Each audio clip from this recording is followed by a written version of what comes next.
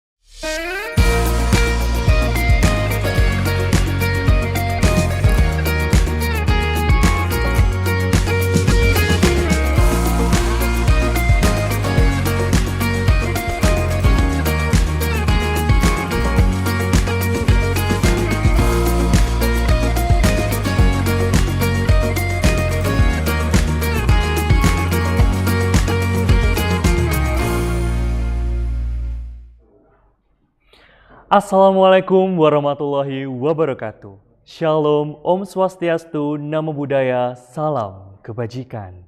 The Honorable Rector of Universitas Negeri Surabaya, Profesor Dr. Nur Hasan MKes.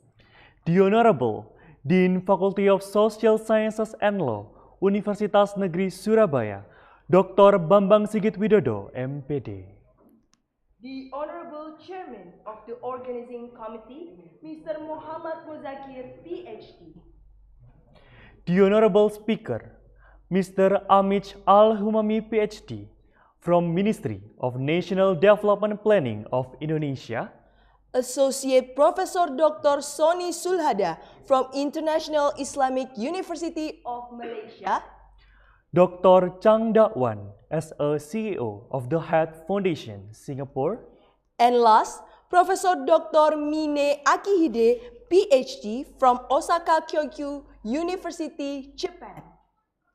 Good morning and welcome for all the lecturers, presenter, and participant of the Third International Conference of Social Sciences and Law 2023 with the topic Facing the Global Megatrends 2045, the Role and Contribution of Social Science and Education and Law. This conference held on 9 September 2023 and conducted by Faculty of Social Sciences and Law, Universitas Negeri Surabaya. Ladies and gentlemen, I'm Meldidan Oni Hamzah with my partner here, Graciela Natasha Lekton Pesi. Pleased to be your master of ceremony for this event. Before we start, allow us to inform you about our agenda for today. At the beginning, we will be singing the national anthem Indonesia Raya.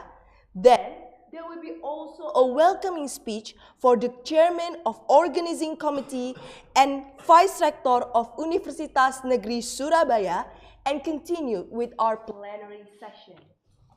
Ladies and gentlemen, before we start, we would like to remind you to please mute your mic and turn on your camera. You may unmute when the committee instructs you to do so. Now, we are going to start by singing our national anthem, Indonesia Raya.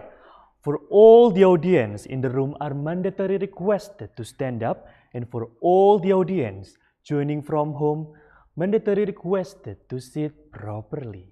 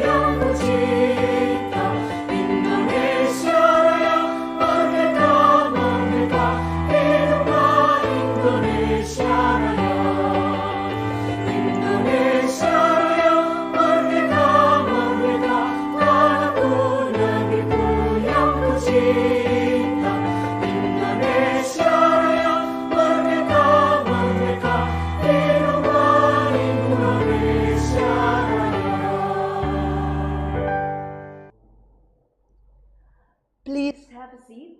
We will continue with our next agenda. We will be hearing welcoming remarks from the chairman of the organizing committee. We would like to invite Mr. Muhammad Muzakir, PhD, to deliver the speech. To Mr. Muhammad Muzakir, time is yours.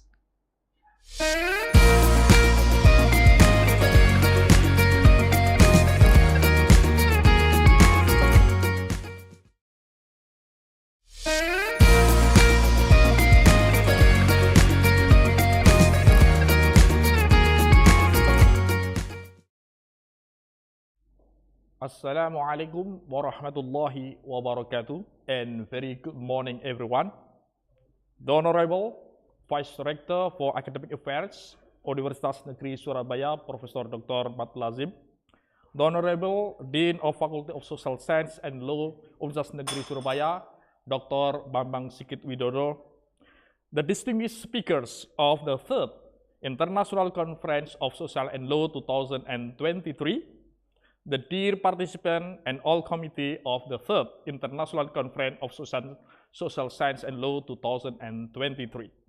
Ladies and gentlemen, Megatrend are global process that gradually change the world we live in.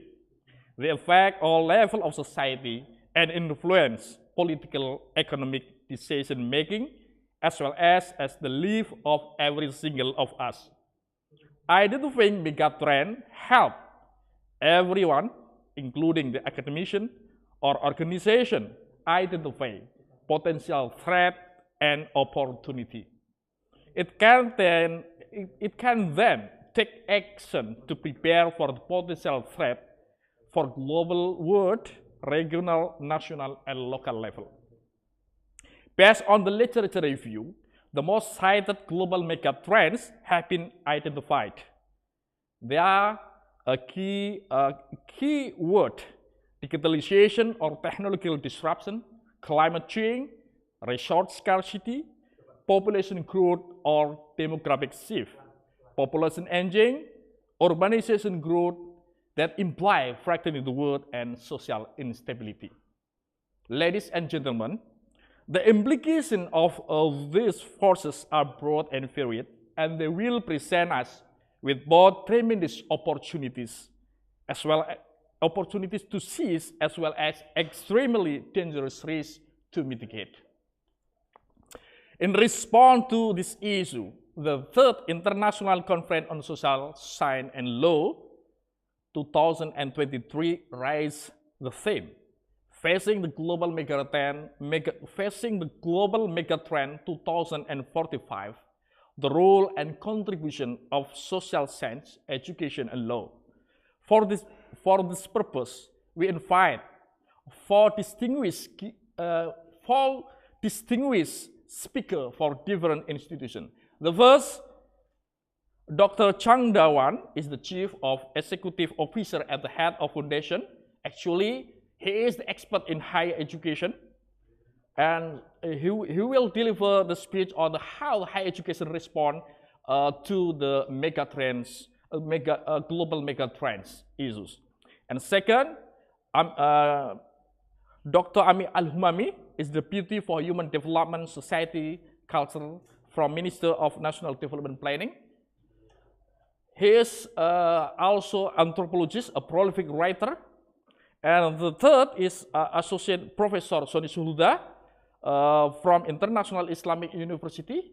He will deliver on the cyber law and cyber security. And the last is Professor Mine Akihide, professor from Osaka Kyoko University. Actually, he is expert in pedagogy and social studies in Asia. The international organization, International Conference on Social Science and Law, held by the Faculty of Social Science and Law, Universitas Negeri Surabaya, will be attended by 60 participants. The participants came from various universities and different countries. They will present and share their study findings related to the conference topic. Consequently, the participant can interact and exchange ideas in the academic forum constructively. Finally, we really expect that this conference can be a productive academic forum from various studies related the role of social science, education, and law to understanding the real global megatrend issue. Hopefully, this forum can provide ideas for improvement for the human life and society now and the future. On behalf of the committee, we are welcoming you all. Thank you very much and happy conference. Waalaikumsalam warahmatullahi wabarakatuh.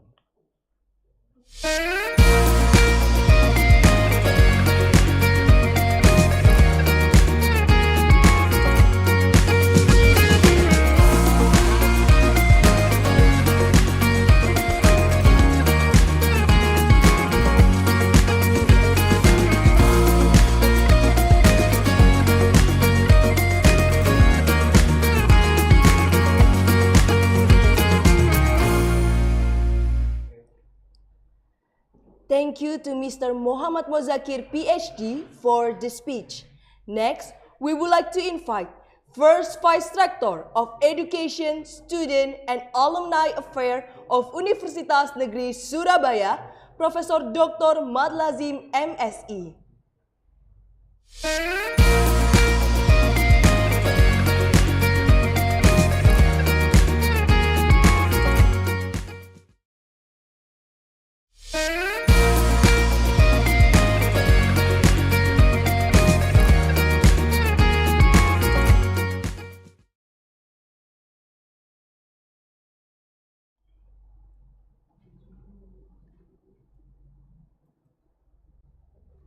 Assalamualaikum warahmatullahi wabarakatuh.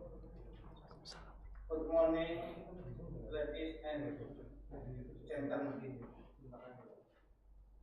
The Honorable All Speaker, International Conference of Social Science and Law, ICSSL 2023. Dear all participants of the ICSSL 2023 International Conference, dear all ICSL 2023 Committee. On behalf of Rector, I would like to welcome you to the Surabaya State University campus. The campus, which is already excellent, is also driven by a great spirit to achieve dreams, produce Indonesia's golden generation in 2045. Shaping a generation required hard work and smart collaboration. We at UNESA continue to do that by making leaps that we never even imagined before. UNESA equips technology-based learning facilities. We also open the door wide for triple helix collaboration to create research-based innovation that are ready to be used by the government and industrial world. We empower students as development really order in 2045 with global competence, enriching them with international intensive experiences, cross-country community service, and collaborative research with various universities.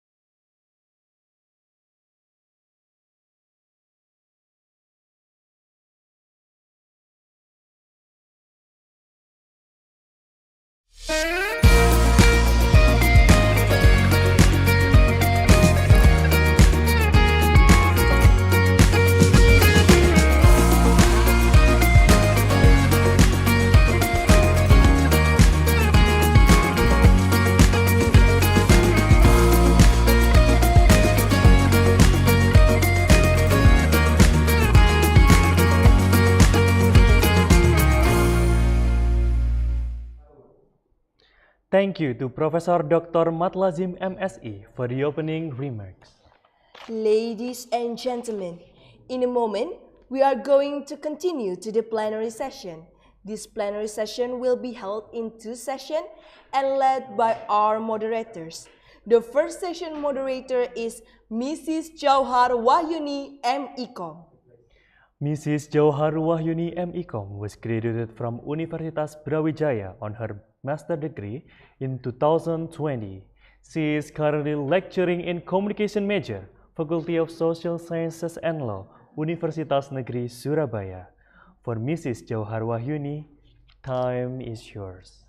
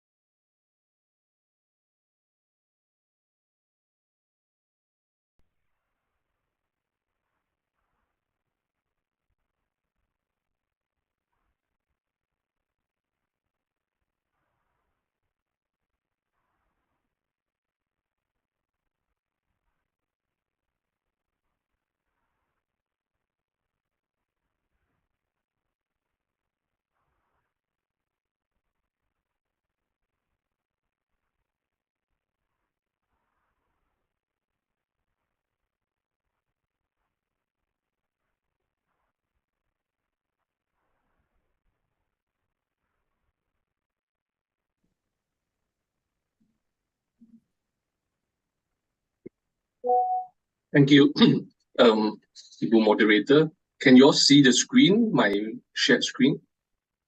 Yes, we already see your screen now. Thank you. Thank you. Thank you. Good morning. Selamat siang. Thank you for the organizer for inviting me to give this presentation at this conference. I'm going to draw a lot about my previous work with the National Higher Education Research Institute in Malaysia. People might be wondering why someone from the foundation is talking about this topic. But I'm going to draw a lot more from observations from my previous work over the last decade with the universities about the universities or higher education. Ladies and gentlemen, Bapak, Ibu, Ibu, please take a moment to appreciate this picture. I know it's in the morning. Let's take a picture to appreciate. This is a picture taken in 1949 at the University of Otago. This is a picture of an anatomy lecture at the university in New Zealand in 1949. I will very quickly fast forward to this picture. This was taken not too long ago. This picture was taken at an anatomy university lecture at the University of Leipzig in Germany in 2004. The reason why I've showed these two pictures is that questions that we need to think about is, after more than half a century, what has actually changed? What has changed between the two pictures? As you can rightly see, the technology involved to produce this picture has changed from a black and white picture to a digital color, high resolution picture that we see in this. And perhaps if you look across the lecture hall, there will be more girls than boys in the lecture hall. The students in 2004, excuse me, excuse me, students in 2004 in Germany perhaps are dressed more casually than their seniors back in 1949. But the question is, what has not changed in regards to the two pictures? Anatomy, like most courses in the university, is still taught in a large lecture hall with a professor wearing a white coat. We can see that, standing at the front of the lecture hall giving a one-way lecture, where students are passively taking notes. We can all still see in the same picture, after more than several decades, the skeleton is still the main teaching prop. Perhaps with a slight improvement, if you look at more carefully at the second picture, there are more artifacts used to describe various parts of anatomy, right? Instead of just showing pictures, as you can see in the first. Am I exaggerating? Forgive me if I am. The point I want to make this morning about higher education and the universities is, up until the COVID-19 pandemic, higher education institutions and universities has been operating in a relatively similar fashion for decades, especially on the teaching and learning front. Lectures done by professors in the lecture hall remain the default mode to convey knowledge to the students. And from the pictures we have just seen, right, the technology involved to take the picture has evolved much more faster than the main method of teaching in a university. And therefore, before I address the thematic discussion of the conference this morning about higher education and the global mega trend 2045, how should higher education respond? I would like to draw your attention to some pertinent points about higher education and the university, and in which I will loosely use these two terms interchangeably, higher education and the universities. It is essential to recognize that universities as an institution of higher learning is as ancient as human civilizations, although many of these ancient and medieval universities do not necessarily carry the term university. Archaeological evidence suggests that ancient universities has existed in India centuries before Christ, in Taxila, Nalanda, Ratnagiri, Pushpagiri, and many more ancient cities in India. Then we have the famous The Academy, founded by Plato in Athens, the Greek civilizations. Universities were also established in the Middle East and the North African region around 750 to 850 after death, with the infamous House of Wisdom in Baghdad, arguably the largest library of the ancient medieval civilization. By 857 AD, the University of Al-Qarawin was set up in Fez, Morocco, and today is recognized as the oldest university that has continuously been operating up until this very day. If today you go to Fez in Morocco, you can actually see this university that was established in 857 AD that is still operating. And closer to Southeast Asia, the Chinese civilization, beginning from the Tang Dynasty, has also set up many academies of classical learning, and the concept of these academies remain dominant over several centuries, which are akin or equivalent to what universities is in our today's context. Then we have the more European universities, the Bologna, the Paris Sorbonne, and also the University of Oxford.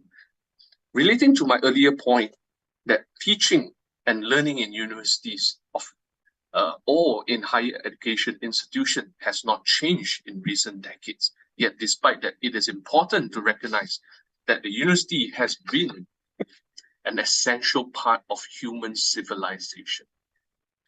Professor Stephen Collini from the University of Cambridge, in his book titled "What Are Universities For?", argues eloquently that the university is the oldest societal institution that existed since ancient times and remain until this very day. Hence, while the teaching method or the teaching mode has not changed very much in the recent decades or century, we also need to understand the role and the purpose of this institution before we can discuss further about how higher education should respond to global megatrend in the future. In substantiating the university as the oldest societal institution, Professor Collini proposed that a university is an institution in our society with the responsibility to conserve, understand, extend, and pass on the intellectual, scientific, and artistic heritage of society. I personally like this definition very much for two key reasons. First, it outlines the importance of intellectual, scientific, and artistic heritage in which a university is fundamentally associated with. This comprehensive coverage of knowledge reminds us of what are the essential knowledge of our society, and for a university as a societal institution should focus on. In our current context, oftentimes the universities the knowledge that the universities prioritize is the scientific knowledge, especially within this current information-driven and knowledge-based economy. However, while there are huge economic benefits that we enjoy from the advancement of scientific knowledge, the definition by Professor Stephen Collini also reminds us that intellectual wisdom as well as artistic heritage, such as social and cultural characteristics, are equally important, and they form the part of the knowledge that a societal needs. And this is where the university should pay a lot of attention to. And the second point of why I think is very key in this definition is Professor Collini, this definition points out to 4 verbs to illustrate the role and purpose of a university comprehensively in dealing with this body of knowledge. The terms understand, extend, imply the role of research that the university is involved in. The term pass on points towards the teaching and the sharing of this knowledge in various ways to society. And here I would like to emphasize that teaching is just one of the many ways in which this knowledge is disseminated to the society. And equally important in this definition is the term conserve, which also touch about the centrality of libraries and repositories in preserving local languages and indigenous knowledge through the universities, this institution that we call the university. And may I humbly suggest that it is fundamental for us to understand the role and the purpose of higher education institutions or the universities and to use these as an analytical framework for us to reflect on the current and future mega trends. And I will now move on to talk a little bit about the mega trends before I come back to relate how the university should then respond to them. What are mega trends? The dictionary definition suggests a major movement, pattern, or trend emerging in the macro environment. Or as Statista, the global statistical database platform, defines mega trends as long-term and large-scale forces that shape the world. I understand that Indonesia has outlined Vision 2045 in conjunction with a centenary anniversary in articulating the national vision alongside some mega trends. Among the mega trends outlined relates to demography, urbanization, international trade, global finance, income of middle class, competition for natural resources, climate change, technological advancement, geopolitics, and geoeconomics changes. These mega trends are not going to be faced only by Indonesians. They are equally pertinent in every society in Southeast Asia and even global. And importantly, if we are of the opinion that universities are the pinnacle societal institutions, then they should be at the forefront to tackle these mega trends. In a rather utopian way, universities should be gaining an understanding about the mega trends and extending this understanding to their local context. These institutions that collectively gathered knowledge and wisdom of society should then be disseminating the knowledge about and how everyone in society can be prepared to face these mega trends. The dissemination of knowledge perhaps also entails advocacy and public education in addition to the conventional teaching method that we have seen through a one-way lecture. Let me further illustrate this point with an example of how a university can tackle this mega trend by going back to the basics. What I mean by going back to the basics is to use the role and the purpose of a university as the framework to move forward. I shall use one of the two mega trends that I've talked about in the list of mega trends. I would like to use the issue of the mega trend of urbanization to illustrate my point. Most universities in this part of the world has a campus, and most campuses are more or less self-sustaining, which we can consider as a mini city.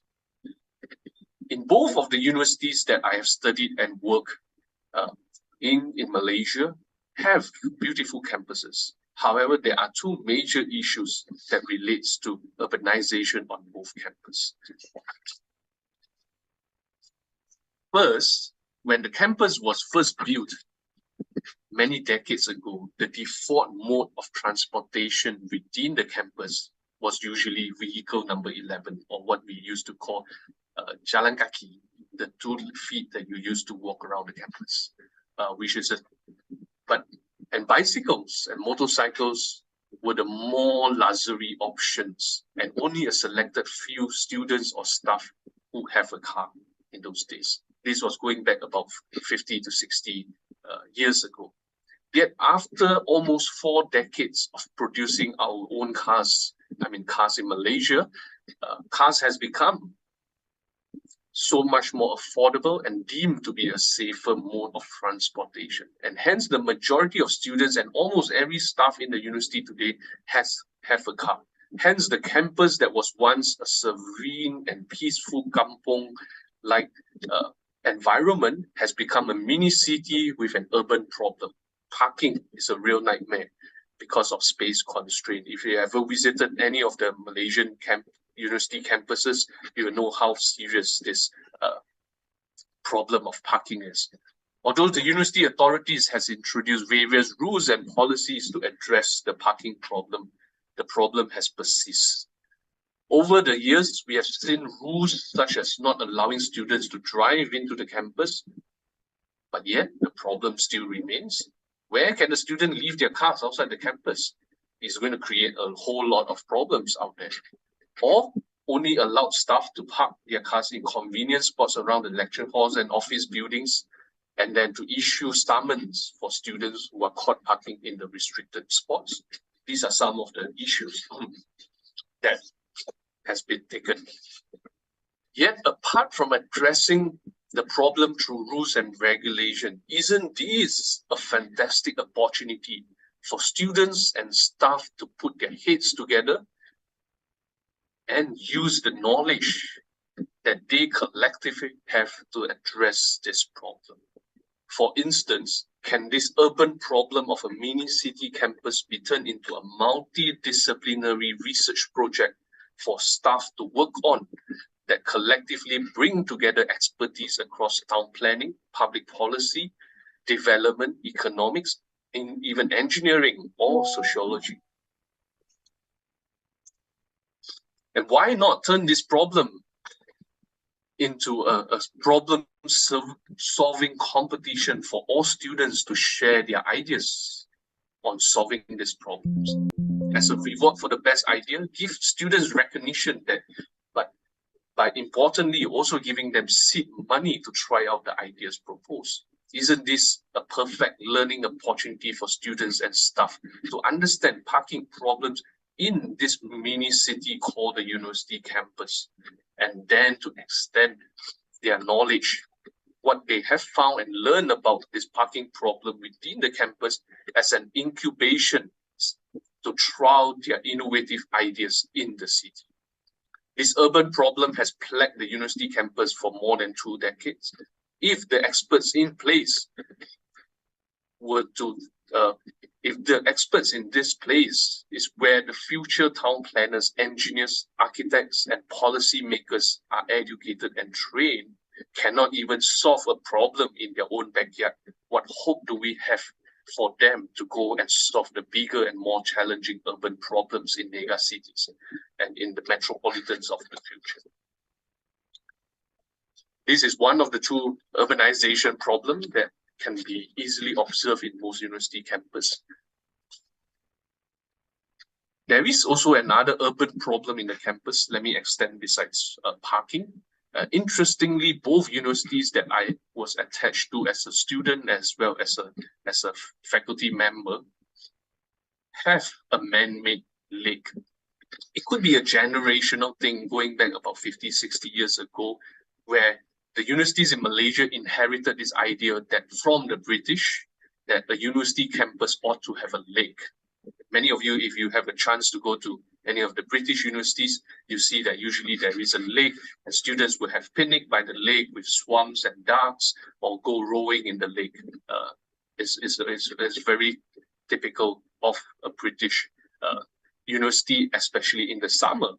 Yet when the campuses of these Malaysian universities were set up, there wasn't a natural lake in the campus, but the leaders and administrators at that point still wanted one. Hence, they modified the drainage system to create a pond, and gradually the pond became a lake. And thus, both campuses that I was studying in and as well as working in has a man-made lake. Although it is nice to have a lake on campus, a man-made lake have a problem of water circulation, and it can be very smelly at times and cause flooding problems. At certain months of the year, there was even an algae bloom. This is not a picture taken from the university, but it's a close resemblance of what you see in certain months in the campus, where the lake turns to green and it gives out a terrible smell. And I'm very sure no one in the right frame of mind will want to go and sit by this lake for a picnic or to go rowing in this lake. However, this is also a university with a strong reputation in biology, environmental science, and even in membrane engineering. There is even a dedicated research center on river and drainage. Researchers in these areas were among the most active across the university to publish in supposedly the top tier Q1 journals with high impact factors. Personally, I always wonder exactly like this picture. Can we print the high impact Q1 pictures from the research that was done by the researchers in the universities in this area of environmental science, in membrane engineering, in river and drainage, and throw them into the man-made lake to solve the algae and flooding problem. I am being very sarcastic here, but what is the point of research if the supposedly world-class and high-impact research cannot solve a simple problem on campus? The so-called impact were merely citations or mention by colleagues, or a more glamorous term, citation, but does impact has any tangible contribution to address the problem? Coming back to the story of the man-made lake in the university, why talk about the problems of the world when the drain behind your house is clogged? This is a very common phenomenon that we see in many universities today. And these are some of the critical questions we need to be thinking about before we talk about how the universities can address the megatrends, the global megatrends issue. My sharing of the two urbanization problems that we have observed are not merely just criticism about the universities or their current administration. Both are real-life examples that I illuminated earlier, point to a potentially fundamental problem, which is the university has deviated from the intended role and purpose of its establishment. Additionally, not only that the role and the purpose have deviated, the university has not been rooted in the society in which she is located.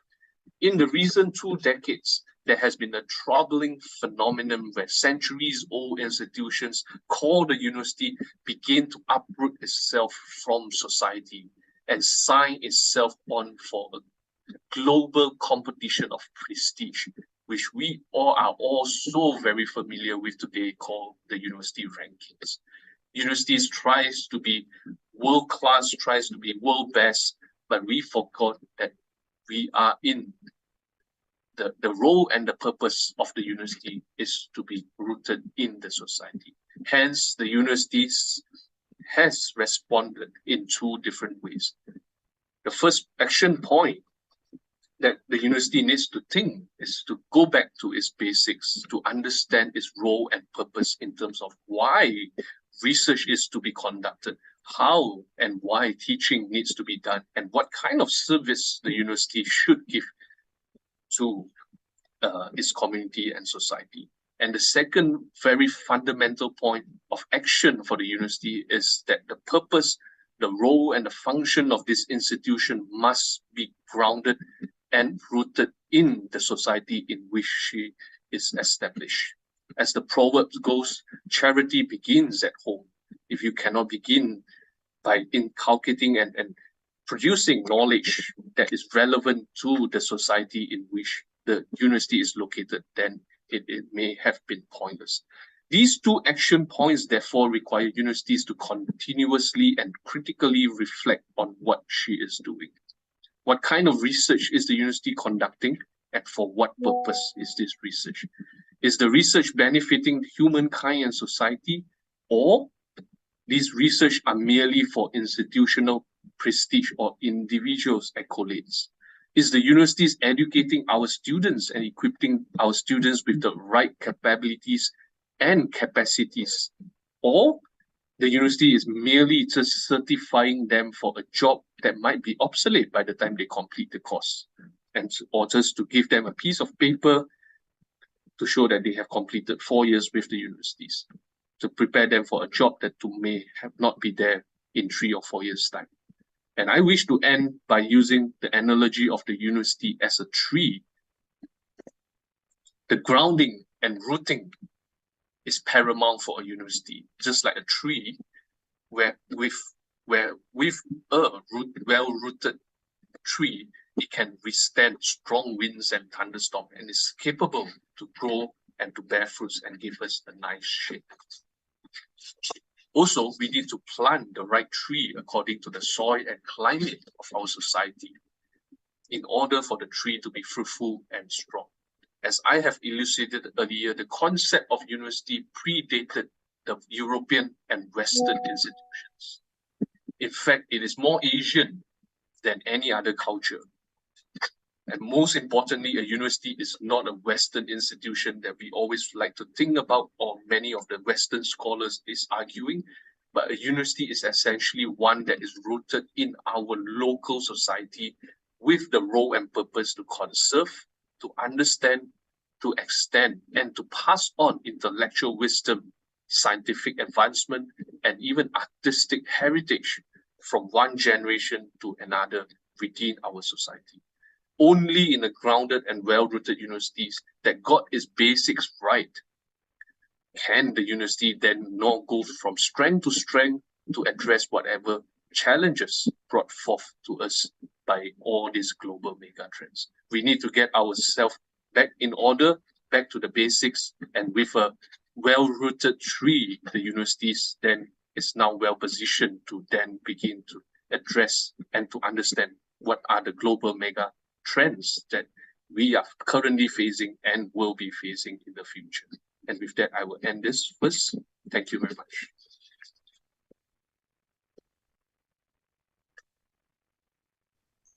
Thank you very much for the presentation, Dr. Changda. It's a really interesting presentation. We have already understand about now the role of higher education as well, and I want to give some conclusion about the presentation from Dr. Changda. It's about the role of education, of course, and the role of university in facing global megatrends.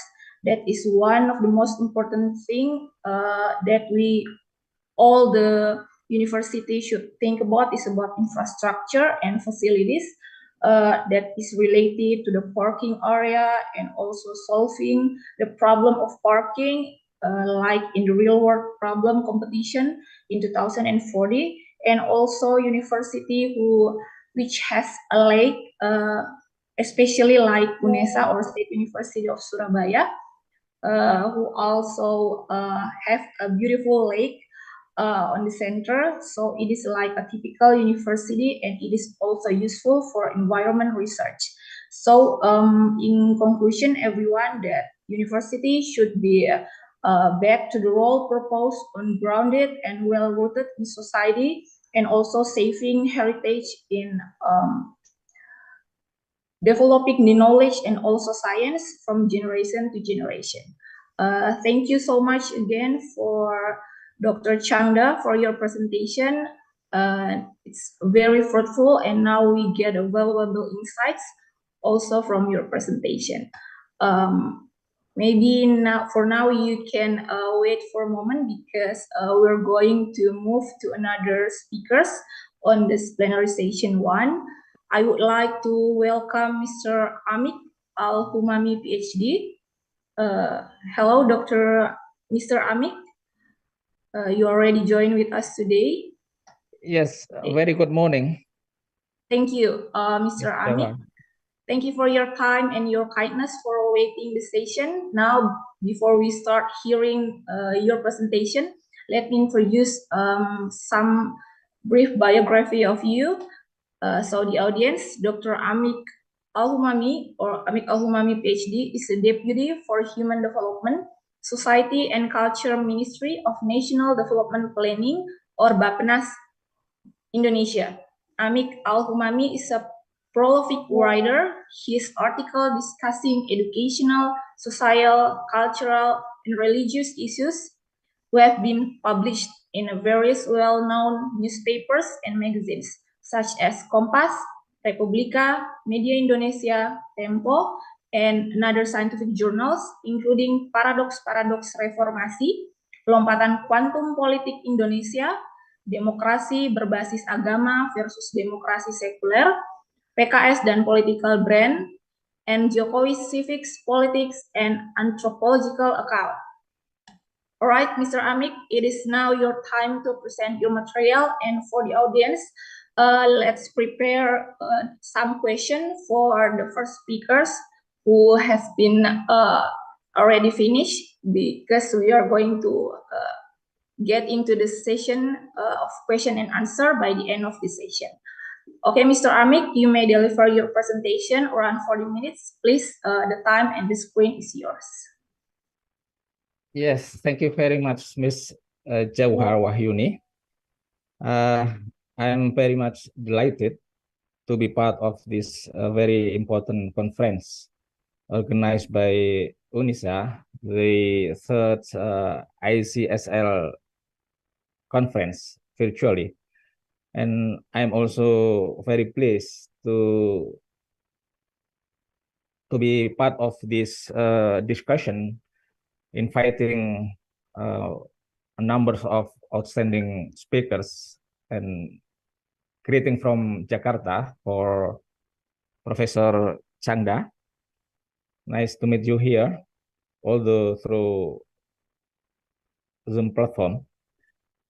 I would like to present my material on the issue of how social sciences contribute to development by addressing the topic of education, cultures, and also democracy. I'm actually now working with the National Development Planning Agency, the Ministry of National Development Planning, and serving as Deputy for Human Development, Society, and Cultural Affairs. So the issues of education and also cultures are in my heart, and also the political democracy as well. And I'm very happy to present these materials, hope to contribute to the discussion and also conversation through Zoom platform for this morning. I would like to start with what the so-called new paradigm of development that actually has been introduced for years by some well-known scholars like Amartya Sen, also Dudley Sears, that development should be meant, and also development for the traditional fashion is always associated with all aspects of human societies, as it is by nature multidimensional. So we need to look at the idea, the concept of development, not only in the perspective of economics, but also the whole analysis or analytical subjects, whether it's economics, sociologies, anthropology, and also political sciences. And development always connected with all the issues associated with the human society's concerns. And that is why we need to reorientate with the new paradigm by focusing on people-centered development, human-centered development, because development is not only merely about economic affairs, but also social, cultural, political, and even scientific and technological affairs. So that with the very comprehensive perspective, then we need to look at development as multi-dimensional, whether it associate with economics, including economic growth, inflation, export, import, and also non-economics like education, health, social protection. We also deal with the issue of both physical and also non-physical. Within the physical dimension, we talk about infrastructure, housing, environment. And if we discuss about the non-physical of development, we also need to look at the issue of how the mentality of a nation, the character buildings, work ethics, and also something related to the soft component of human development. So it is important for us as policymakers, as scholars, and also as university students. If we discuss about development, then we need to guide our perspective and analysis not only against in terms of economic things, economic affairs, or economic subjects, but also multidisciplinary approaches, including sociology, anthropology, political science, and others. And this is actually by focusing on human-centered development, it means that the ultimate goals should focus on what actually the people are concerned about the development. If we as policymakers make policy and design planning, then we should look at the need of our people, the need of our society, and what actually all the communities, peoples, and societies wants to get some beneficial things from development programs. That is the essence of the reorientation of new paradigm, focusing on human-centered development. And in parallel with this paradigm, this actually slide with the ideas taken from the very well-known economist, Professor Amartya Sen. He actually introduced the very interesting and basic concept, what he called human capabilities, that development must be conceived as a form of human capabilities, meaning that all the potential of the capacity of individuals, of human beings, must be improved.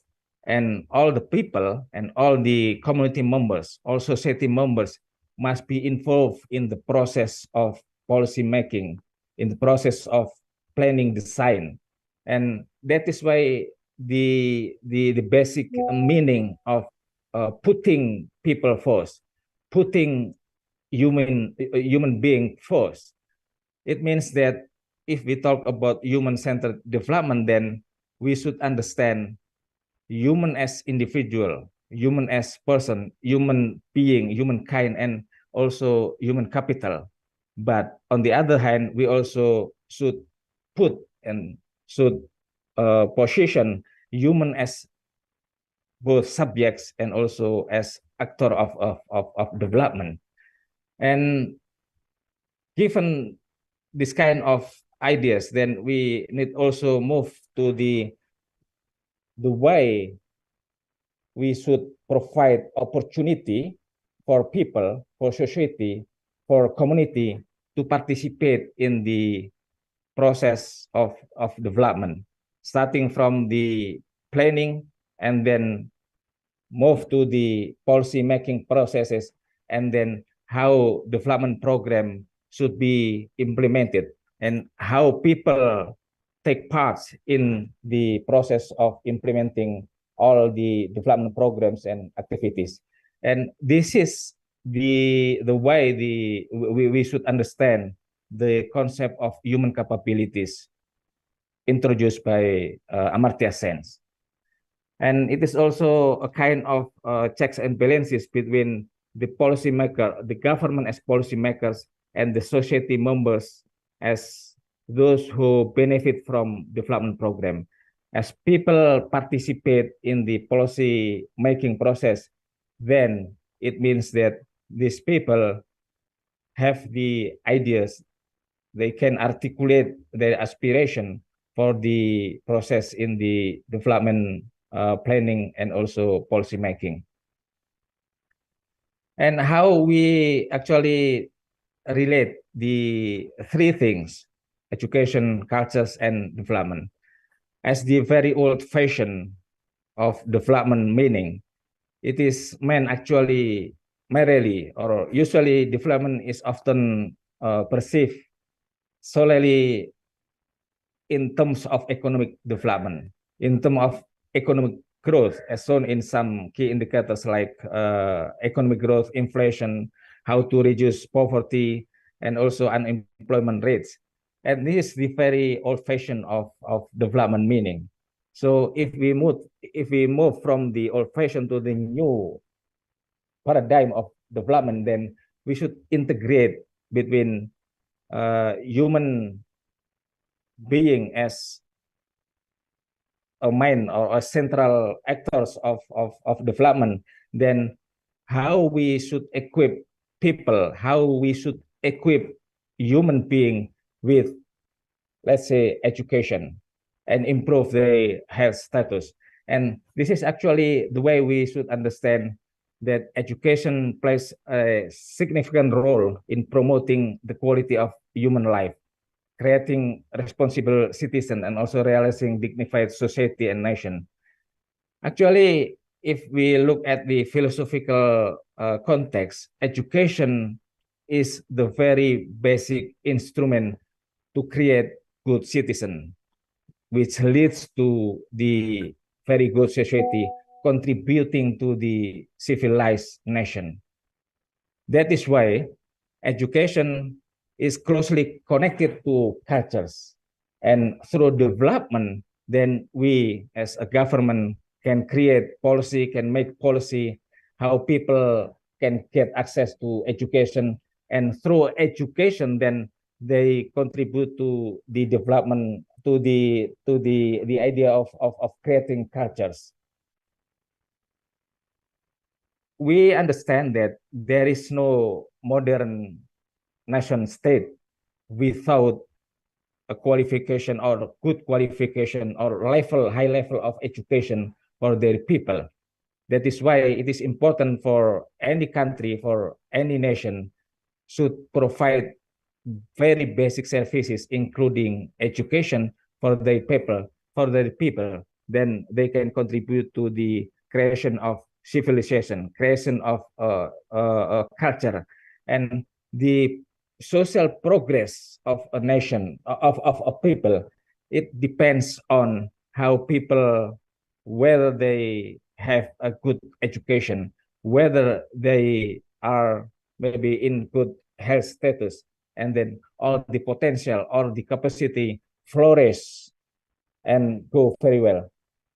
This is the meaning of the essential meaning of education, which contribute to the growth of cultures and also civilization. And we also have to look at the connection between three things: society, education, and culture.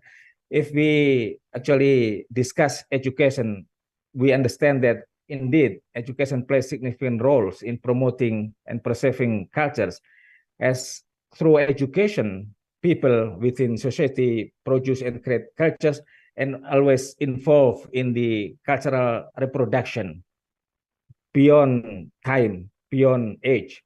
And this is also, we understand that education is a medium of cultural transmission. And through education, human societies are equipped with knowledge, skills, and also strategies of for adaptation and the societal changing. And if we talk also about the society, then we always need to consider the importance of rule and laws and norms that guarantee the order of the society and to maintain the stability of social institution within society. Then if we talk also culture, it always refers to the very old-fashioned definition like Taylor, that cultures comprise of the complex system, which include beliefs, arts, morals, law, knowledge, custom, and any other capabilities and habits that are acquired by human being within the interaction in the societal system. And that is why within society, culture is transmitted, is transformed, and is transmitted by every single member of society within one generation to the others, and for the purpose of the perpetuation of the societal system itself. And how we also need to look at the connection between education and development, that education is actually a human right, and all the citizens have the right to get access to education. conceived as the very powerful driver of development. And we can also look at that the benefits of education can be, that people can benefit from education, whether individual or whether social. At the social level, it means that education drives within the long-term economic growth. It contributes to the growth of the country's economy and also create innovation, because skillful, knowledgeable people, it can pave the way to make innovation, technological innovation, as well as fostering the social cohesion and also social mobility. This is the social benefits of education. Whether or while the social, whether the individual or personal benefit of education, that it promotes employment, earning, and also poverty reduction. And with, if individual has a good quality of education, then it is it can open the wider opportunity, social opportunity, economic opportunity to get decent jobs, with also maybe increasing in terms of earnings. So the employability and getting good jobs depends on whether people get good quality of education or not. And this actually the stages of, if we can observe and talk about the benefit of education, both economic and also social, then we can look the stages that once people or individual can get access to education, then it is important for them or for individual to what the so-called more social mobility. So any country, any nation should invest more in education, as it is also part of the human capital development. And by having quality education, we can promote human capital with good quality of education, and then it can produce what the so-called very high skillful workforce, and then it contribute to the more economic productivity, qualified individual, more educated individual are obviously more productive, and workers with good education, there is no question that it will contribute to very high economic productivity. So within the concept of that education contribute to knowledgeable and skillful people, then it will promote to the very wide opportunity to get more jobs, good jobs, and it will increase the income and also maybe promote the income distribution among or within society. And this is why the consideration and any government, any policymaker should take into consideration that education is very important for the people, for the citizen, because it also the very basic means to escape from the cycle of poverty. Within or with the medium of education, people can create social mobility for the betterment of the society itself. And I would like to share the vision of 2045 and also the education vision in response to the Indonesia vision of 2045. We will talk about some critical problem, issues, challenge, and also the way the government make policies in response to this kind of challenge. I took these slides from the document produced by UNESCO, actually.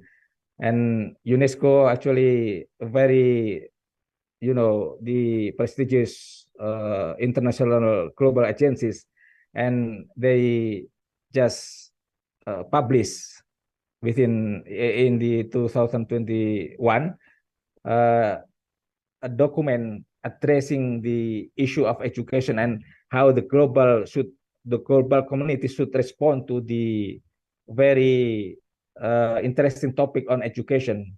It's titled Reimagining Our Futures Together, a New Social Contract for Education.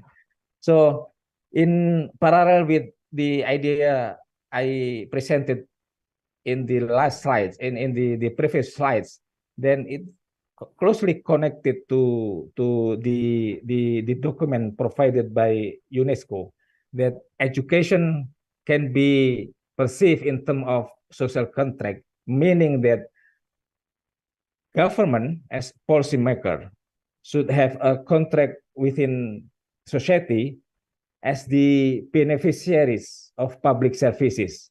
Then it is an implicit agreement among members of society to cooperate for shared benefit. And then it is under the responsibility of the government as policymaker to provide good policy in providing good education for their people. So the concept of social contracts for education is more than a transaction, as it reflects norms, commitments, and principles that formally legislated as well as culturally embedded. So with the meaning of that government have the responsibility to provide education services, it means that there is a moral obligation. There is an ethics responsibility of government to provide education for services for their citizens, for their people. So we also should connect to some dimension of education. Firstly, social political dimension. It means that education is part of the human rights, citizen rights, and it should not be a sort of discrimination. So public policy made by government should be non-discrimination in response to the principle of social justice.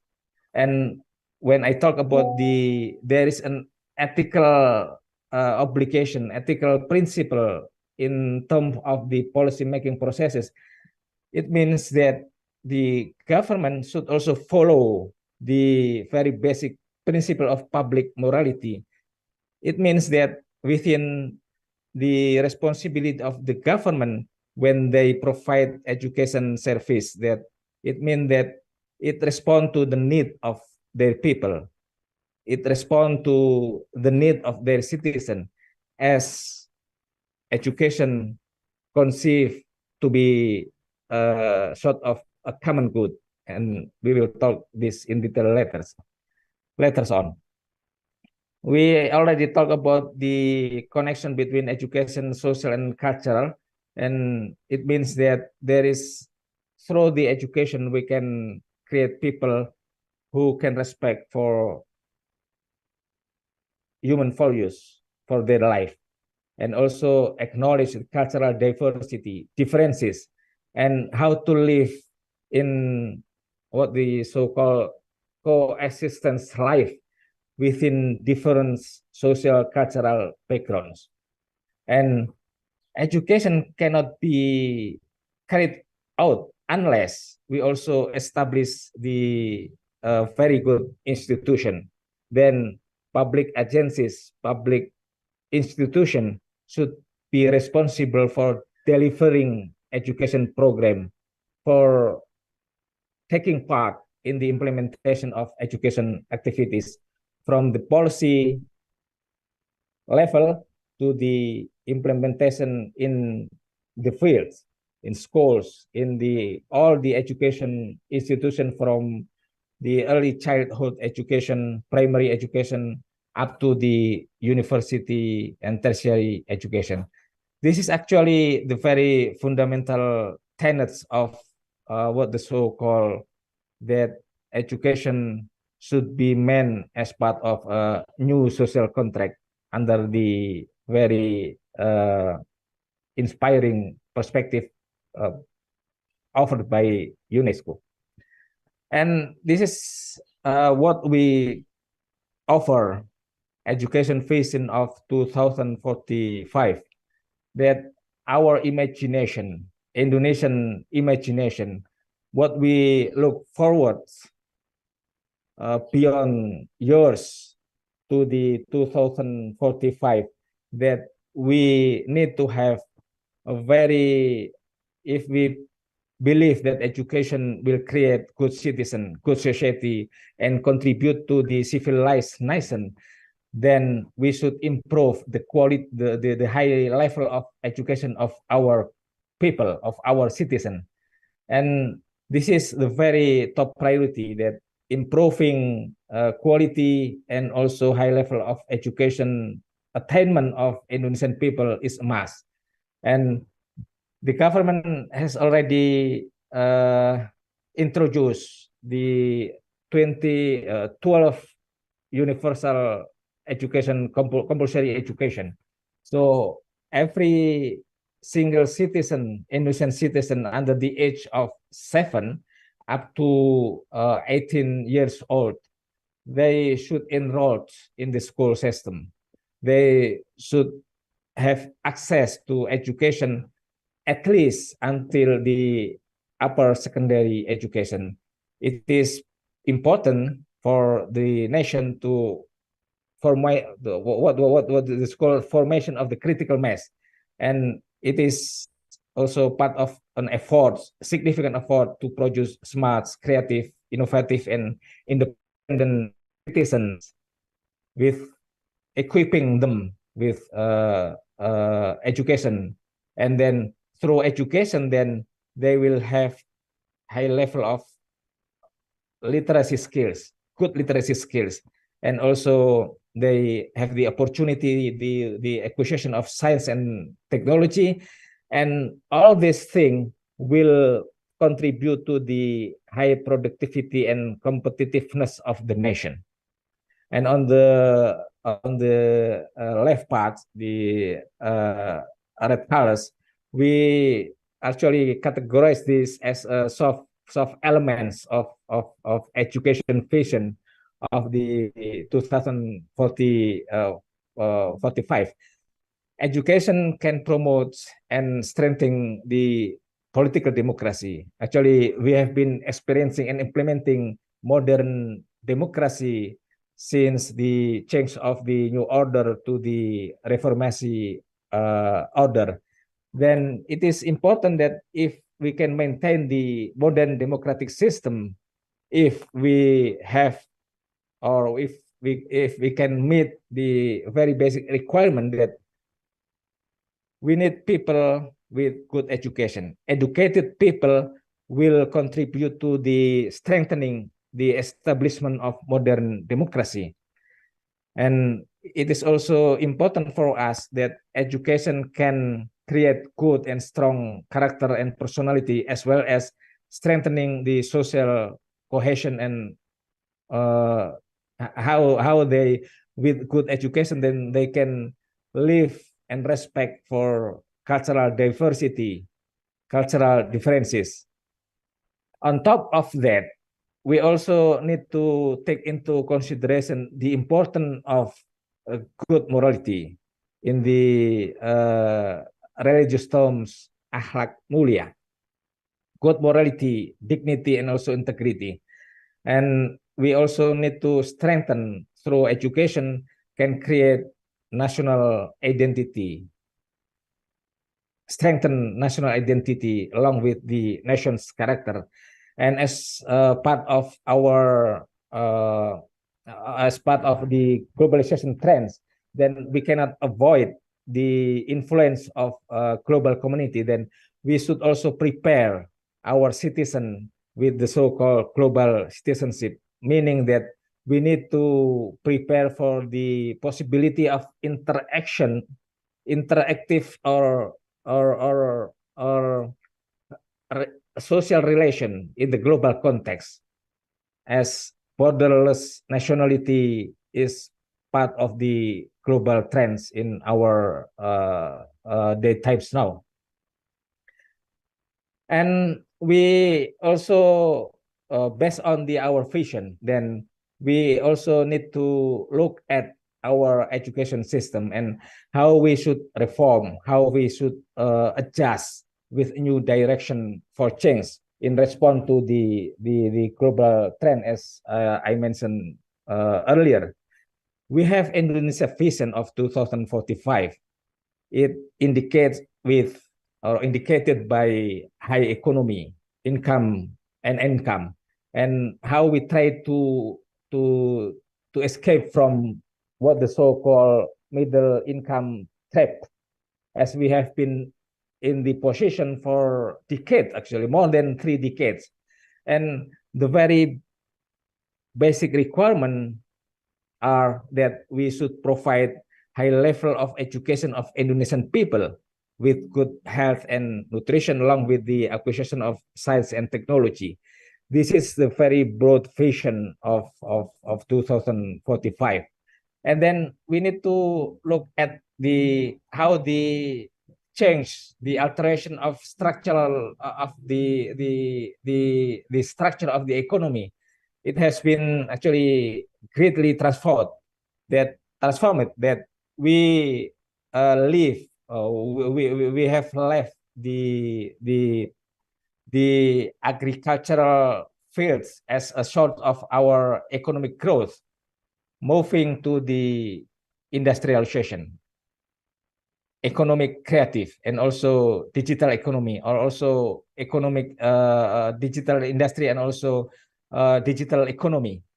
This is a kind of new trend of economic development, and it will actually we need to respond, and how we prepare our people in the context of the changing of social and economic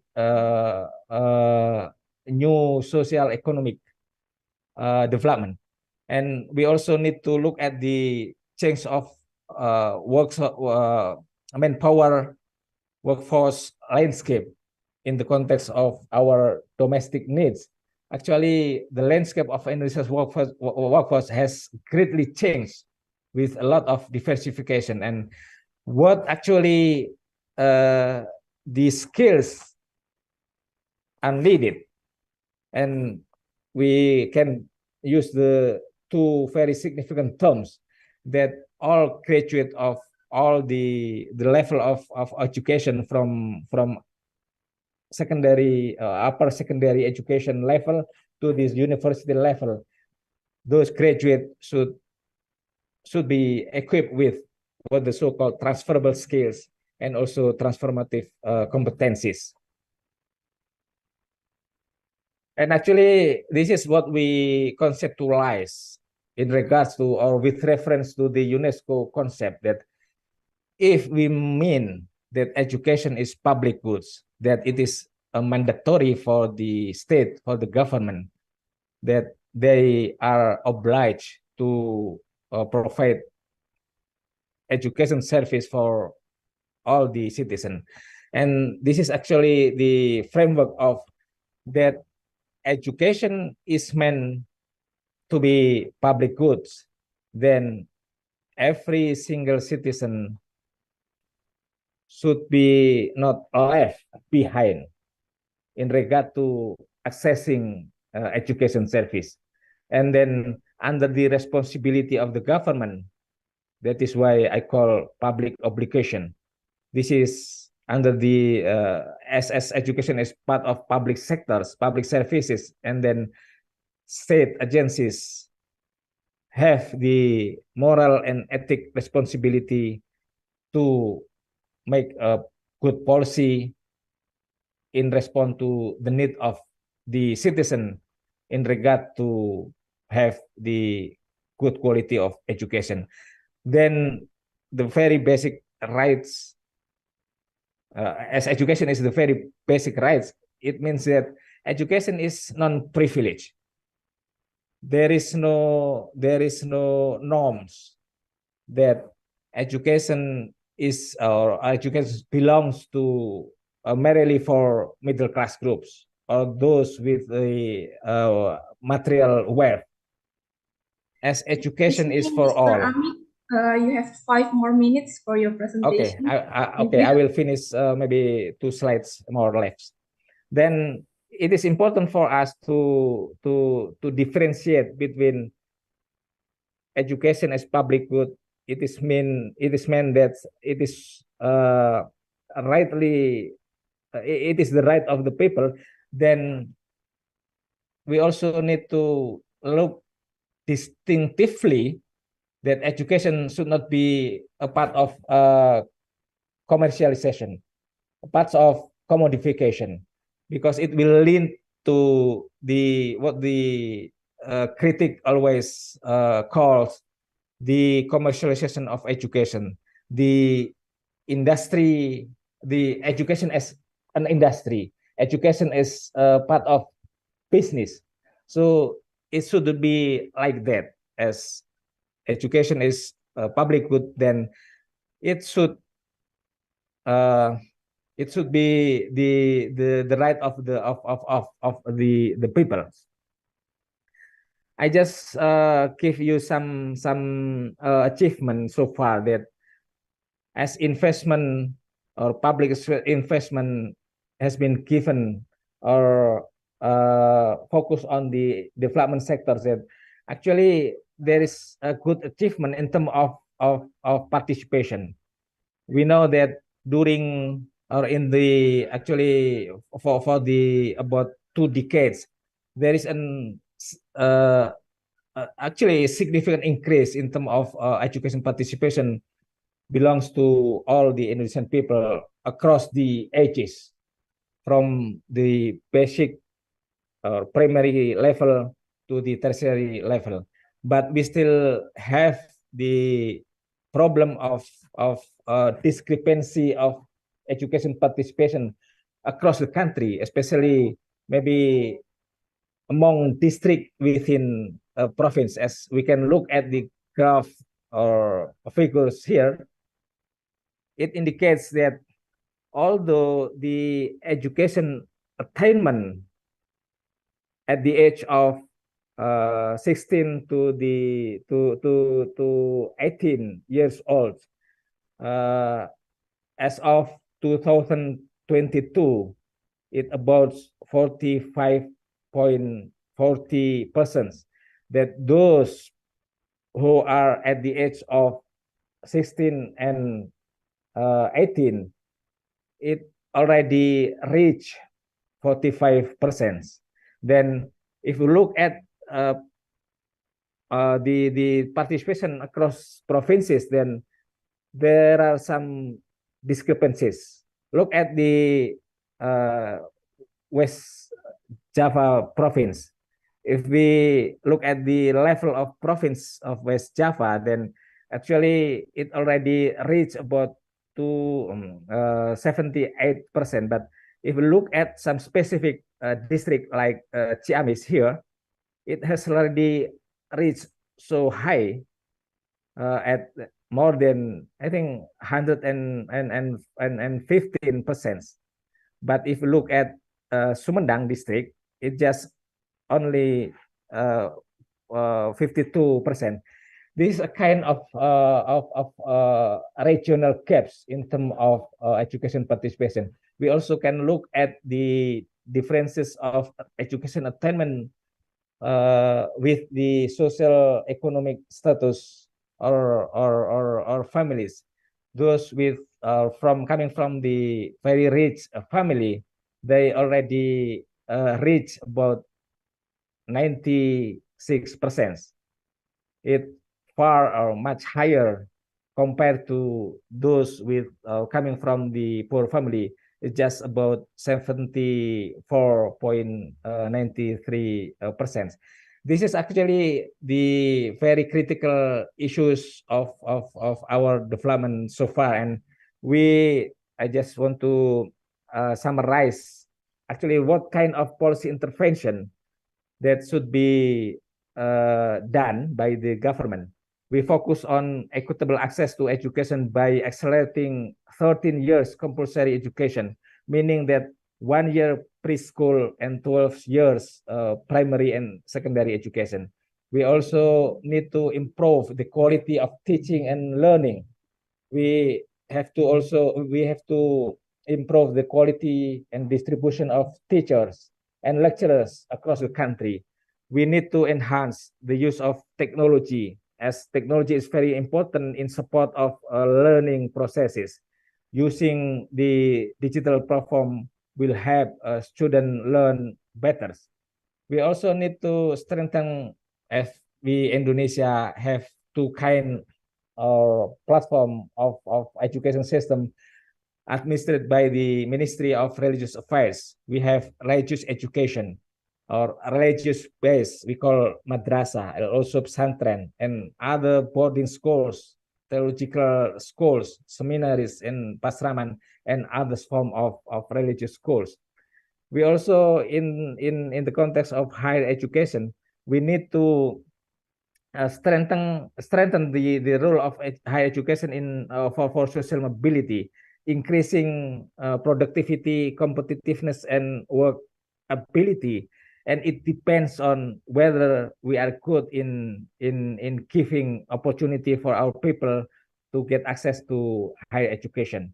And the last, we also need to strengthen the quality assurance system and education governance in support of the effectiveness and efficiency of budget. If we also enjoy the mandatory spending based on the constitution that education sectors actually should have the proportion of about 20% of the total national budget, then we should allocate or the level of education, including the budget transfer to the local government efficiently and effectively.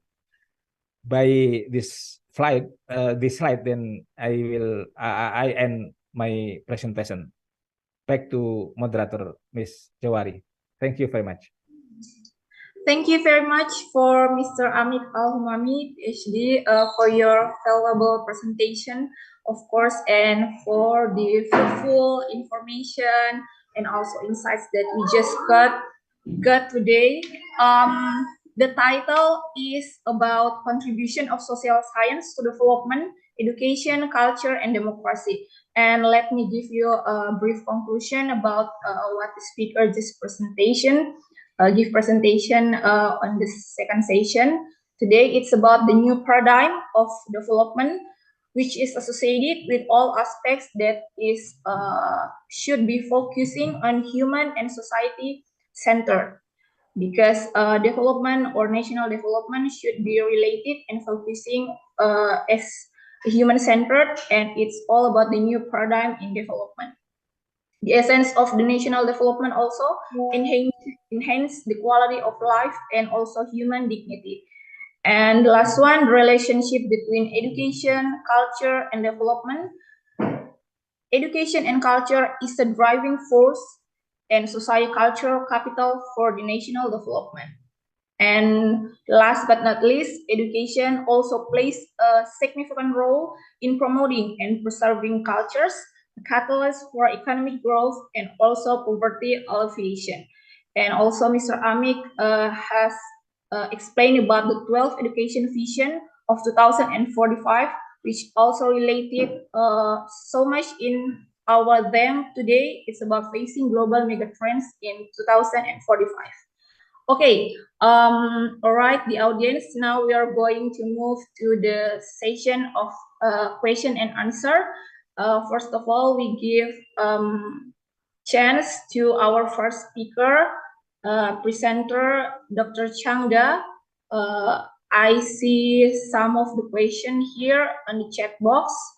And for the other audience, if you still want to ask something for the first speakers, for now you may raise your hand on the screen. But for now, I will read the question for you. The first one is from Miss Nani Setiawati. She wants to ask to Mr. Amik. So Mr. Amik, the question is, what is the role of character education in education, culture, and development? Because since 1968, 2010 until now, the impact hasn't been seen yet until now. Thank you. You may answer the question. Yeah, thank you very much. Should I respond first or just collect the question? Okay, if you want to answer the first question, maybe so you can focus for the one question only, and the next one I will give you next question. Yeah, actually, this actually very tough, good question and very tough issue actually, and very hard issue because we talk about the very essence of the substance of education, what the so-called character education, and maybe it will take very long to have the results because character education, I think it cannot be instantly cultivate within individuals or persons or people, because we need to do, or we need very long time in cultivating the good deed. For instance, how we should maybe learn about maybe respect others, respect the differences, how to queue, how to get maybe respect to the other principles, how to valorize our work ethics, how to enrich maybe our mentality with a good deed such as maybe like respects to our parents, respect to the elderly people. All these are parts of characters that individual should equip with it, and it cannot be taken in the short period of time. So I think it is understandable if we actually look very fed up, as maybe we haven't seen yet the good results of delivering character education program soon. So I think within the belief and I think the belief that education can promote good citizen, good people, then we should cultivate the characters to the individuals and citizen and people. And again, it will take very long time. That is okay. Thank you. Thank you, Mr. Amit. Now, I want to move for a moment for the first speaker, Dr. Changda or Mrs. Changda. This is the question for you, Dr. Changda. So it's come from Mrs. Putri Aisyah. The question is talking about higher education ranks. She agreed with you that it is meaningless when university only focus on the document and numbers only, but not the values on university itself. So on the other side, we know that the rank is a golden ticket for the university to enter the global competition and collaboration access. But as academicians, we are forced to achieve also the target. So what is your opinion about this condition? Thank you for the question. I think it's very valid. I think Putri, who asked the question, already have the cynical side of what is this race all about. I think I would like to turn this question into two pertinent questions for us to think about. Why do we need to be in the global competition? Why does university need to be in the global competition? And I always go back to the point about, I like to use the notion of inculcating sports in education, right? Why do we teach all our children in school to pick up sports? It's not that because we want everyone to be an Olympic champion, right? We inculcate sports in school is so that everyone has an understanding of the benefit of sports, and that will help to improve health, improve a lot of other life outcomes, right? So the university needs to also put that into context and ask itself, why does it need to be in a global competition? And I would even extend that to say, why do we even need to collaborate for the sake of collaborating? If we do not answer that question, why do we need to be in a competition? What does a university in Malaysia or in Indonesia tomorrow becomes the world number one? So what does this all means? I think this needs to be asked in relations to have, because the whole notion of competition is not the kind of framework that a university should be using. It should be a competition by academics in terms of knowledge creation, in terms of how best we convey and share this knowledge with our society, and not to go and compete with another institutions, obscure institutions in another part of the world that has no relevance to what we are doing as a university. I think that is very important. There's no easy answer to that. We are all stuck in the game, I have to say. The only way to move away from that is, first of all, I think there is a need for a very strong leadership and a strong view of the universities to know what is the purpose of the institution, in the place in which the institution is called to serve. All right. If it's a university in Surabaya, have you done enough for the community of Surabaya? Why are we concerned about trying to go and compete with Oxford or Cambridge or compete with Harvard, which has no relevance to what we are doing? So that needs a lot of willpower and leadership to understand that and to stop institutions from doing that. And secondly, at the individual level of an academic, we got to be very this is where academics are probably the most educated bunch of people in our society, right? Many of them have doctorates, are supposed to be knowledgeable experts, public intellectuals, but yet we are at times not able to respond to that. And we don't even sometimes remember why we are in our position in the university. What is our role and purpose in that? And is our role and purpose merely to compete in terms of publishing number of papers that nobody is ever going to read? Or are we in a race for ourselves in terms of how best are we communicating the kind of knowledge that the community around us needs to know what our work and how that work helps with them in terms of economic development, for example. I would just also want to relate that to another question below that talks about economic development.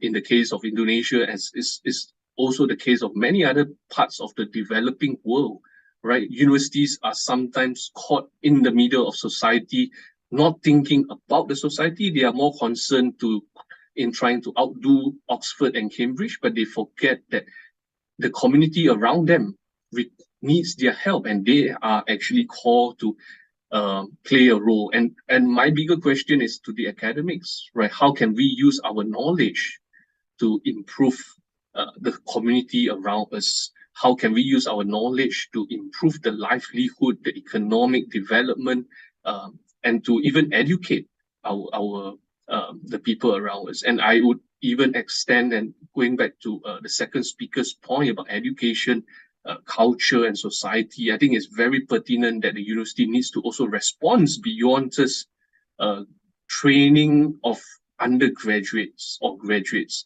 The university has a much bigger role to play in terms of lifelong education to society. Every pocket of society needs to come in touch with this knowledge that the university has, and how can this knowledge be best used to apply in the various dimensions that the society needs, from economic to social to cultural.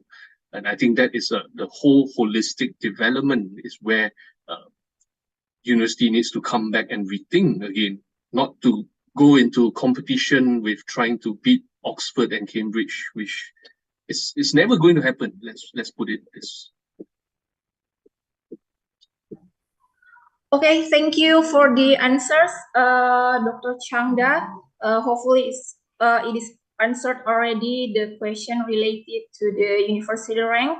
Now we're going to move to maybe to the last one. There is a participant who raised hand. It's from her name is Miss Chit Ted Monkin. You may open your microphone and please directly deliver your question, and for which speakers, and also you can introduce also where do you come from. Thank you.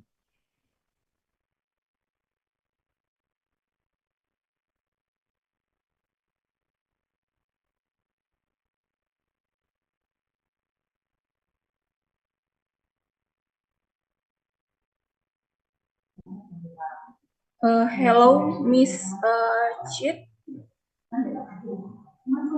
Are you ready? Okay.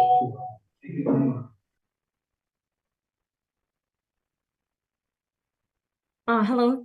Okay, good morning. And thank you so much for this wonderful conference. My name is Ichita Monkey, and I'm also an international student who study at UNESCO, and I come from Myanmar. So I hereby would like to ask to our respectful and honorable President, Mr. Dr. Chen. Yeah, it's really insightful. Thank you so much for your valuable insights, knowledge, sharing, and wonderful experience. Some of the case that you mentioned during the presentation is really the situation we are currently facing right now. And in order to get the sustainable campus, some kind of mentioning parking area, because in here, like in Indonesia, we also almost all the campuses and all the university have a lot for motorcycle. Basically, we use here motorcycle. So I also noticed that is take a lot of space because the number of their motorcycle during the school opening days for both staff, lecturers, and the students. So how can we get their sustainable campus in order to developing the parking area, and also to get more space for the campus.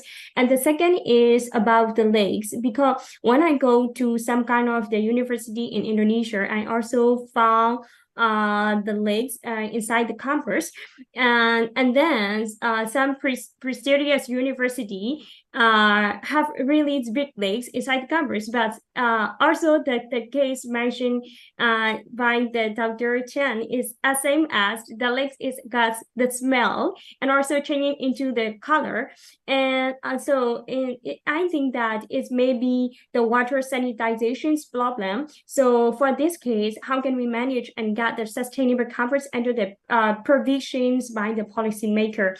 And the third is about the smoking. The smoking inside the campus. Some or most of the campus has warning signs for non-smoking area, but Most of this like scanting have some students have smoking, even though having the warning signs. But so I think the smoking is dangerous for those who have the heart disease or asthma. So in order to achieve the sustainable recommendations, what will be the most effective ways to follow their rules entering into the force in the campus? Thank you so much. Okay, thank you, Ms. Chitet Monkin, for the question. The question is for the first speakers, right? Yep. It's for Chang. Mr. Changda, please answer the question. Thank you. Thank you for the question. I think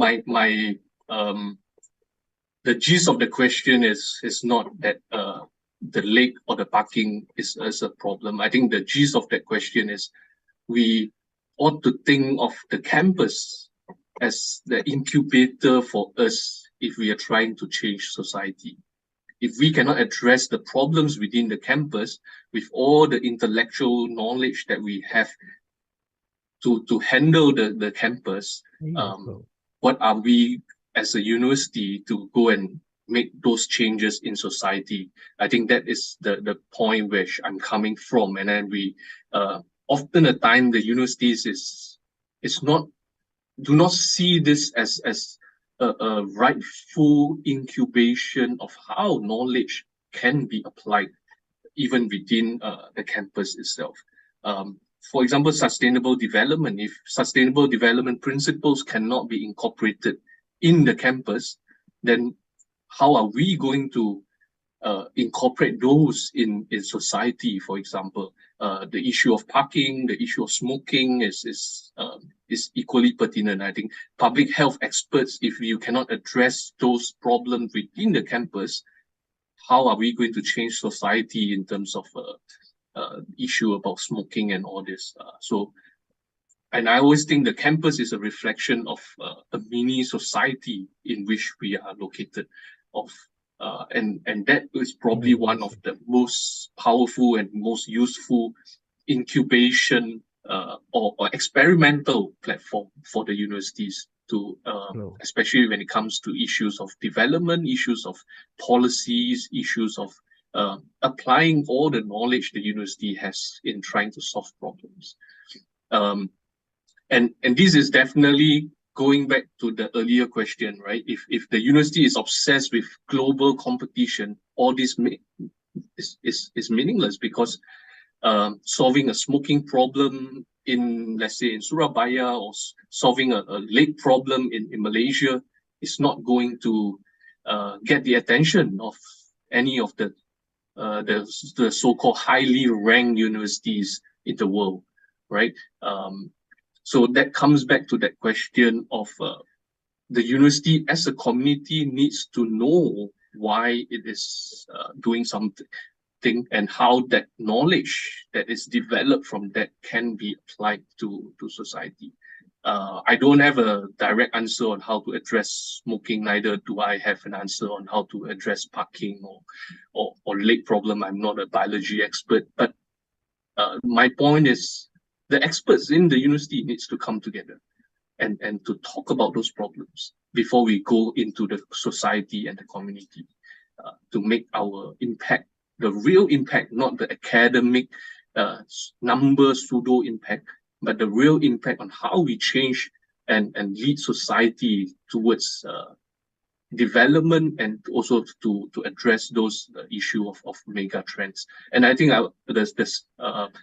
Amish has talked about the human-centric capability of development. I think that is very, very crucial, and which the university needs to pick it up and to put that into a core of its thinking about how the university should respond, both educationally, both through research, for the society in moving forward, to address those, the begin with the society, the community, and then nationally in addressing those mega issues, and not to be obsessed with the nonsensical global race of just playing numbers. is what's currently being obsessed by most universities, unfortunately. Yeah, thank you. Okay, thank you, Dr. Changda, for your answers. And unfortunately, this is the end of the session of this question and answer session because we still have limited time and we need to move to another plenary session too after this one. So once again, I apologize for the question that I cannot read for now, but we can send this question also by the committee itself. So ladies and gentlemen, speakers, listeners, and all invited guests, we finally come to the end of the session. Let's give a big round of applause in online for Dr. Changda and also Mr. Amit Al-Umami, PhD. Finally, I would like to thank once again to the speakers for the fruitful and interesting presentations and to all the audience for being a wonderful participation during the session. And hopefully we have another chance to see each other again in the future in the next international conference. Thank you very much for your attention. I'm Jauhar Wahyuni signing off. Good morning, everyone. Coming back to the host. Yeah, unfortunately, we have no more time to discuss. Actually, there are quite good quality on the chat box, actually. Okay, for Mr. Amit, there are some questions actually for you, but unfortunately, because we still have limited time, so I have to go back to the host. Maybe there's another additional time for the committee. Okay, no problem. Okay. Okay, so sorry. Thank you.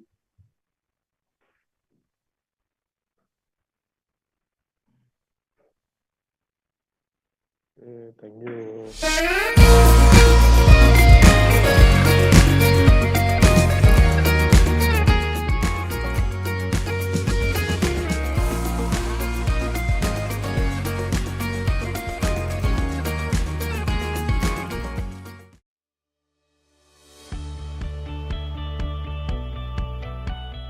As a university that anchors on an educational basis, Universitas Negeri Surabaya is now expanding its wings.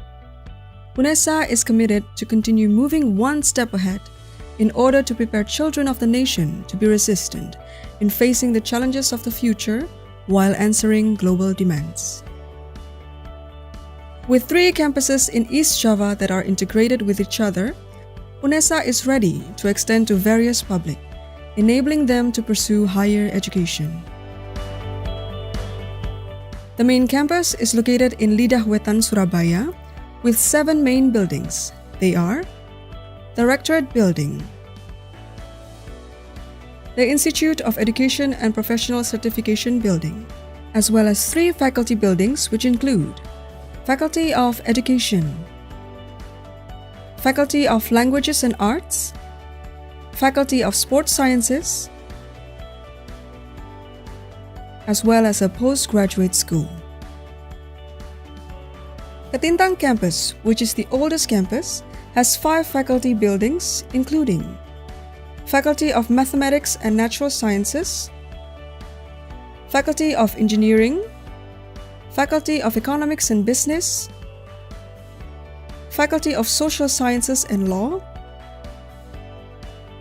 and vocational programs. One of the programs that continues to be improved is the opening of multi-campus located in Megatrend Regency. This program then primes UNESA to be a university with the best higher education facilities. Selamat datang di Universitas Negeri Surabaya. Kami dengan bangganya mengajak Anda untuk lebih dekat dan mengenal tentang UNESA. Kami terus berkomitmen tidak hanya menyelenggarakan pendidikan terbaik bagi tenaga pendidik profesional masa depan, juga sangat berfokus untuk menciptakan lulusan yang berkarakter, tangguh, kreatif, inovatif, dan mampu berkolaborasi pada siapapun, berbudaya yang humanis dengan spesifikasi yang unggul dalam hal seni, olahraga, dan pendidikan disabilitas yang komprehensif. Welcome to the home of the champions, Universitas Negeri Surabaya. Gaining improvement and achievements, UNESA is ready to give the best contribution in creating a generation that is excellent in education and strong in science. Creating a healthy learning ecosystem, UNESA strives to provide the best service with a variety of qualified facilities on national or international scales.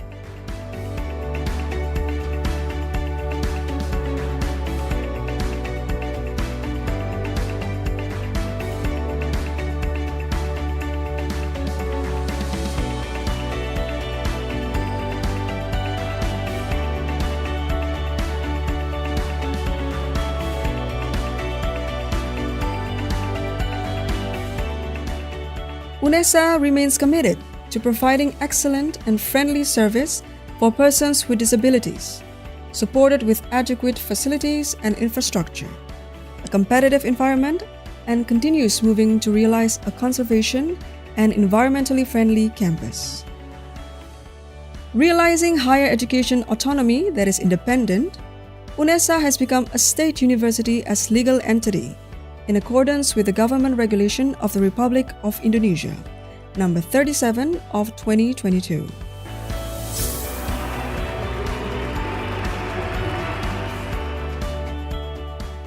The sustainability of UNESA in implementing quality education continues to develop in order to give competitive graduates with the establishment of medicine study programs and medical professional education. More than 1,900 national and international scientific journals authored by our lecturers have been published. UNESA also set a record in the Indonesian Record Museum as a collaboration campus with 837 vocational schools in East Java simultaneously as an implementation of the Emancipated Learning Program. Having been accredited A institutionally, UNESA continues to improve the quality of educational study programs following international standards through ASEAN accreditation and AQUAS accreditation. UNESA opens opportunities for all societies from diverse backgrounds to continue growing into a generation of quality with global insight.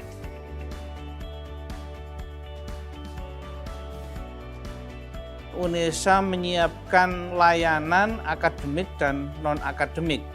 Yang berkaitan dengan akademik itu UNESA tidak hanya memberikan peluang kepada mahasiswa untuk mengembangkan potensi dirinya, tetap dalam bidang akademik saja atau hard skill saja, tetapi juga memberikan peluang kepada mahasiswa untuk mengembangkan dalam bidang non-akademik, soft skill-nya. Aspek hukum. Artinya apa yang dikerjakan oleh UNESA itu harus betul-betul punya dasar hukum yang kuat. Misalnya jam perkuliahan, jumlah beban mahasiswa, jumlah beban SKS, itu kita buat aturan hukumnya yang pas. Sehingga apa kebermaknaannya bagi masyarakat, jika kami mampu melakukan pembelajaran yang berkualitas, tentu akan menghasilkan lulusan yang berkualitas. Dalam bidang penelitian, UNESA terus berupaya untuk mengembangkan berbagai inovasi, baik di bidang pendidikan maupun non-pendidikan, untuk mengembangkan berbagai macam produk yang bisa dilakukan hilirisasi ke industri. Selain itu, UNESA juga mengembangkan Science Technopark, inkubator bisnis teknologi, untuk mendukung terwujudnya universitas yang entrepreneurial. Dan dalam pemeringkatan, UNESA berupaya untuk terus meningkatkan kualitas sehingga dapat mencapai peringkat 500 World Class University. Sehingga nanti harapannya UNESA punya satu konsentrasi khusus ya tentang hukum bisnis halal ini. Baik itu S2 maupun S3. Insya Allah ke depan ya, sebentar lagi kita akan mulai ya mewujudkan ya program S2 dan S3 kita yang harapannya nanti ada konsentrasi tentang ilmu ini ya. Tentunya bisa menjadi contoh buat anak-anak muda lainnya bahwa pendidikan itu penting, tidak hanya bermain bola, karena usia main bola itu tidak kenal waktu. Mungkin pada usia 24, 25 ada kejadian yang tidak diinginkan, pendidikan itu sangat penting. Saya Rafika Amalia, alumni FBS UNESA jurusan Pendidikan Bahasa Jepang. Kuliah di FBS itu lengkap banget karena selain dosennya ramah-ramah, temannya juga asik-asik, lingkungannya asri dan tenang yang bikin kuliah saya itu lancar sampai dengan lulus. Dan juga kita diajarkan mengenai hard skill dan soft skill yang menunjang karir saya saat ini sebagai dosen pendidikan bahasa Jepang di Politeknik Pelayaran Surabaya dan juga penyiar di PT Jawa Pos Media Televisi.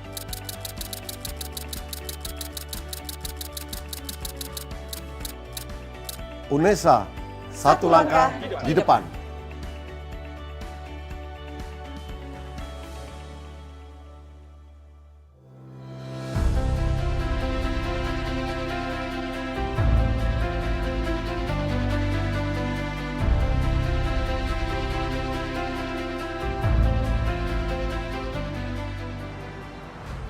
The world has changed.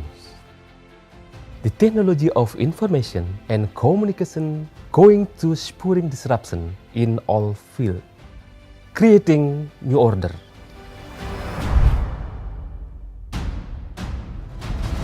All the change imply new mission for university.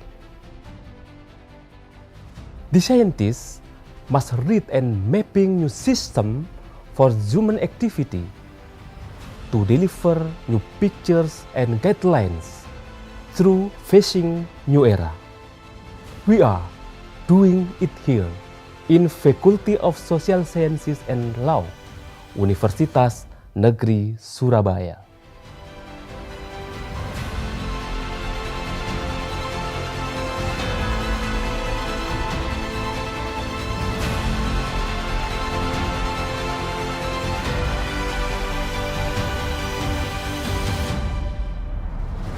To be able catching up with new change, scientific development must be carried out with an open and adaptive mind.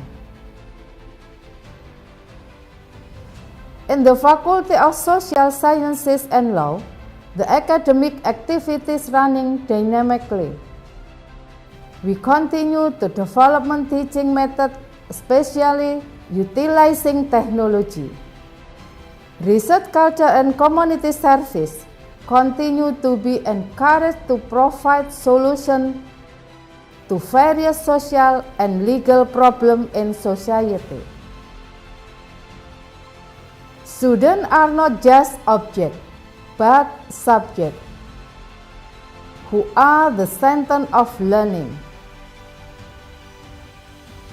A complete learning process, both inside and outside the classroom, is expected to produce graduates who are not only knowledgeable and have master skill. More than that, they are also expected to have social sensitivity and initiative to drive change.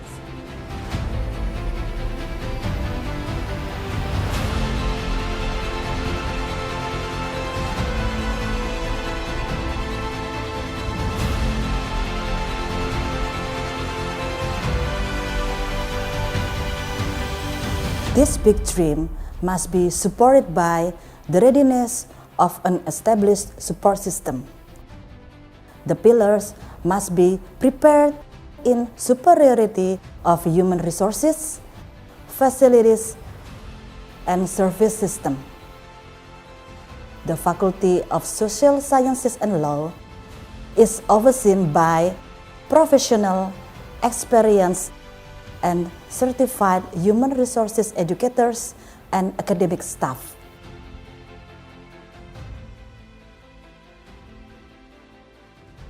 We continue to complete facilities to support learning activities and support the creation of a climate good academic. We complement it by pursuing an excellent service system as a form of modern organization. Supported by the use of ICT, quality services are expected to be able to answer expectations and build stakeholder trust.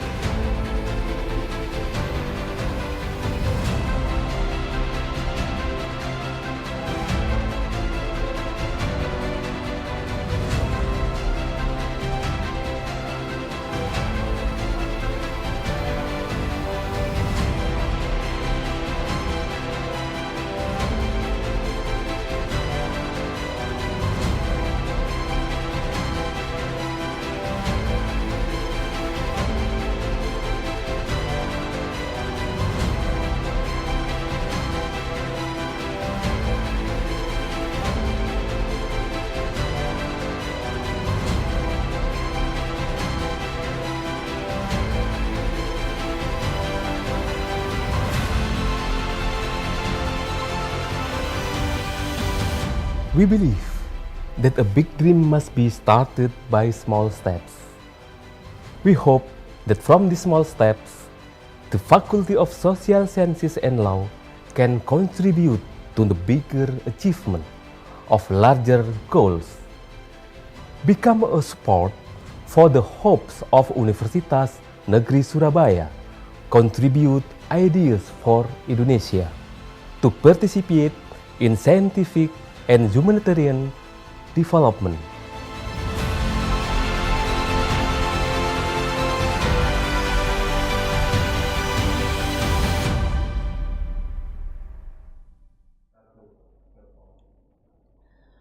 We are now going to continue the second plenary session, which will be led by our second moderator, Mrs. Astrid Amedia Putri Hasyati SH MKN.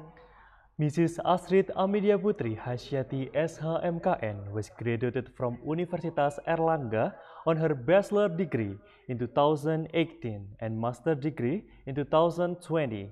She is currently lecturing in law, Faculty of Social Sciences and Law, Universitas Negeri Surabaya. To Mrs. Astrid Amedia Putri, time is yours.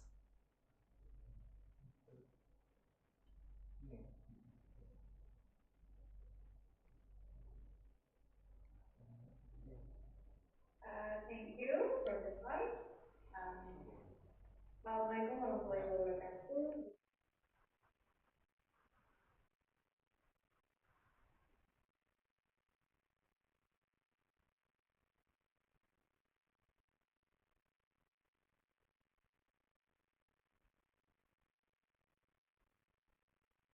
The third International Conference on Social Science and Law 2023 with the big theme Facing the Global Megatrend 2045, the role and contribution of social science education and law, which held by Faculty of Science and Law Universitas Negeri Surabaya. And in the second plenary session, we have two special guests. The first is Prof. Mini Akihide, PhD from Osaka Kyoki University, Japan. And Prof. Dr. Sony Zulhuda from International Islamic University, Malaysia. to Prof. Mini Akihide. Yeah. Already here with us. Okay. Thank you very much, moderator Amidaptri Hasi. Yes, you can call me as the Prof. Mini. And I can call you Prof. Mini, right? Yeah. Okay. It is a great honor to be able to speak to you today. Yes. I would like to express many thanks to ICSSL and ladies and gentlemen for inviting me. Yeah. Okay, and the first Let's start. Yeah, it will be presented by you, Prof. Mine. Okay. Yeah. Before we start it, I will introduce briefly to the audience about you. Prof. Mini Akihide is an expert in the field of pedagogy, studies in curriculum research and development, social studies education from Kyoiku. Is it correct? Yes. Yes. Kyoiku. Okay. Prof. Mini Akihide, you have 40 minutes to deliver your material. Yeah, so 40 minutes. And so today is I will be unable to attend the session due to other business from PM 1:50 to so I cannot sessions. But my colleague, co-researcher, Nastion University, can be answer several questions. Okay. Because of the actually we have two matter here. First is from you, and the second is from Nasution. Yeah. Yes. Okay. So maybe the material from Prof. Mini will be following the question and answer directly. Then we move to another material. Is it could be accepted by the audience? Yes. Yes. Okay. Are you ready to present it and deliver your material, Prof. Mini? Yes. Okay. Yeah, let's start. Okay, let's start. The time is yours. Yep, nice to meet you, everybody. So my name is Akihide Mine to teach social studies at Osaka Kyogo University. I take part graduate school of professional development of teacher education. Let's start my presentation. My presentation today is about Japan's characteristics, implications of the Japanese classroom culture for citizenship education. First, I'm going to talk about overview of children's citizenship survey in 3 countries: Indonesia, South Korea, and Japan. Second, I want to consider Japanese characteristics.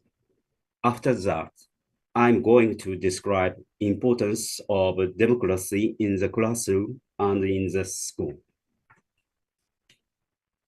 My studies theme is reconstructing the new citizenship development requires for social studies in Asia.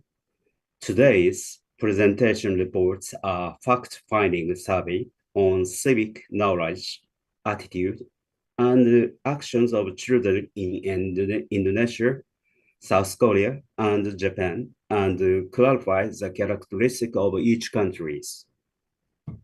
The purpose of this study is to examine how school, teachers, and adults influence children's citizenship development, and to make the recommends on how social studies education should be conducted in the future.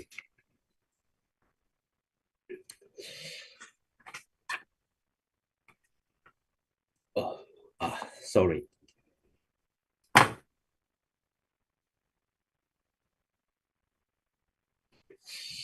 This slide shows survey methods. As you can see, there are 4 elements. It's survey question. Second, method of implementation. 3, targets. 4, timing. The research questions are used as references ICCS, International Civic and Citizenship Education Study. ICCS is the largest international and the only dedicated study of civic and citizenship education.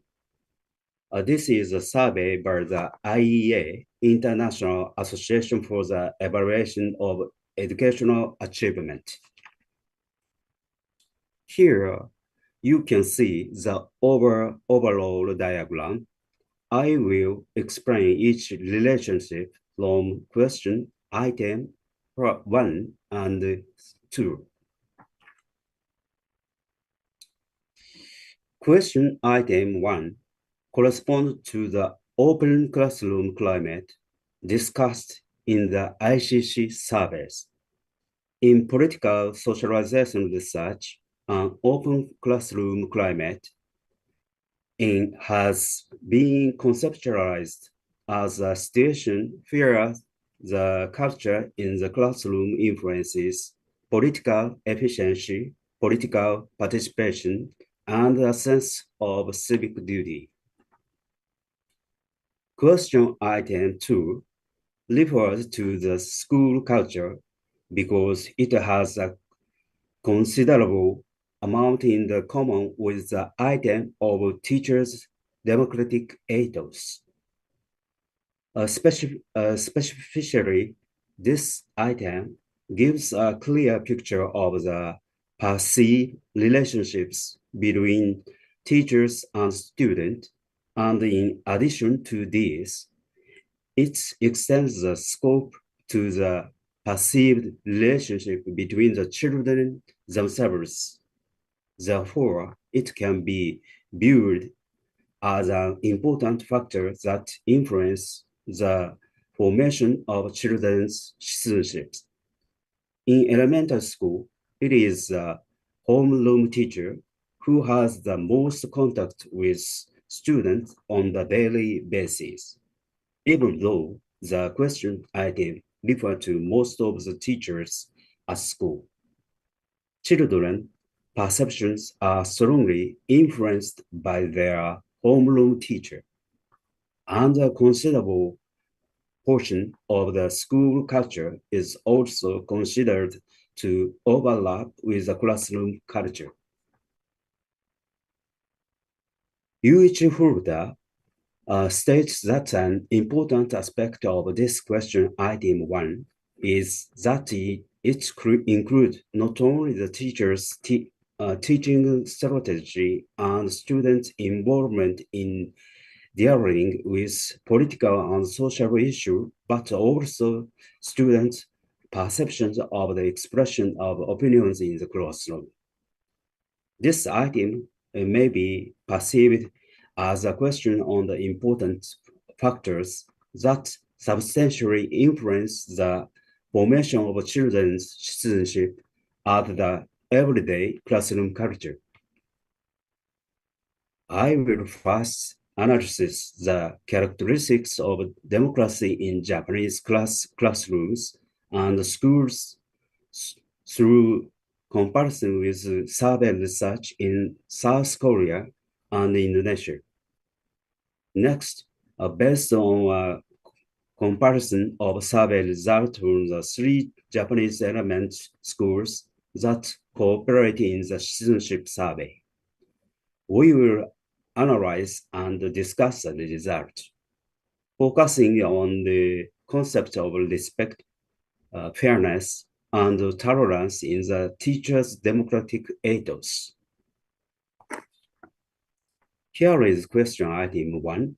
It is about democracy in the classroom in terms of teachers' approach and activities when discussing current political and social events. We will now focus on 2 3 questions, 1B and 1D. Regarding item 1B, teachers encourage students to express their own ideas during class. 50.8% of students in Japan, 58.5% of students in Indonesia, and 95.2% of students in South Korea. Considering this to happen often or sometimes. Regarding the items 1D, during the classes, students express their opinions in class, even when they disagree with most of the other students. 44.1% of students in Japan, 49.3% of students in Indonesia, and 81% of students in South Korea considered this to happen sometimes or often.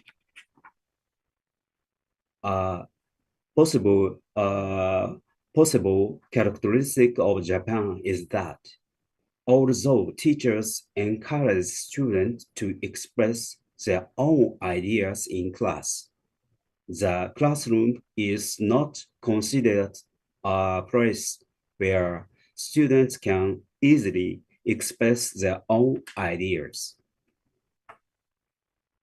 Regarding item 2A, most of the teachers treat me fairly.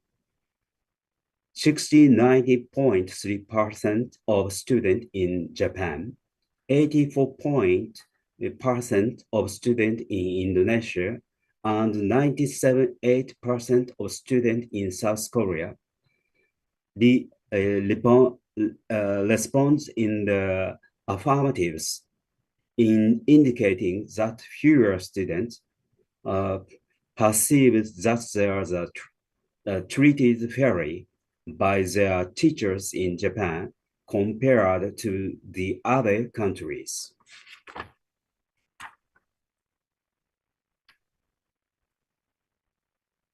The result of their international comparisons indicated Japan also teachers encourage students to express their own ideas. The students themselves do not fully perceive the classroom as a place where they can easily express themselves. Classrooms and schools are not always places where students feel safe in terms of trust between teachers and students, and of relationship among students. This is also evidenced by the fact that respect 1B and D, fairness 2A, and tolerance 2G and I, in the teachers' democratic ethos are real challenges in Japanese classrooms and schools. In other words, characteristics of Japanese classroom and school based on inter-school comparison of 3 elementary schools. Regarding item 2A, most of the teachers treat me fairly. 69.3% of students in Japan, 84% of students in Indonesia, and 97.8% of students in South Korea responded in the affirmative, in indicating that fewer students perceive that they are treated fairly by their teachers in Japan compared to the other countries. In terms of tolerance, positive response to item 2Z, most of the students in my school treat each other with respect were 85.7% for school A, 54.3% for School B, and 42% for School C.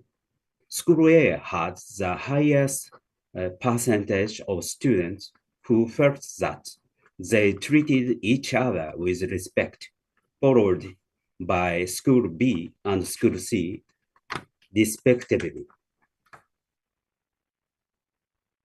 Positive response to item 2I. My school is places where students can feel safe were 82.2% for School A, 76.1% for School B, and 69.6% for School C.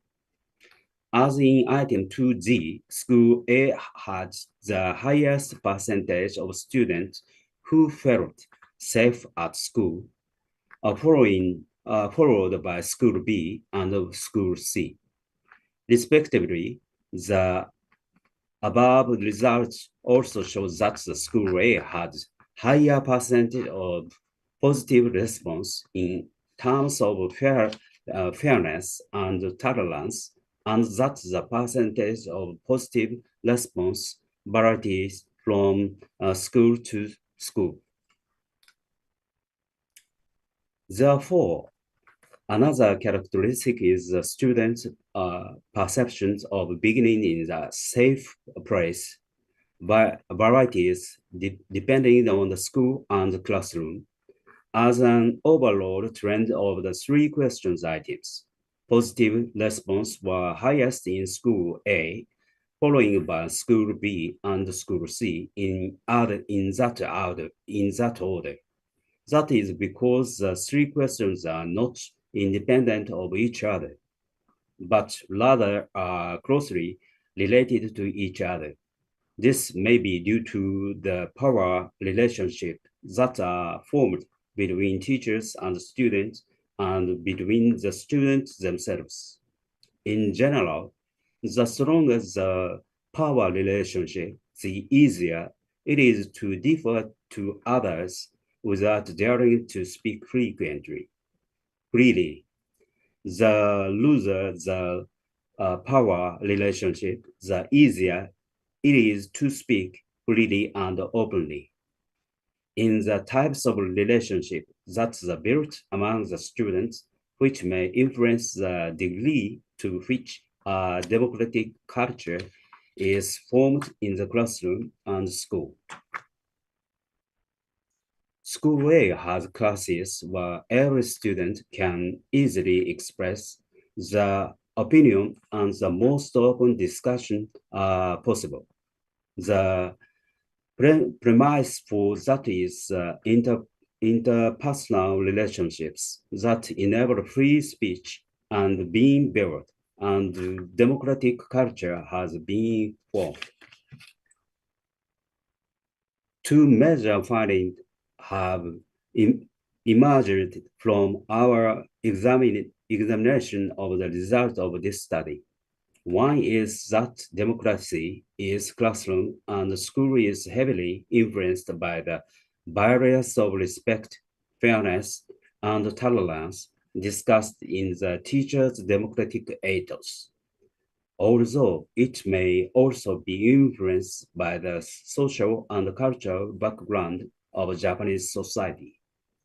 Another is that this is a fairly strong affinity between classes and the classroom and school culture.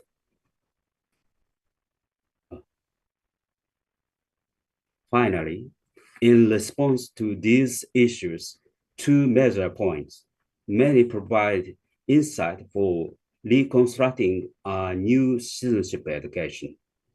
One is the need for reflection, metacognition, and aim toward about teachers' view and beliefs on education, since democracy in classroom and school is greatly influenced by the teacher democratic ethos. Every teacher, consciously or unconsciously, has their own views and beliefs about education. This extends not only to social studies classes, but also to classroom management, student guidance, and educational achievements in general. In elementary school, in popular classroom management and class interaction are often provided by the same teacher, and the impact is significant. Once again, the results of this study suggests that the very democracy of teachers' views and beliefs about education needs to be questioned. The second point is that teachers' views and beliefs about education described in the first session are concretely reflected in classes and in the classroom culture. There is a strong affinity between classes and the classroom culture, and the latter functions as a hidden curriculum during classes. No matter how activity students express opinions in the class, if there are relationship of differences between the teachers and the students or among the students themselves, the discussions are only formal and do not guarantee learning that truly leads to the development of citizens. These interactions may conceal a hidden orientation towards pre-established harmony, interpersonal relationships that enable honest discussion and democratic culture in the classroom and the school must be formed. In other words, our finding suggests that the development and improvement of school studies classes in the future will require the creation of a democratic culture in classrooms and schools that included not only class structure, but also the logic behind the formation of classes. However, many of the above considerations are beyond what we can conjecture based on the result of the survey. Analysis based on data and evidence concerning not only student perception, but also teachers' perceptions and actual classes will shed light on more concrete issues and lead to more specific class development and improvement. Going forward, more empirical research will be needed to address real challenges such as this. We would like to address this issue in the future. That's all I have to say. Thank you very much.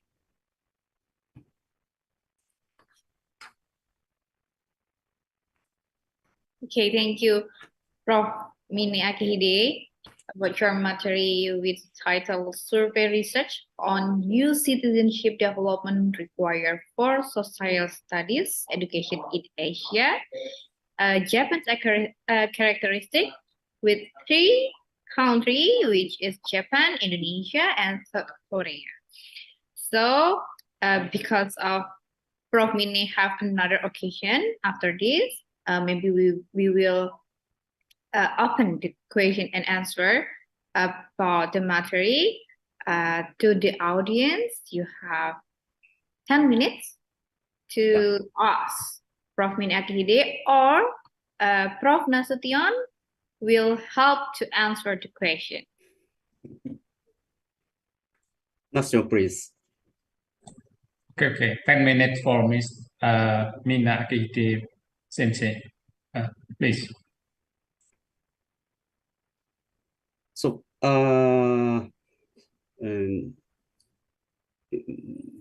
in general terms, in Japan's characteristic, it is important to have an atmosphere allows for free discussions. And then, so Japanese is South Korea is best. In Japanese classroom, Japanese teacher is authorities. It's a school A. My service school A is most free conversation, free discussions class, because teachers is democratic ethos. Teachers have democratic ethos. Yeah. And so Indonesia's school is free because equal in the adults and the teacher and children, I think. Thank you. To Prof. Nasution, do you have any words to be Add to answer. Nasution.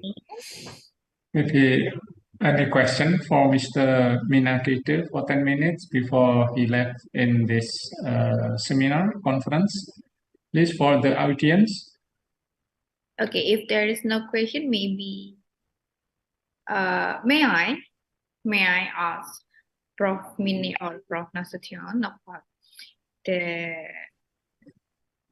materials about the research on new citizenship in school, yes? Yes. Prof. Nasution and Prof. Mini,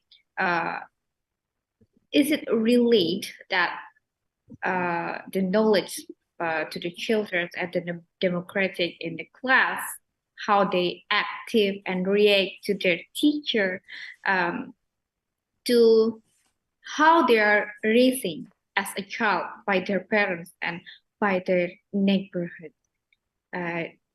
Because I thought that mostly in Indonesia, which I look how the children in class, they barely ask to the teacher, even though they have so many questions in their mind, but they are not brave enough to deliver the question, or they are just too shy to deliver it. When I asked one of my cousin or my nephew, they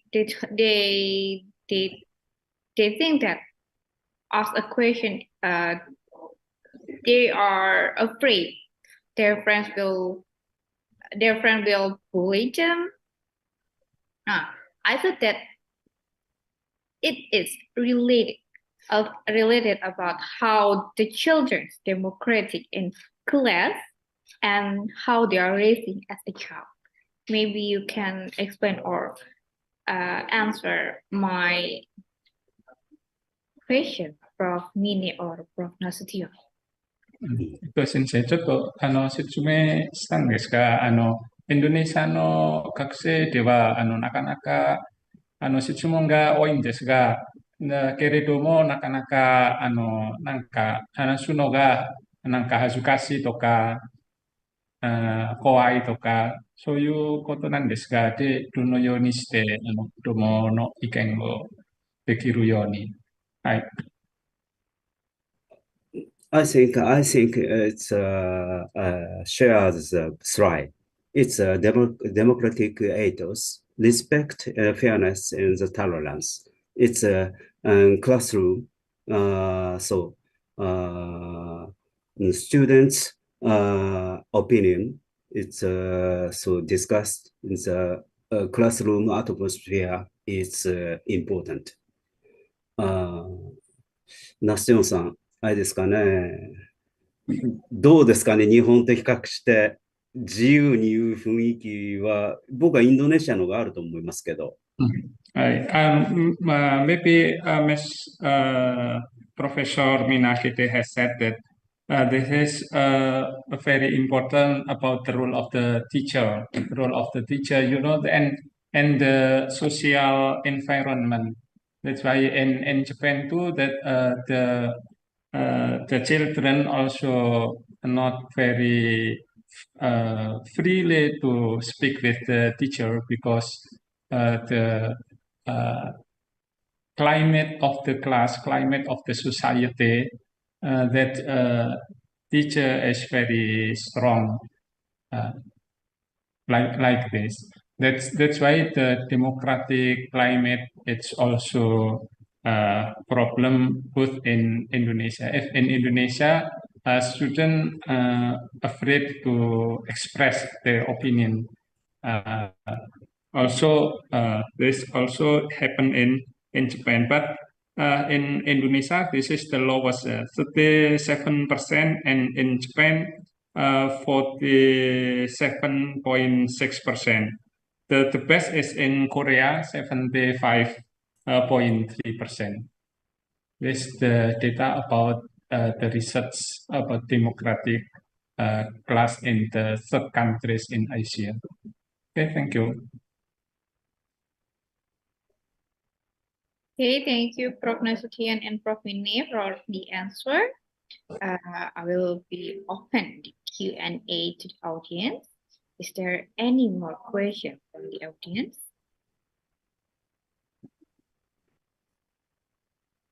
One of the audience, the question coming from Miss Dita Perwitasari. Miss Dita Perwitasari asked to Prof. Mine and Prof. Nasution first, can it be said that education in Indonesia is still dogmatic, so that students tend to speak according to what is in the textbook? So there are prefer what is written in the textbook than what is their thinking.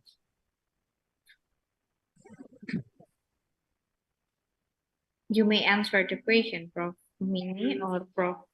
Yes, Nita Perwita Sensei no setsumong nan desu ka?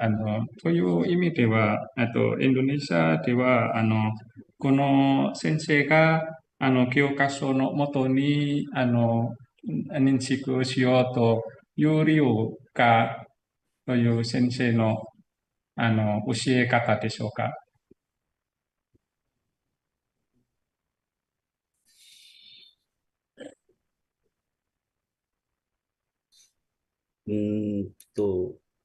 なんていうか、注入、教える授業と話し合う授業をちゃんと区別しているかということですよね。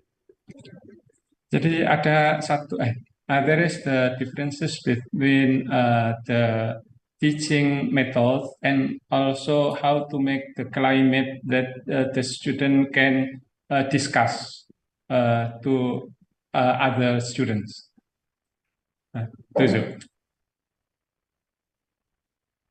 Next. Okay. To Miss Dita, is it answer your question? Is it enough? I thought it's enough. Then to the another audience, maybe still have another question to Prof. Mine or Prof. Nasution. Yeah, maybe I will add any additional for the Nita Perwita. That's why maybe the differences between the how social studies was taught both in Japan, Korea, and Indonesia. Yeah, maybe the problem in Indonesia, the content is from the textbook. That's why the answer also must the same with the book. That's why opinion about the student cannot freely express. There's also that I saw that in PPG evaluation also something like must the same with the textbook written by textbook. This is the problem maybe for the Indonesian school. Yeah. Either that Miss Dita thing is because in class somehow the teacher will say, your answer for your question is already written in the textbook.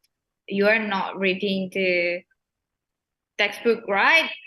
Maybe that's why the children don't want to give their opinion. I think that is also be one of their factors, right? They don't want to give their opinion in the class.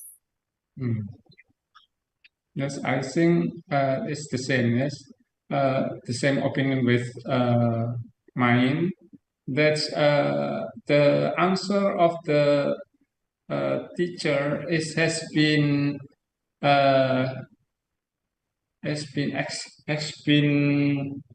written in the textbook. If there is not the same with the textbooks, is the student also cannot really express the opinion. That's why maybe this is the problem of the democratic in the Indonesian school classroom. Yeah, I also introduced that Professor Mine Akihide. Yes. I think social studies educations lessons purpose, fact, and lesson and different requires value judgment. Lessons is different. Do you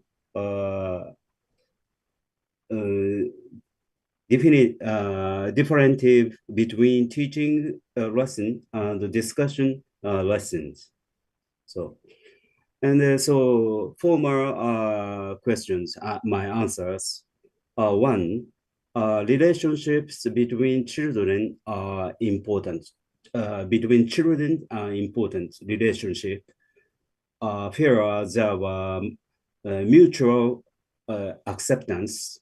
Teachers who encourage presentations and supportive climate.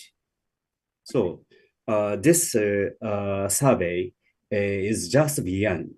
And so today's audience would be, we would appreciate it if you could cooperate with investigation, this research. Thank you. Yeah. Thank you, Prof. Mine, for the explanation and also the new insight for us, for the audience.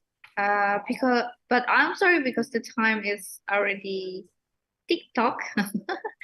Yeah. I thought that we maybe have another time to discuss more about the pedagogy or more new insight how to develop the education in Japan, Indonesia, or maybe somehow we can also have a participate to develop the education system in South Korea. So thank you so much for your material, your time, and it's an honor for us to hear your material. I will be say arigato gozaimasu. Is it correct? Thank you. Thank you very much. If you have any questions, feel free to ask email. Okay. So for all the audience, if you have more questions but not brave enough to ask directly here in the plenary session, you may ask Prof. Mine directly by the email. Maybe the committee will help to write the email address, Prof. Mine email address in the chat session. So thank you so much, Prof. Mine, Terima kasih for your time. Terima kasih banyak, sama-sama. Yeah.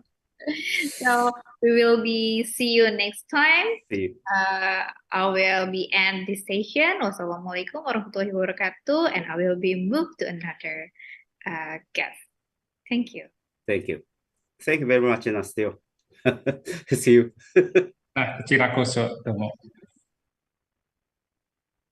Okay, thank you so much for the audience. That is Prof. Mine Akihide from Osaka Kyoiku University, Japan, and the material is so great and give us a new insight about the education system in Japan, Indonesia, and South Korea. And now we gotta move to another presenter. It is Prof. Prof. Dr. Sony Zulhuda from International Islamic University, Malaysia. But because of one or another reason, I thought that Prof. Sony Zulhuda cannot be here, attend with us directly, but Prof. Sony already prepared some video to give you the new insight from his material. Before we play the video and show you the video, may I introduce to the audience who is Asal Prof. Dr. Sony Zulhuda. So Prof. Sony Zulhuda is obtained his LLB as honors, MCL and PhD from the IIUM or International Islamic University, Malaysia. And for his doctoral thesis, which was complete in 2009, he wrote on the legal framework of information security in Malaysia, encompassing the issues of information governance, identity theft, cyber crimes, cyber terrorism, as well as the critical information infrastructure protection, or we can call it as CIIP. Besides that, Dr. Sony is trained on the quality management system based on the ISO and MS number 1900-2014, the information security management system based on ISO number 27001 and the CISSP review, as well as certified trainer on digital etiquette and appropriate use of technology endorsed by the Ministry of Education. Prof. Sony is a Web Science Summer Doctoral Scholarship received in 2008 from the Oxford Internet Institute, the University of Oxford, United Kingdom. In the span of 2 years, between 2011 through 2013, Prof. Sony was awarded 2-time ICANN Fellowship by the multinational organization responsible for the Internet Domain Names Management. Example, the Internet Corporation for Assigned Names and Number, or ICANN. He is a member of the International Association for Privacy Professionals and is an academic advocate at ISACA Chapter Malaysia, a national body for information security, audit, and assurance professionals. Dr. Sony helped the government of the Republic of Indonesia in preparing academic draft of Personal Data Protection Bill, as well as draft ministerial regulation on wireless security and internet content. In Malaysia, Prof. Sony was instrumental to the legal team who drafted the Malaysia's National Cybersecurity Policy back in 2006. He also helped the Malaysia's Personal Data Protection Department on the PDP law training program. He had further developed and delivered training modules on the awareness, compliance, and rolling out of the Personal Data Protection Act 2010 for both public and private sectors in Malaysia across various industries. So that's about Prof. Sony. And as what I said, Prof. Sony have some and other reason to not here directly with us, but Prof. Sony with pleasant already prepared a video to deliver his. So the committee will have to show the video. Is it ready to us to show the video from Prof.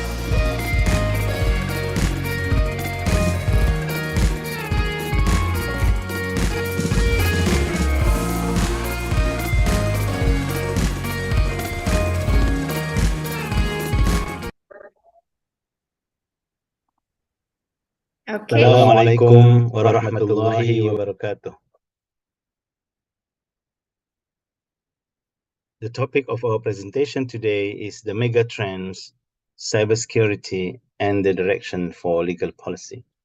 This presentation is made in conjunction with the Third International Conference on Social Sciences and Law 2023, organized by Universitas Negeri Surabaya, UNESA, Indonesia.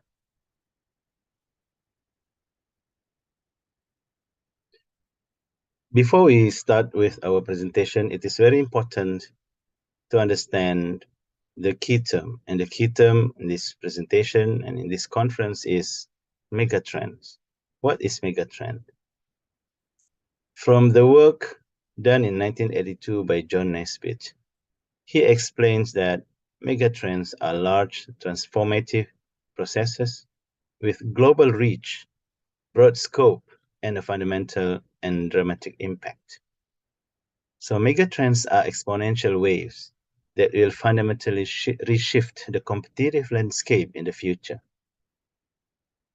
They are sustainable growing movements with global and significant impact, which will cause inexorable growth that challenges surrounding resources and systems, that affect numerous businesses and geographies across industries in a significant way, and also will shift the way countries, industries, and markets operate. That is megatrends. And why is it necessary to know the megatrends? In an increasingly complex world with an unprecedented uncertainty, the real power comes from knowing the context of these changes. Therefore, we can reduce our vulnerability, either as a nation, as an organization, or even as a group of individuals. It is also necessary to know the megatrends because changes, as a matter of fact, present both challenges and opportunities for growth. Therefore, understanding the megatrends is a key driver of investment decision-making. And also it is necessary to know the megatrends because trends allow us to connect the dots to see broader patterns around risk and opportunity, then facilitate the strategic action plans and increase our resilience. The central theme of our presentation and our conference today is about the Global Megatrends 2045. This has been documented in a document called Visi Indonesia 2045, published by the Bappenas, Republic of Indonesia. There are 10 key megatrends that will occur in the year 2045 based on this document. The first one is that there will be a change in the global demography, and Asia and Africa continue to expand. Secondly, there is a rise of the world urbanization, which makes 65% of population of the world living in urban areas. The third one, there is a bigger role for new emerging economies because by 2045, developing countries' contribution surpasses that of the developed countries. Also, it is predicted that the international trade and investment increases among the developing countries. And likewise, in terms of the international finance, there will be a reduced reliance on United States dollars. Instead, the world will lean towards multi-currencies. Another mega trend that has been identified is there will be a domination of middle income and high income people. And also there will be more demand to the natural resources and rapid technological changes, especially in the area of biomedic, robotic, communications, and renewable energy. Also, there will be a climate change and global warming, taking the central stage of the world's concerns by 2045. And like it or not, by 2045, there will be a massive geopolitical changes. As we will see from the earlier notes, the earlier points, there is increasing role from the developing countries, and therefore it will change the geopolitics of the world. From this list of megatrends, this presentation would like to highlight, especially from the perspective of the technological changes, what is it that we're going to embrace? What kind of the world and surroundings that we are going to face amid the technological changes, especially in the areas that we have mentioned. And in this presentation, we will look further into the specific areas of cybersecurity. The megatrends and cybersecurity, they are quite interrelated, because the megatrends that had been mentioned by people always highlight that there is a rise of concerns and risk when it comes to cybersecurity. We have seen lots of reforms and advancement in terms of cybersecurity, which is in many ways affected and influenced by advancement of technologies. For example, by the Internet of Things, where there's a proliferation of connected smart devices, and which means there will be more entry points for cyber attacks, because everyone literally is now becoming the target of cyber attack due to the interconnectivity of people as well as interconnectivity of devices. Other than that, the rise of artificial intelligence has been used and even overused. We start to see over-reliance of artificial intelligence in many sectors and many aspects of our life, from the simpler one to the most complicated one. We start to look into the artificial intelligence and try to get solutions from there. Even in the universities and education sectors, products like ChatGPT has been very much talked about as an example of how the artificial intelligence can play a significant role in the activities of people in the higher education sector. Meanwhile, we also increasingly depend on the cloud computing, because now we tend to produce, generate, and store so much data. Our computers, our handheld devices are no longer sufficient to store those data. Therefore comes the concept of cloud computing. And this is also posing another threat as well as dimension of cyber security, because cyber attacks may come from those clouds, because the clouds keeps the data, and the data may turn out to be a very important data that belongs to people and organization. Other than that, we see there is a movement from digitalization to datafication. No longer we are sufficient to digitize the data, but we will use that. We will collect as much data as possible from everybody's activities. And we are talking about daily activities, which will be used to profile people. So from these activities of digitalization and datafication, there will be a myriad of threats to cybersecurity, either for personal as well as for organizational domains. Cybersecurity itself has been defined as the ability and process to protect or defend the use of cyberspace from cyber attacks by preventing, detecting, and responding to attacks. So from here, we know that having cybersecurity is very critical to the continuation of our life, personally, collectively, organizationally, simply because now in our life, we increasingly rely on the cyberspace. And cyberspace here is, of course, defined very broadly to include all those information and communications technologies that we have been using from time to time. And this is an example and illustration how in our life now we see a lot more technologies being used, and that involves smart technologies such as and using this artificial intelligence. Therefore, we can have driverless car. Then also cyber cash and mobile payments, where we use for shopping and for buying things.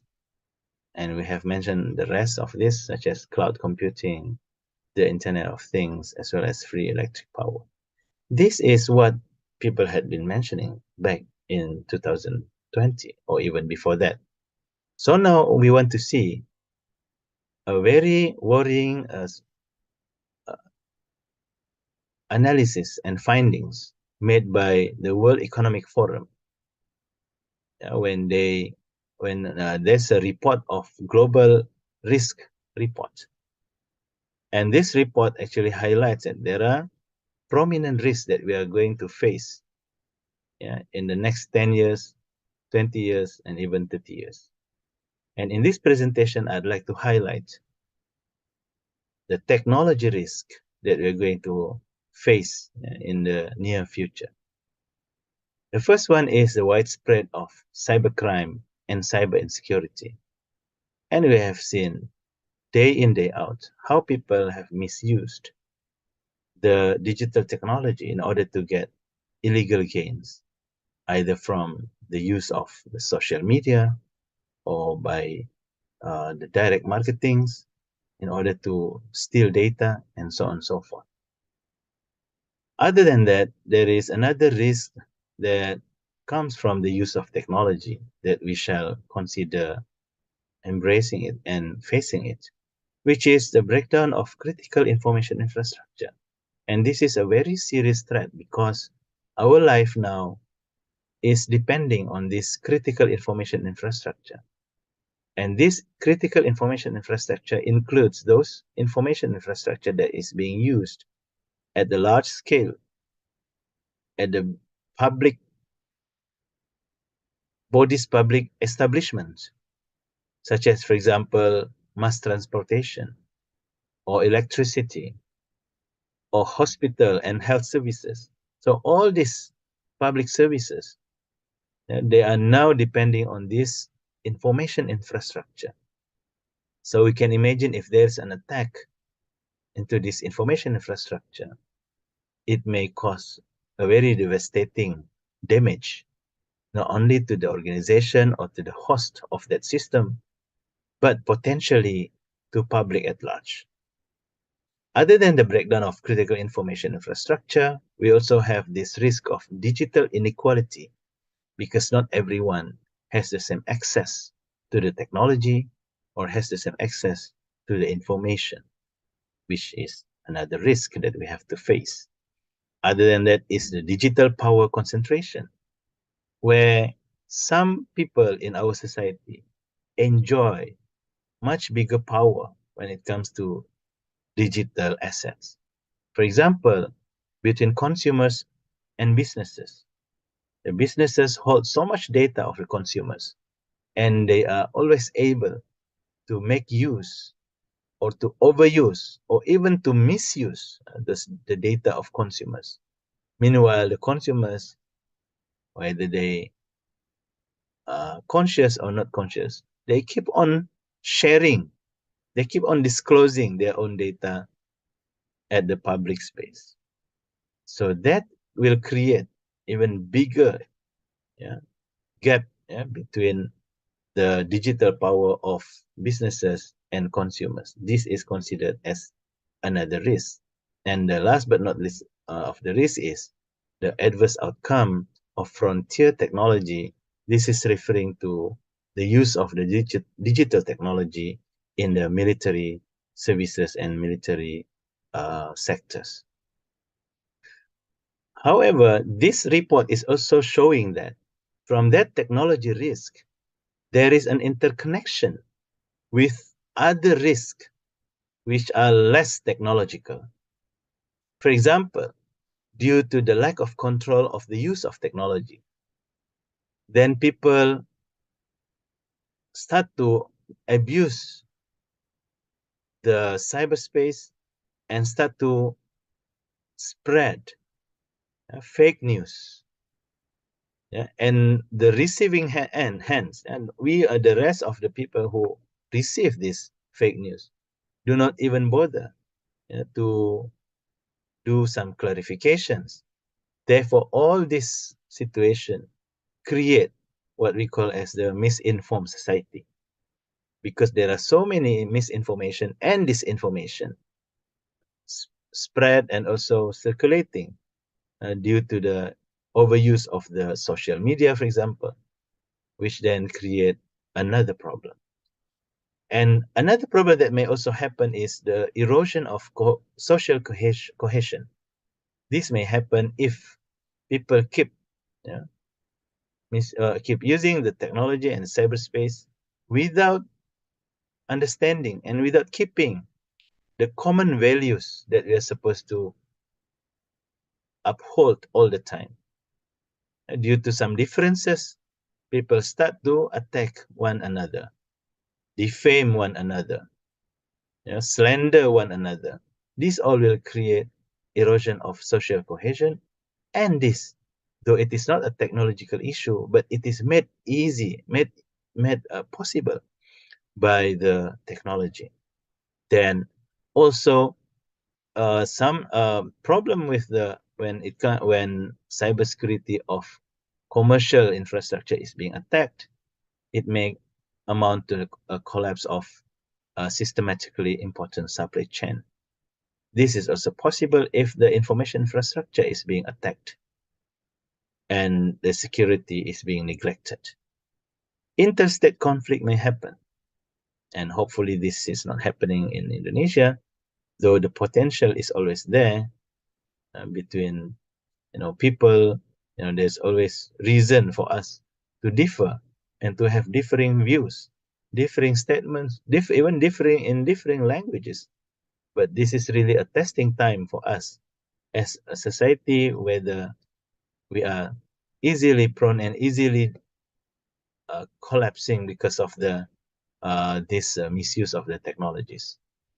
Not to forget the risk of terrorist attack, because terrorists now realize that launching an attack using the digital technology and in digital environment is much easier than launching attack in the normal in the offline surroundings.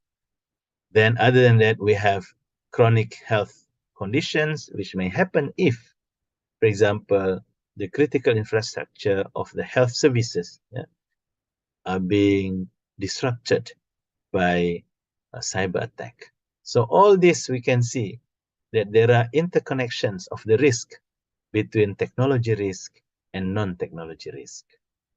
Now let me share with you the current legal framework for cybersecurity in Malaysia, because we realize that when it comes to addressing cybersecurity, certainly we have to consider many options, and we have to consider lots of options for us.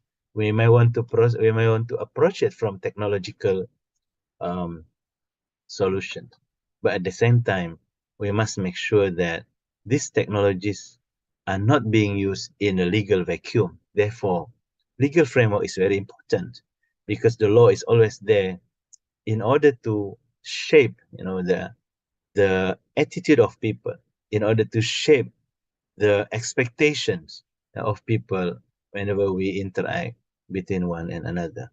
In Malaysia, as we will see, there are few legislations that will help the government to try to keep on the society as much in much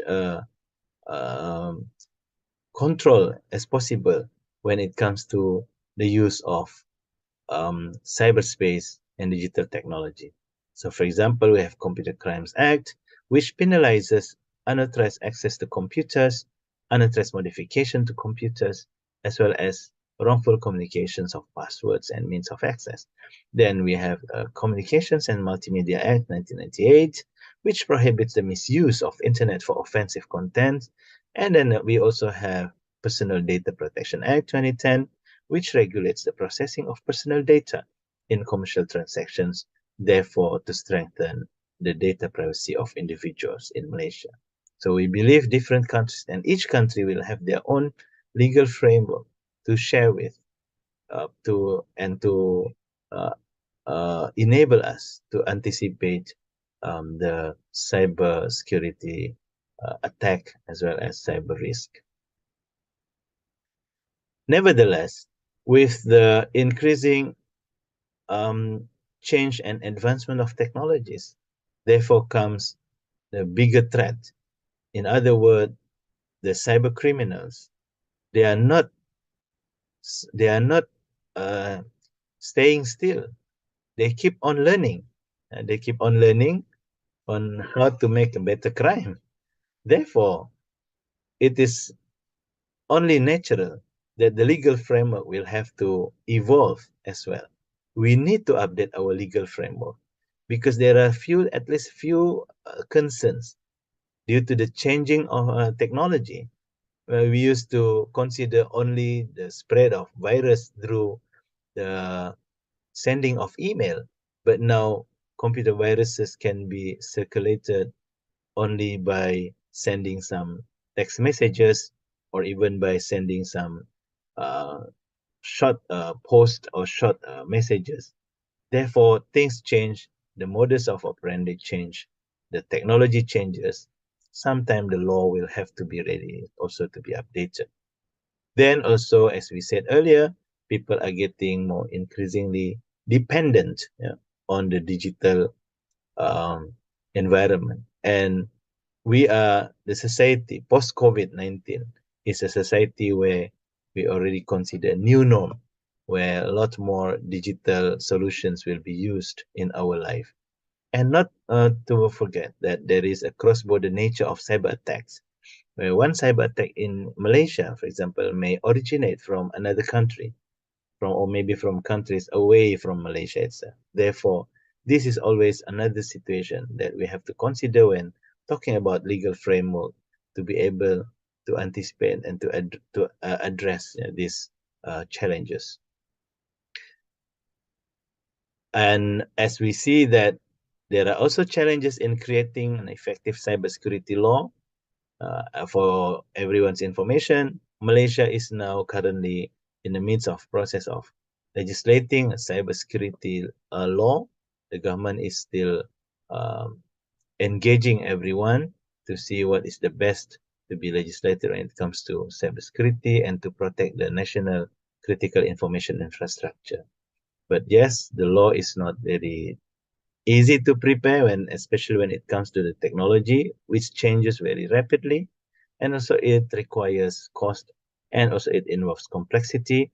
And at the same time, we have to keep the balance between regulating the technologies and also keeping the privacy of individuals.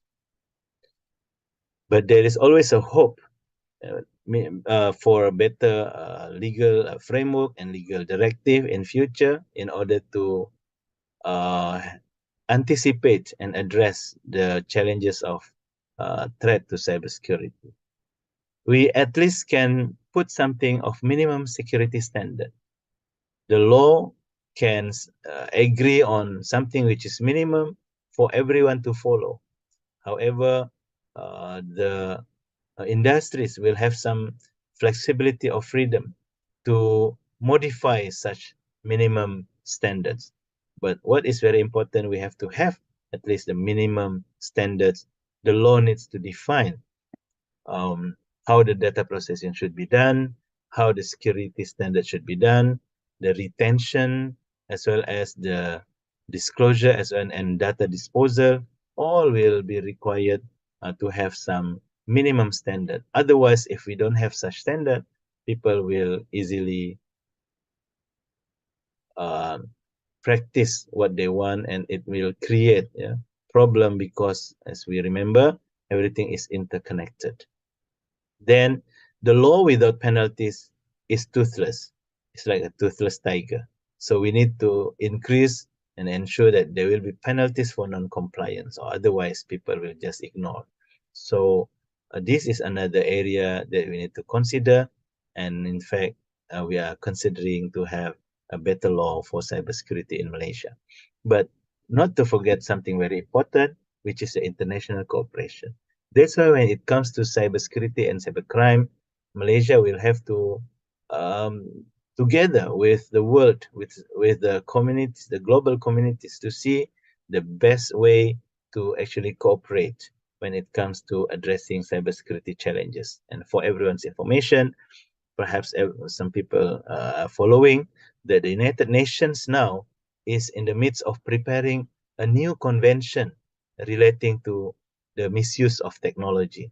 So I believe this will be another milestone in the context of global cooperation to address cybersecurity challenges.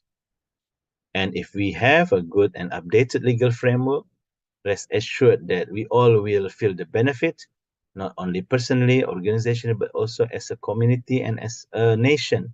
We will have increased security.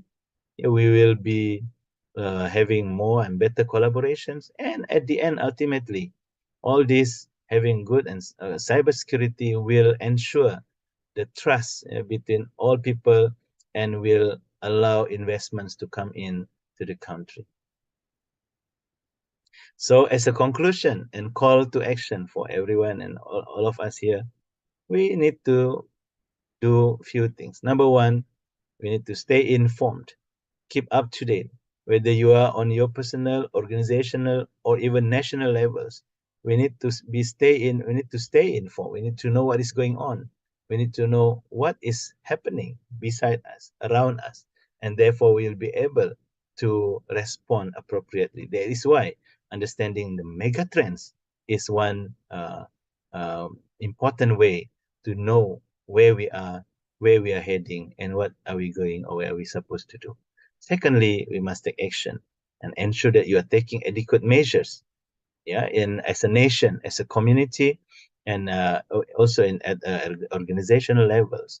We improve our resilience, both technologically as well as organizationally. And also, not to forget, is to advocate changes. We urge policymakers, lawmakers, to prioritize the issues of cybersecurity. This is not about short term. It is about the long term of our society. It's about long term stability, economic growth, as well as the welfare of the people, and also the resilience of nation. With this, I'd like to end my presentation. Thank you for all the attention, and Assalamualaikum warahmatullahi wabarakatuh.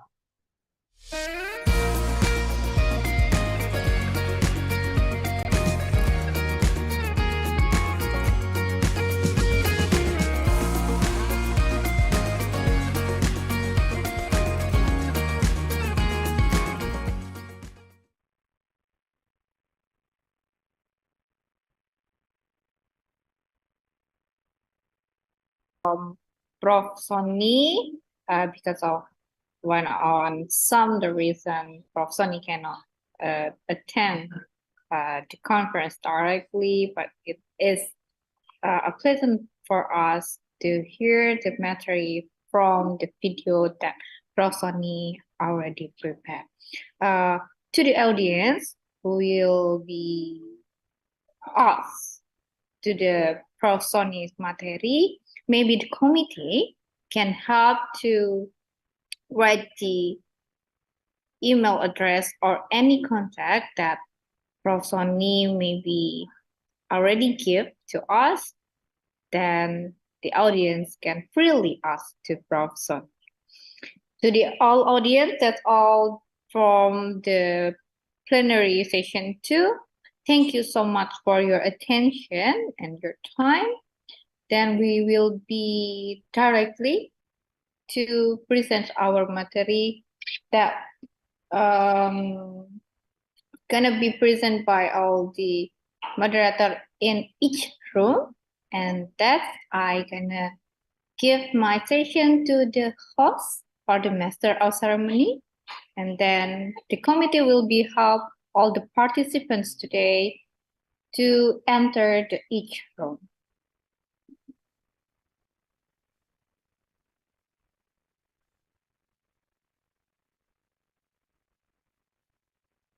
Okay, thank you.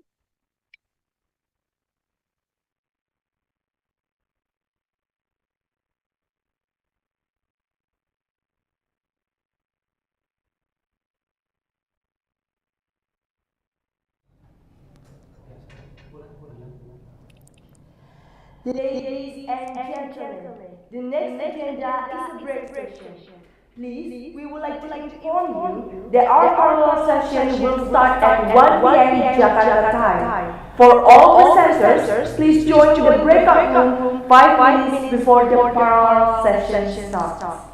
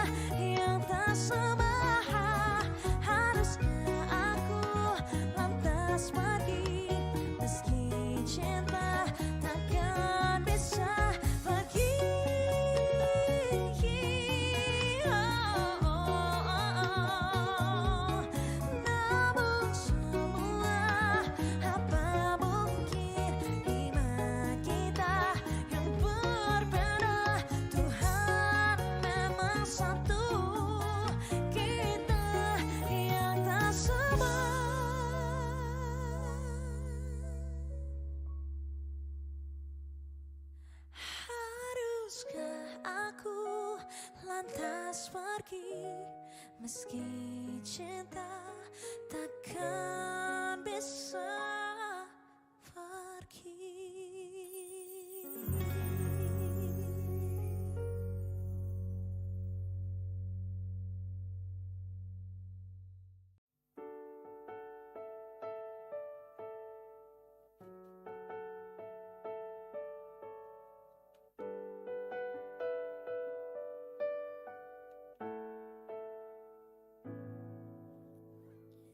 Tetes air mata basahi pipimu di saat kita kan berpisah. Terucapkan janji padamu kasihku, takkan ku lupakan dirimu. Begitu beratnya kau lepas diriku. Sebut namaku jika kau rindukan aku. Aku akan datang.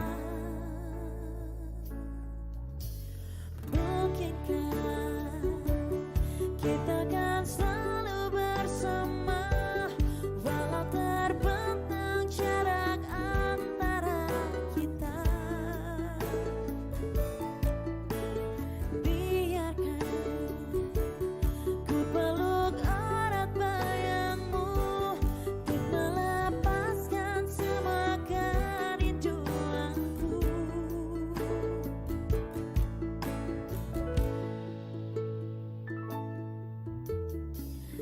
Lambaian tanganmu iringi langkahku. Ya, saya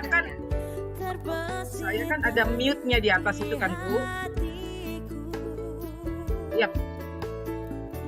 Akankah dirimu kan tetap milikku saat kembali di Unmute itu diklik lalu muncul begitu beratnya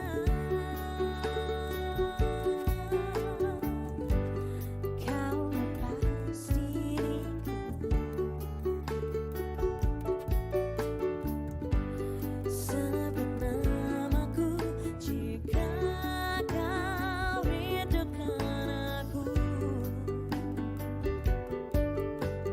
Aku akan datang.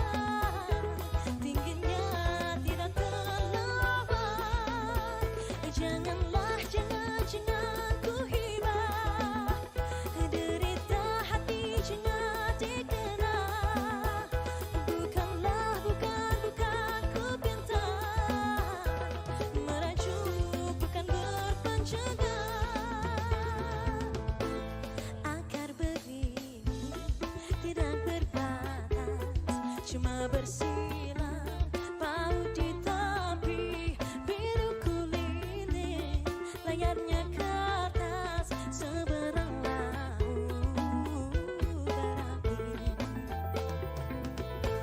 Gurintang lagu bergema tapi tiung bernyanyi, pohonan jati bertanam tebu di pinggir bibir rebung berduri di hati. Lama memutih pewarna menerpa, langit membiru, awan bertani, bukan dirintih pada siapa, menunggu sinarkan kembali. Hendaklah hendak ku rasa, puncaknya gunung hendak ditawar. Tidaklah tidak ku daya, tingginya tidak terlampau.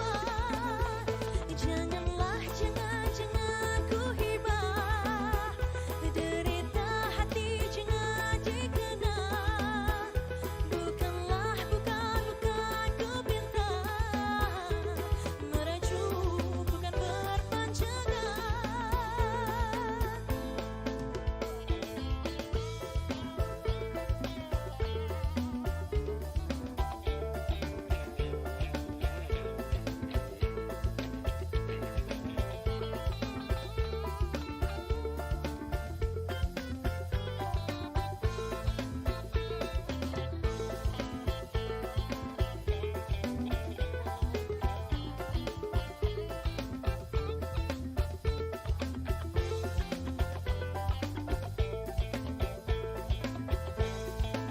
Lama memutih pewarna menerpa, langit membiru, awan bertani, bukan dirintih pada siapa, menunggu sinarkan kembali.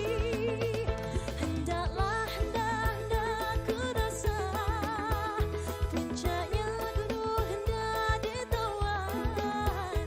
Tidaklah tidak ku daya, tingginya tidak terlawar. Janganlah jangan ku hibah, derita hati jangan dikena. Bukanlah bukan ku pinta, merajuk bukan berpanjangan.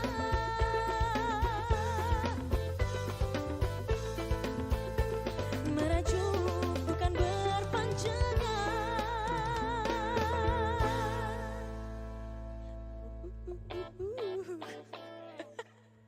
Kayak sprint ya.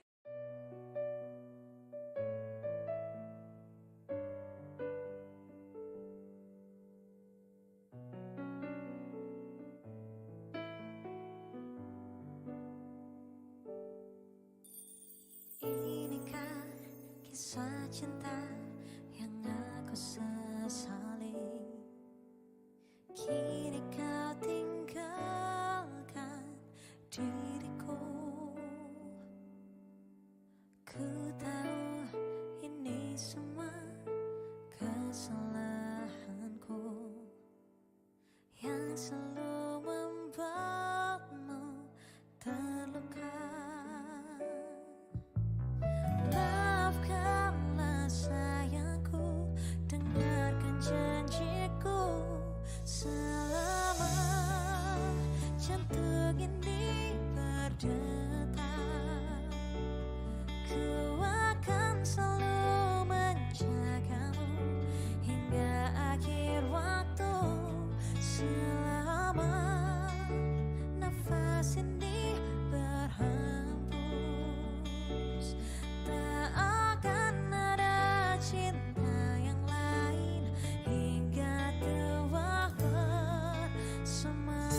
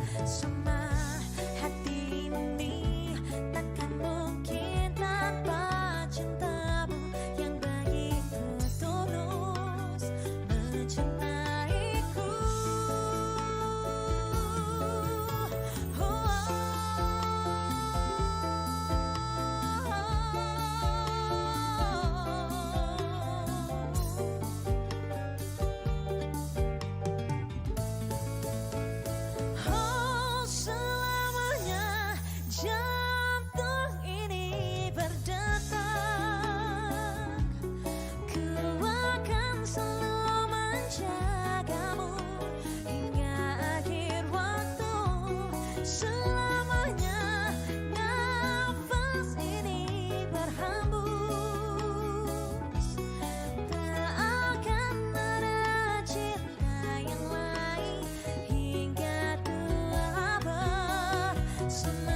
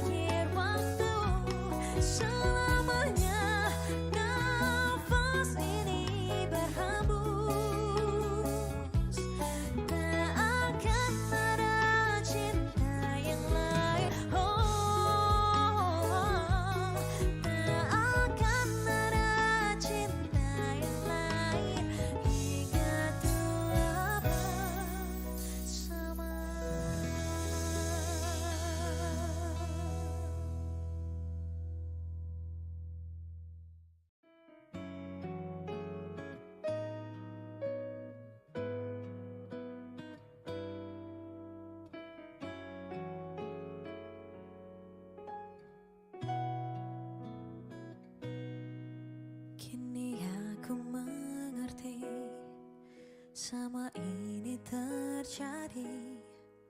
Tak dipungkiri hanya kamu yang ku miliki. Bumi di kala sunyi, kamu takkan sendiri.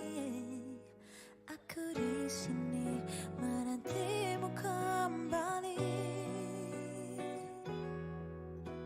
Andai saja ku bisa genggam tanganmu, takkan ada kata rindu di dalam hatiku. Tahukah dirimu betapa diriku merindukan hadirmu. Ada di sini, percayalah kasih. Jarak dan waktu tak mampu menghapus janji setia menjaga hati.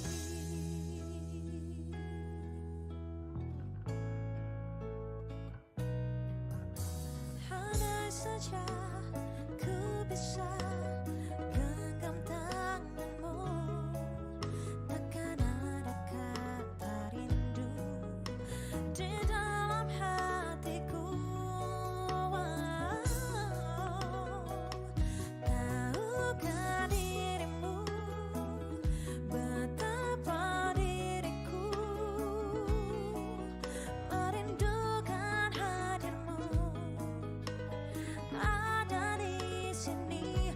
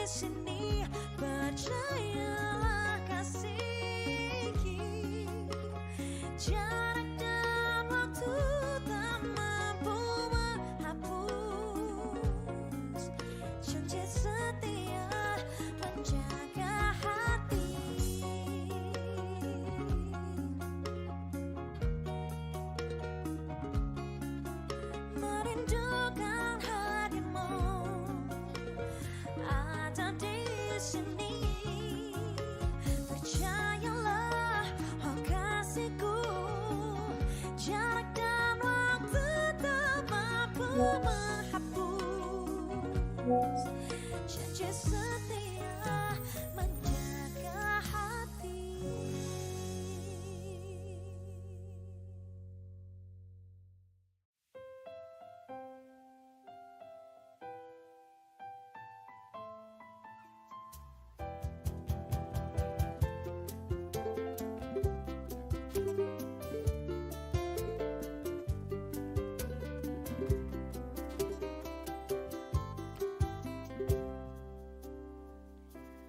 Malam minggu ketemuan neng pantai Bandengan, karo tuku es teh plastikan,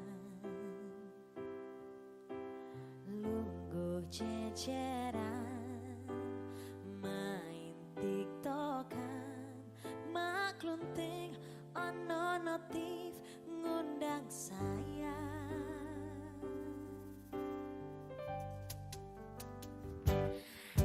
Aku butuh penjelasan, malah batu omongan. Ranggagas malah kau tinggalkan.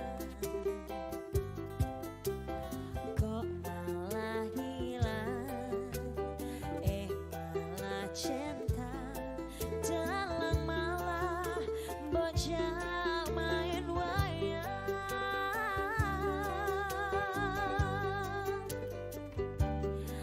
Arep mau blog Instagramku, Facebookku, karo WhatsAppku. Aku ora butuh sayang, aku seduwe cadangan. Pasang profil karo yanmu, gawe story nyindir aku. Nananin neng buriku, balat seminggu pokmu entuk putu.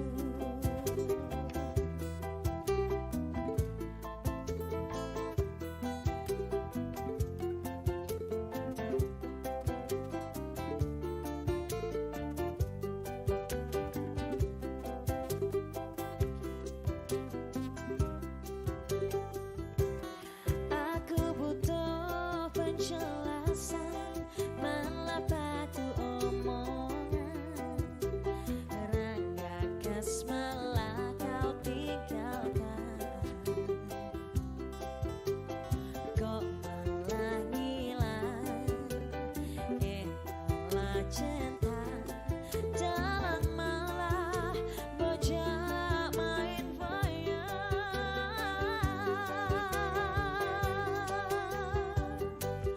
arep mbok blog Instagramku, Facebookku, karo WhatsAppku. Aku ora butuh sayang, aku sing duwe cadangan. Pasang profil karo yanmu,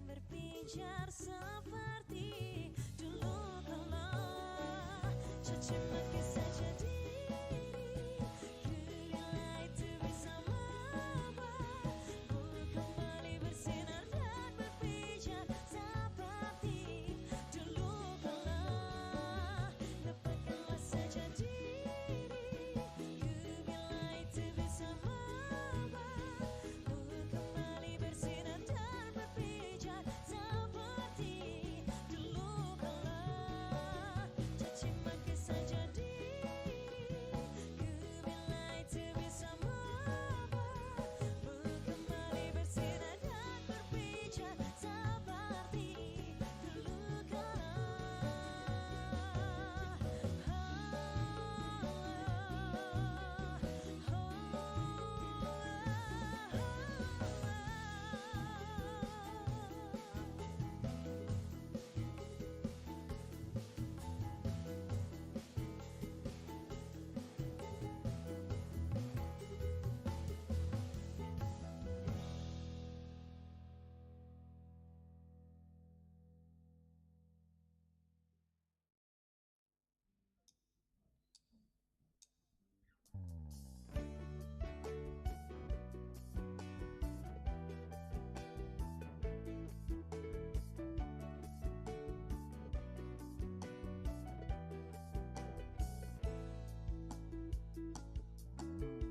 aku sayang padamu, aku cinta padamu, semua akan kulakukan demi kebahagiaanmu. Tak pernah ku lelukan, walau rintangan menghadap, panas hujan begini, makanan sehari-hari, ku rela pagi pulang pagi, hanya untuk mengais rezeki. Doakan saja aku pergi, semoga pulang dompetku terisi.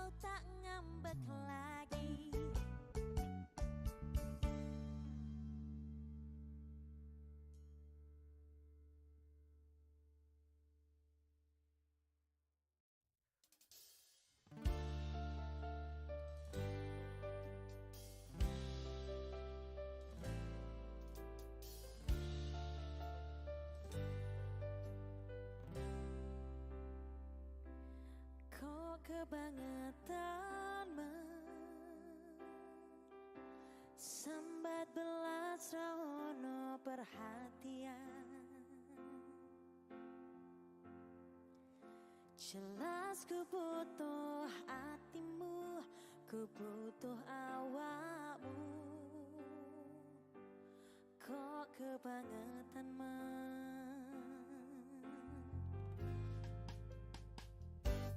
loro ati iki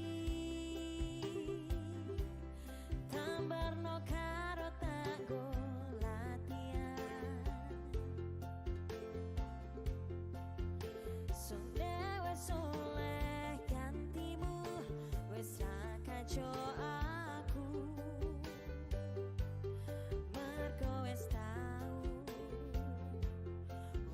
tau jeru. Biyen aku cek betah, suwe-suwe wegah nuruti kekarepanmu sansaya bubrah. Biyen wes tak wanti-wanti ojo ngasih lali, tapi kenyataannya pergi. Kartoyono ning ngawi medhot janjimu, ambro jaga ku nuruti angan-anganmu. Sakabehane wes tak turuti, tapi balah blencani. Budal malah tak tutuhi dalane. Batu kono belok kiri lurus wae. Rasanya sepionmu sing marai ati tambah bebani.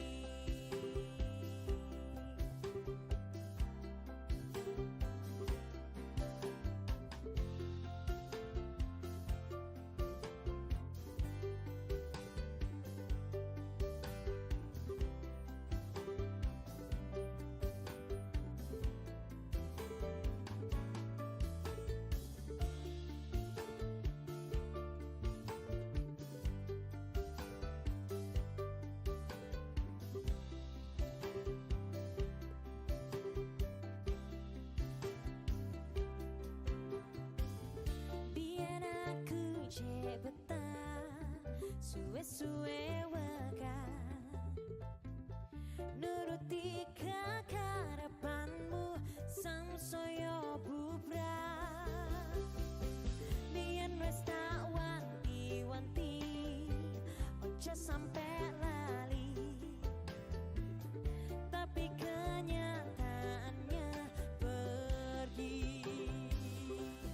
Kartoyono ning ngawi medhot janjimu, ambro jaga ku nuruti angan-anganmu. Sakabehane wes tak turuti, tapi balah blencani. Budal malah tak tutuhi dalane. Metu kono belok kiri lurus wae. Rasanya wong sepionmu sing marai ati tambah bebani.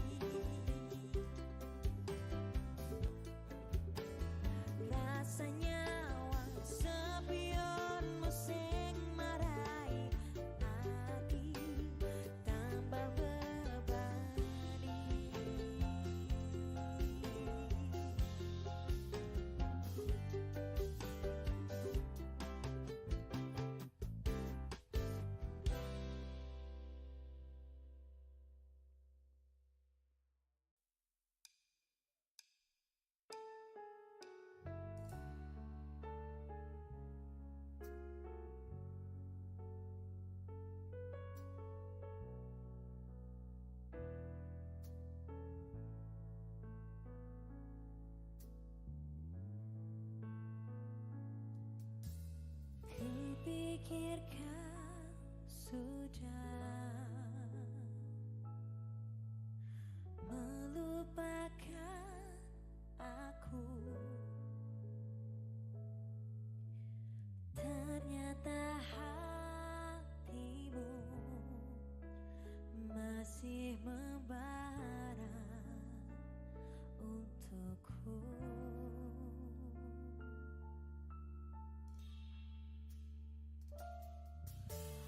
Waktu kan berlalu,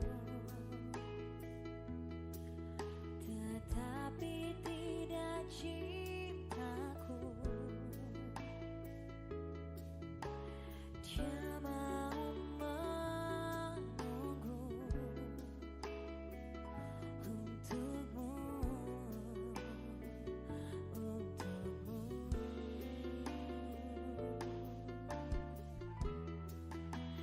Aku milikmu malam ini, kan memelukmu sampai pagi.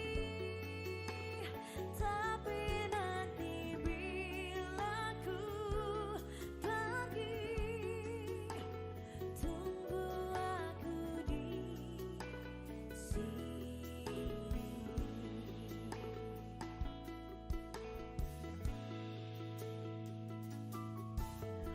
Waktu kan berlalu, tetapi tidak cintaku. Dia mau menunggu untukmu, untukmu.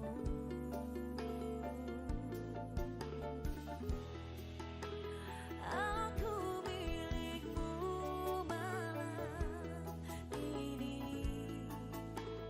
kau memelukmu sampai pagi. Tapi nanti bila ku pergi, tunggu aku di sini.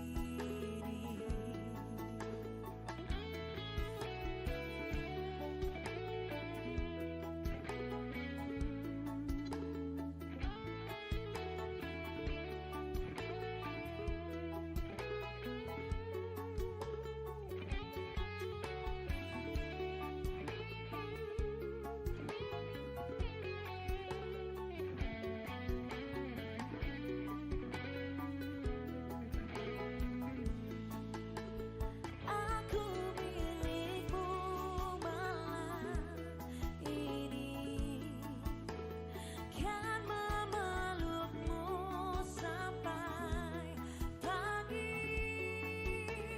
Tapi nanti bila ku pergi, tunggu aku di sini.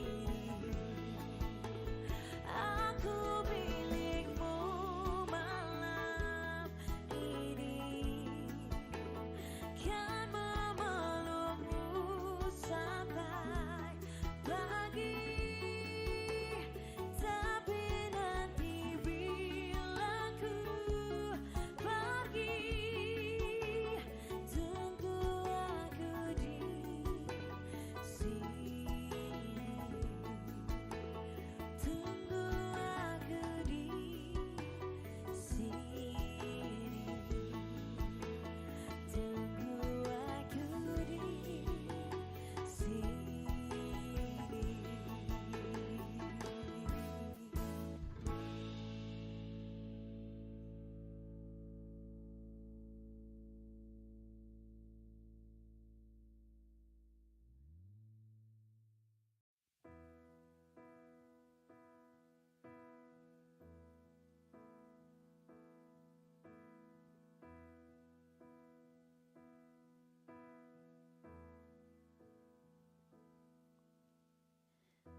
Tak pernah ku sangka ini terjadi. kisah cinta yang suci ini kau tinggalkan begitu saja. Sekian lamanya kita berdua, tak kusangka begitu cepat berlalu. Untuk mencari kesombongan diri, lupa segala yang pernah kau ucapkan. Kau tinggalkan aku, pergilah kasih, kejarlah keinginanmu. Selagi masih ada waktu, jangan hiraukan diriku. Aku rela berpisah demi untuk dirimu. Semoga tercapai segala keinginanmu.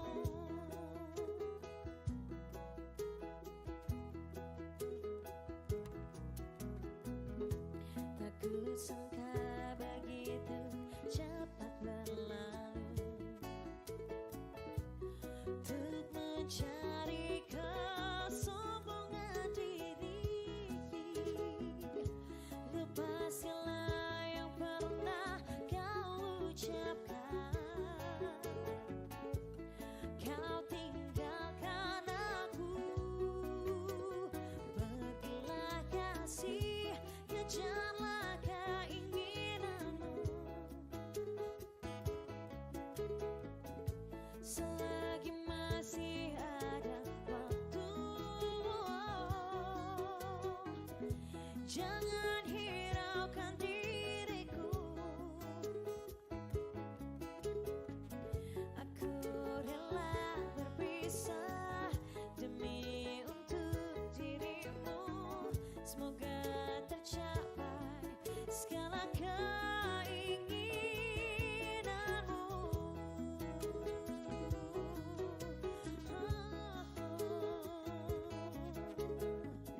Selagi masih ada waktu,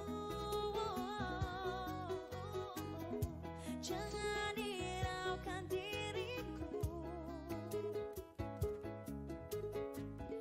Aku rela berpisah demi untuk dirimu.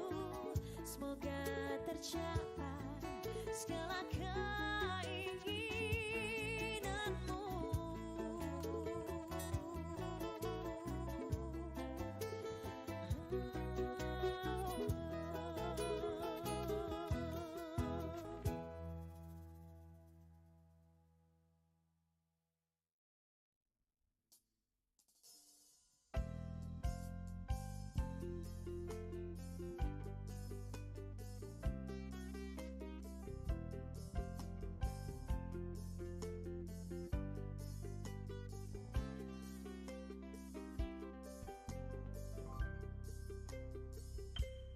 Kapan lagi kita berbincang dan berterus terang?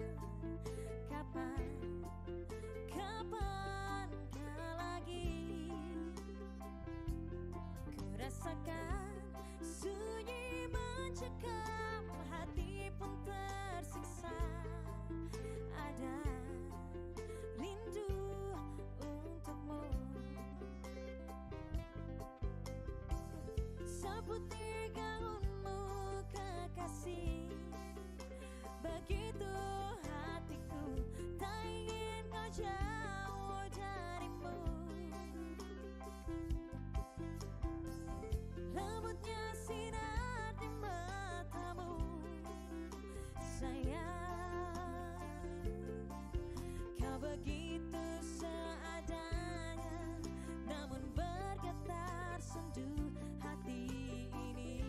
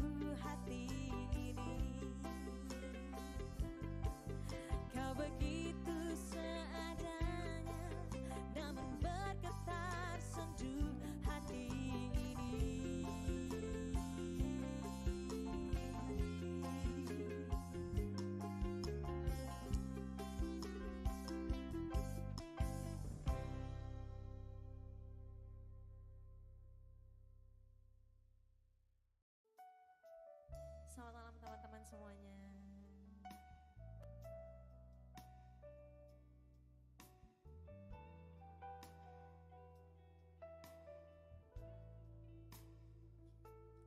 Waktu pertama kali kulihat dirimu hadir, rasa hati ini inginkan dirimu. Hati tenang mendengar suara indah menyapa, geloranya hati ini tak kusangka. Rasa ini tak tertahan, hati ini selalu untukmu.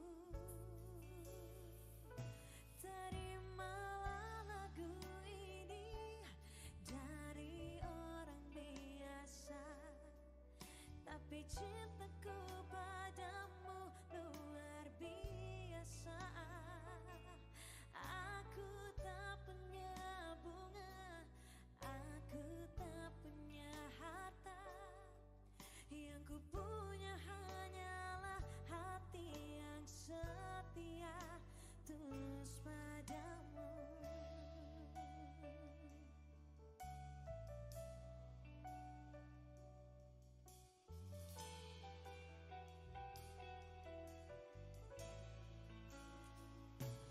Hari-hari berganti, kini cinta pun hadir. Melihatmu, memandangmu bagai bidadari. Lentik indah matamu, manis senyum bibirmu, hitam panjang rambutmu, anggun terikat. Rasa ini tak tertahan, hati ini selalu untukmu. Terimalah lagu ini dari orang biasa. Well put, Candidate. not increase, but decrease. Yes, decrease. It's very dangerous for our country. And Yeah. then I think there's no Question. I think thanks to Mrs. Nani for the presentation Thank you, session. Mr. Danu and the audience. Okay. Assalamualaikum warahmatullahi Waalaikumsalam wabarakatuh. warahmatullahi wabarakatuh. Okay. Now we can move. I will recall once more from IAIN Sunan Kudus and UNES Semarang, Yusuf Falak Wasino Maman Nugroho Wisnu. Terimalah lagu ini dari orang biasa. Terimalah lagu ini dari orang biasa, tapi cintaku padamu luar biasa. Aku tak punya bunga, aku tak punya harta, yang ku punya hanyalah hati yang setia. Yang ku punya hanyalah hati yang setia, tulus padamu.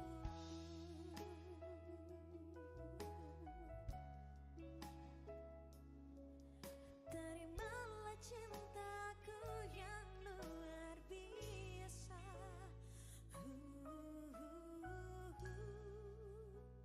Tulus padamu.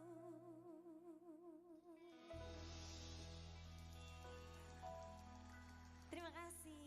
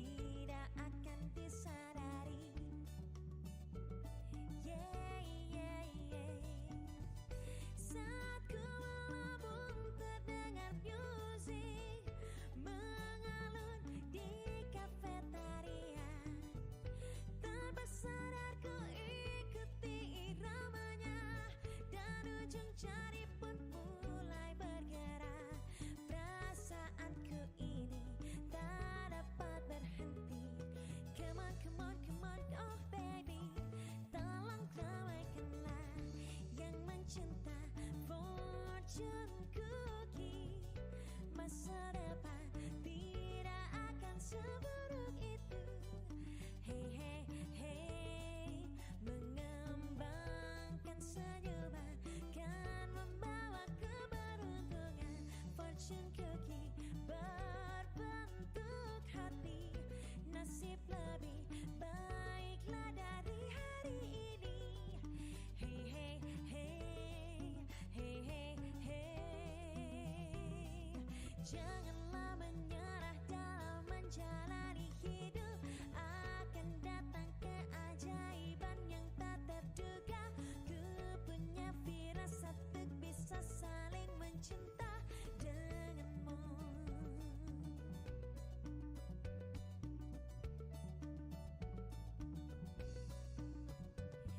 Ingin ungkapkan perasaan padamu, tetapi aku tak percaya diri karena reaksimu terbayang di benakku. Yeah, yeah, yeah. Meski cowok bilang gadis ideal yang punya kepribadian baik, penampilan itu membutuhkan selalu hanya gadis cantik saja yang akan dipilih menjadi nomor satu. Please, please, please, oh baby, lihatlah diriku yang mencinta fortune cookie. Cangkang itu ayo cepat pecahkan saja. Hey hey hey, apa yang akan terjadi? Siapapun tak akan tahu air mata fortune cookie. Aku mohon jangan menjadi hal yang buruk. Hey hey hey, hey hey hey, dunia ini kan dipenuhi oleh cinta. Esok hari akan berhembus angin yang baru yang membuat kita terlupa akan hal yang menyedihkan.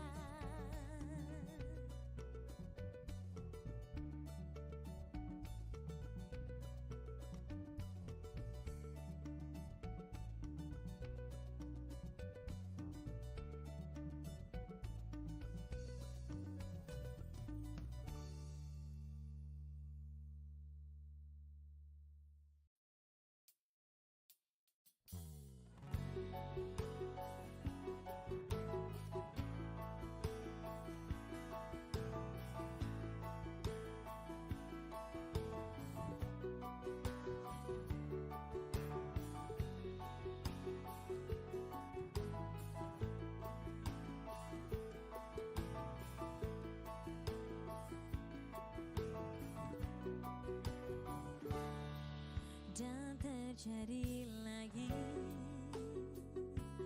kisah lama yang terulang kembali. Kau terluka lagi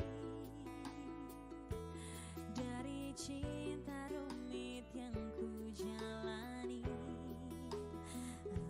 Aku ingin kau merasa kamu mengerti, aku mengerti.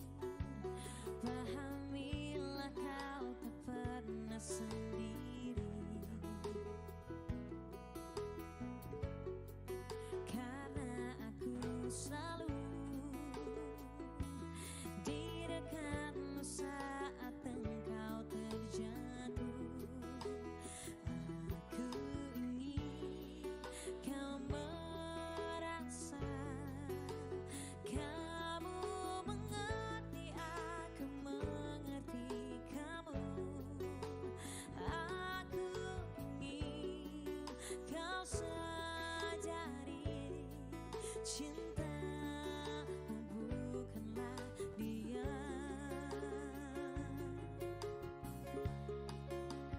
Dengarlah aku,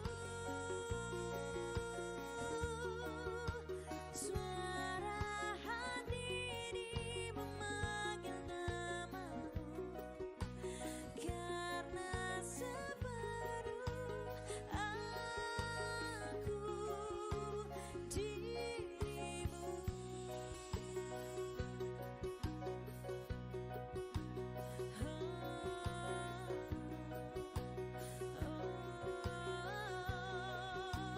Dengarlah aku, suara hati ini memanggil namamu, karena separuh aku menyentuh ladamu. Semua lukamu telah mencari diriku, karena separuh aku dirimu.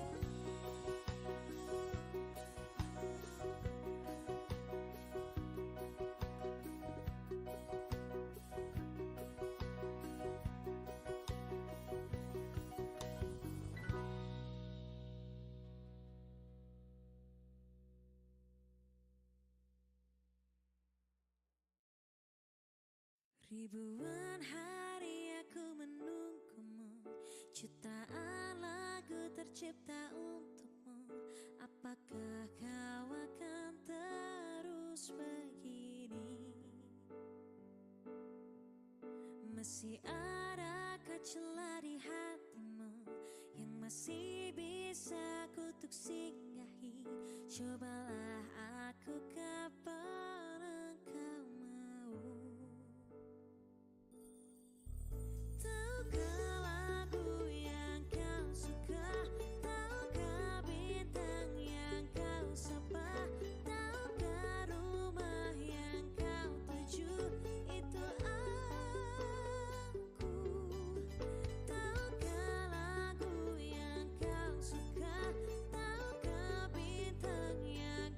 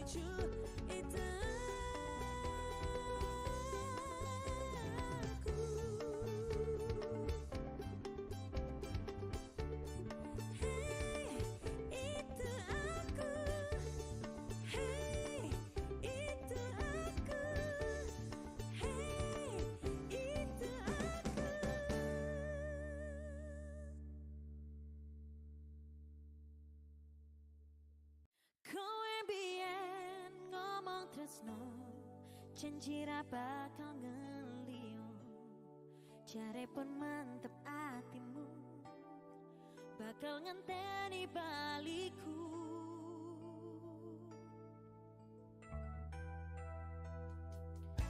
sisih wetan Kartonyono aku pamit bablas lunga pandongamu sing tak jalo aku bakal mantu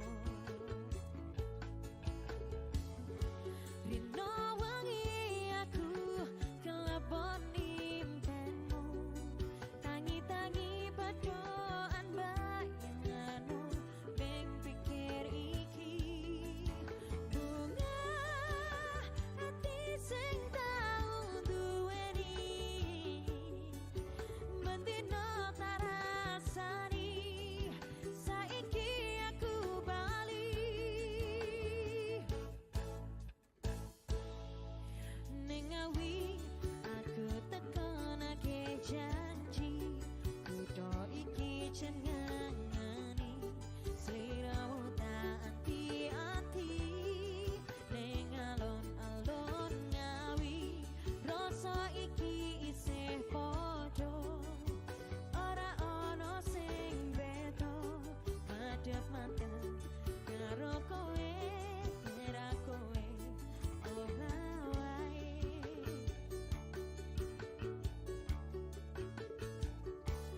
sisih wetan Kartonyono aku pamit bablas lunga kandongamu sing tak jalo aku bakal mantu rino wangi aku kelebon impenmu tangi-tangi padoan bayanganmu ning pikir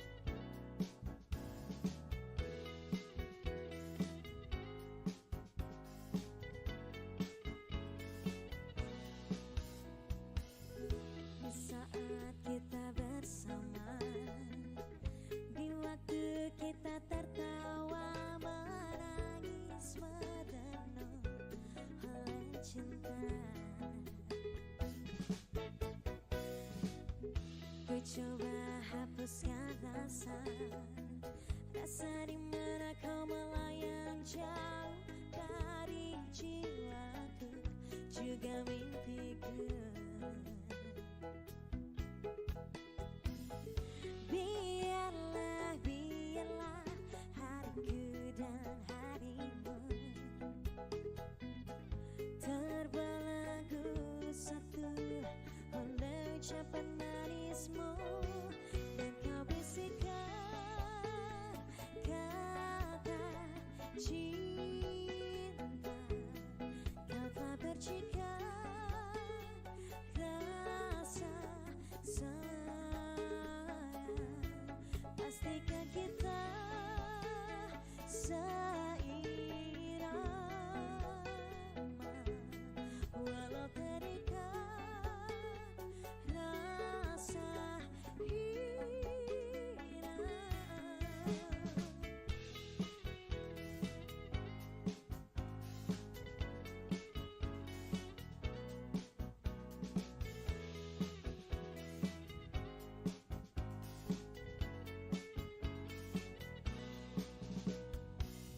sekilas kau tampak layu.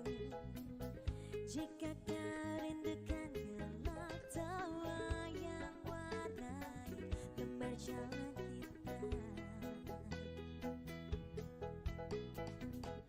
ragu dan teguklah mimpiku dan mimpimu terbelenggu satu oleh ucapan janjimu.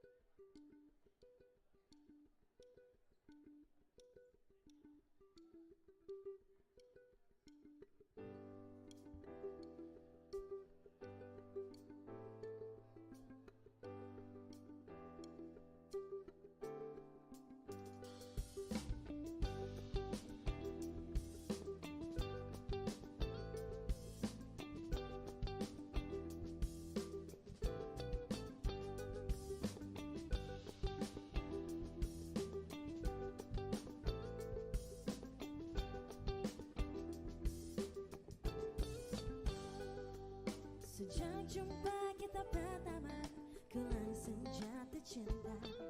Walau ku tahu kau ada pemiliknya, tapi ku tak dapat membohongi hati nurani. Ku tak dapat menghindari gejolak cinta ini. Maka izinkanlah aku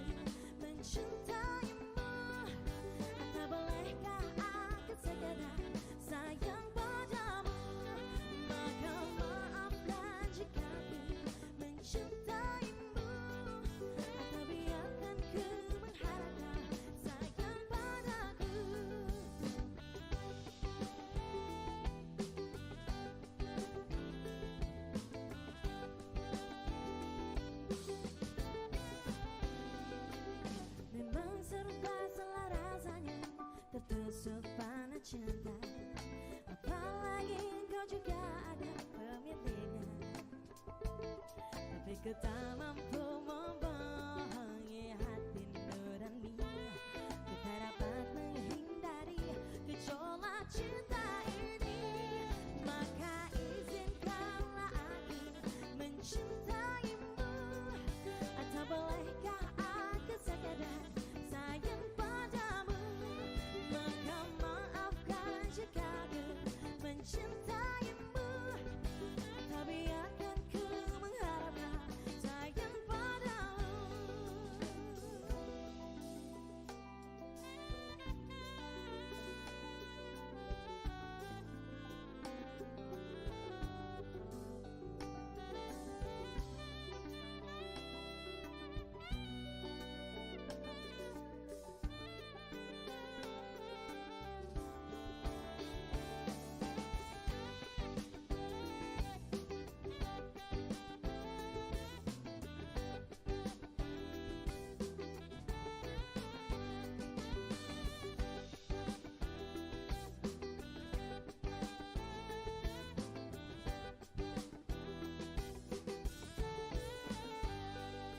Tapi ku tak dapat membohongi hati nurani, ku tak dapat menghindari gejolak cinta ini.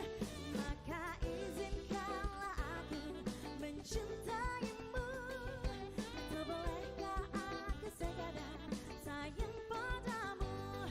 Maka maafkan jika aku mencintaimu, atau biarkan ku mengharapkan sayang padaku.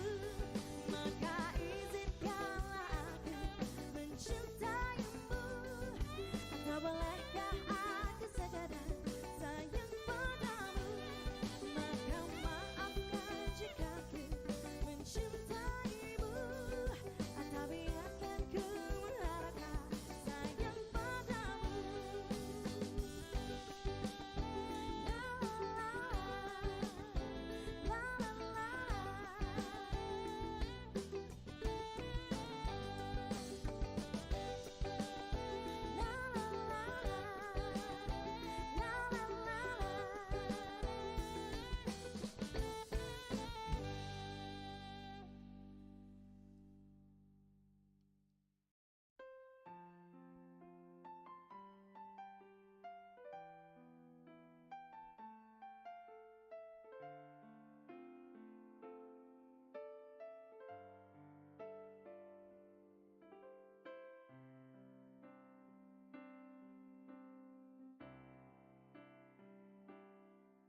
Mungkin sudah saatnya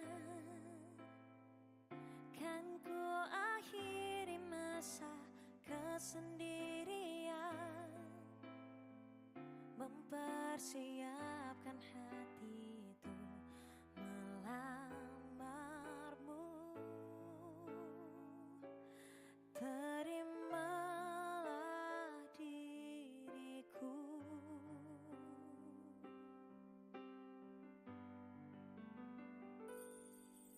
mungkin saat ini ku akan melepas masalah jangku, kan ku bersunting dirimu. Jadilah pasanganku dan hidup menua bersamaku.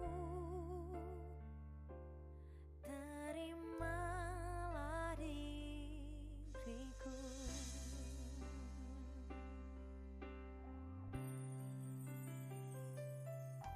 Mungkin sudah saatnya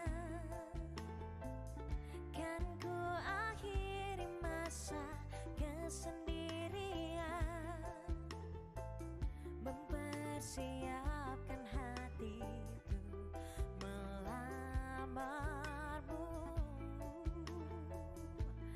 Terimalah cintaku.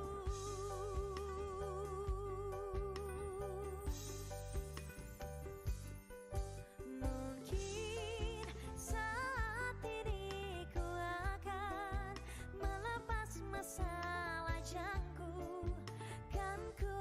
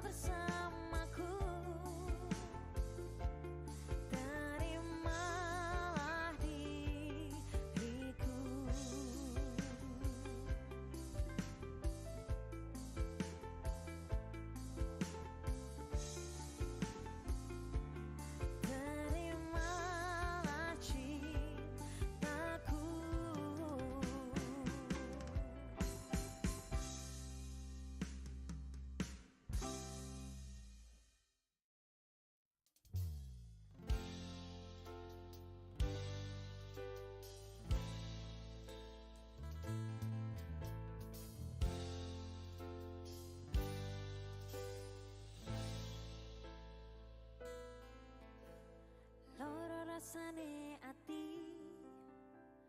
nganti ra bisa lali tresno tulus sangka ati dilarani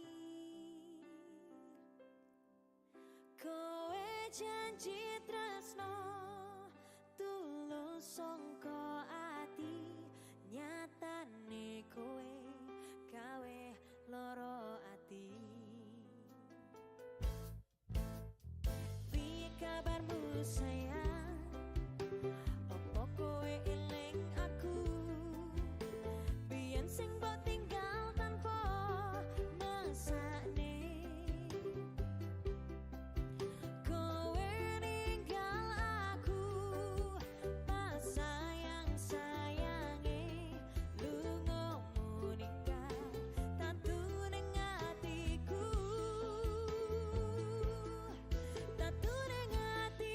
lara rasane nganti koyo diiris-iris sasane mergo nalika aku sayang-sayange kowe mutus tresno cukup samene keronto-ronto ati rasane koyo ra bisa tak ibaratake amung mergo masalah sing sepele kowe duwe tresno liyane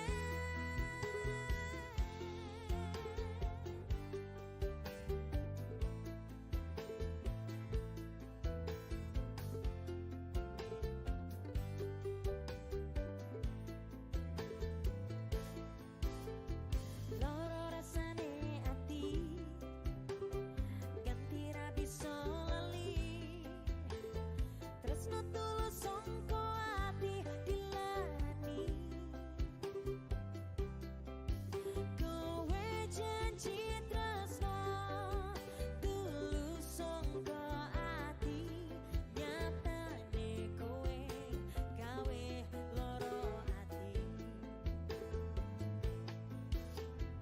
piye kabarmu sayang opo kowe eling aku biyen sing mbok tinggal tanpa mesakne kowe ninggal aku pas sayang-sayange lungamu ninggal tatu ning atiku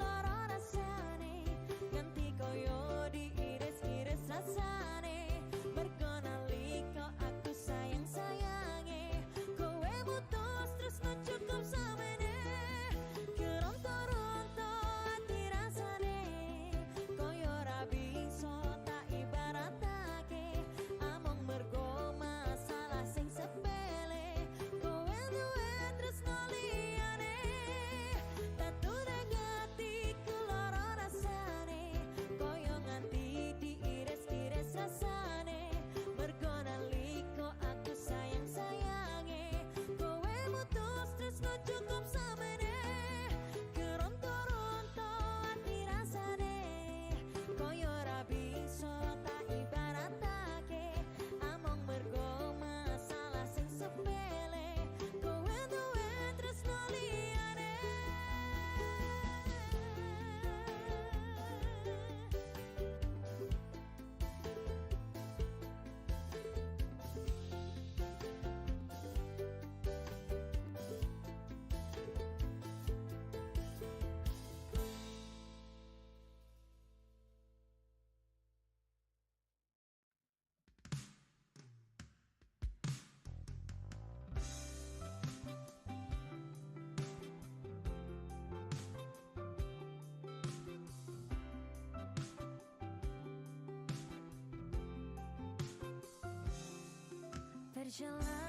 perjalanan membawamu bertemu denganku ku bertemu kamu sepertimu yang ku cari konon aku juga seperti yang kau cari. Kukira kita sedang garam dan kita bertemu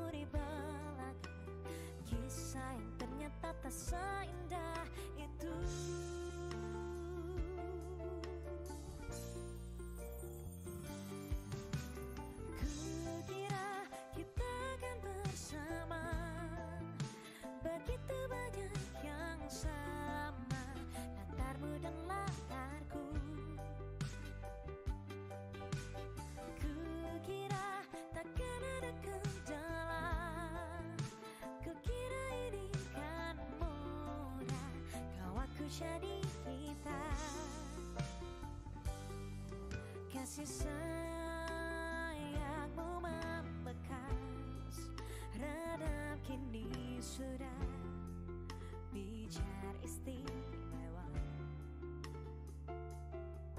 Entah apa maksudnya tentang ujung cerita kita tak bersama. Semoga rindu ini menghilang. Konon katanya waktu sembuhkan, akan adakan lagi yang sepertimu.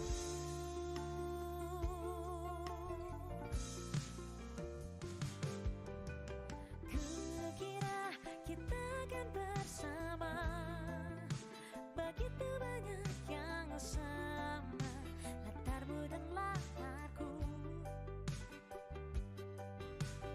Kukira takkan ada kendala, kukira ini kan mudah, kau aku jadi kita. Kau melanjutkan perjalananmu, kau melanjutkan perjalananku.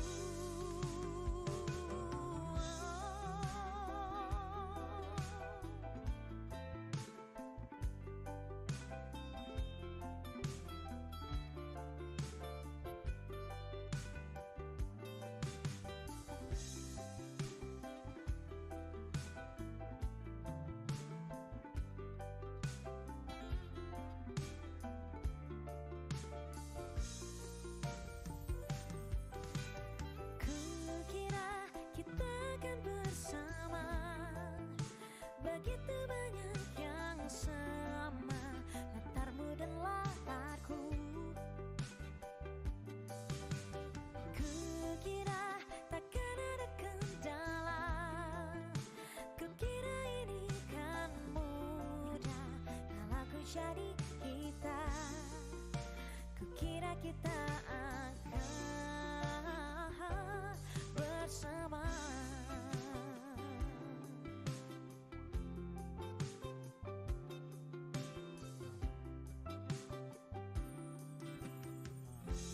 Hati-hati di jalan.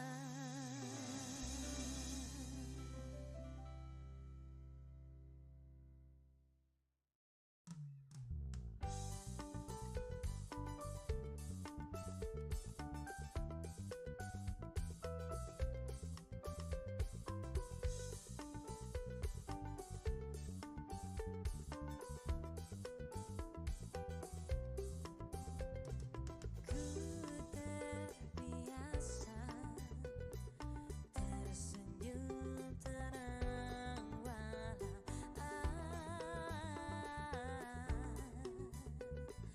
hatiku menangis. Kalau cerita tertulis dengan pasti selamanya dalam pikiranku.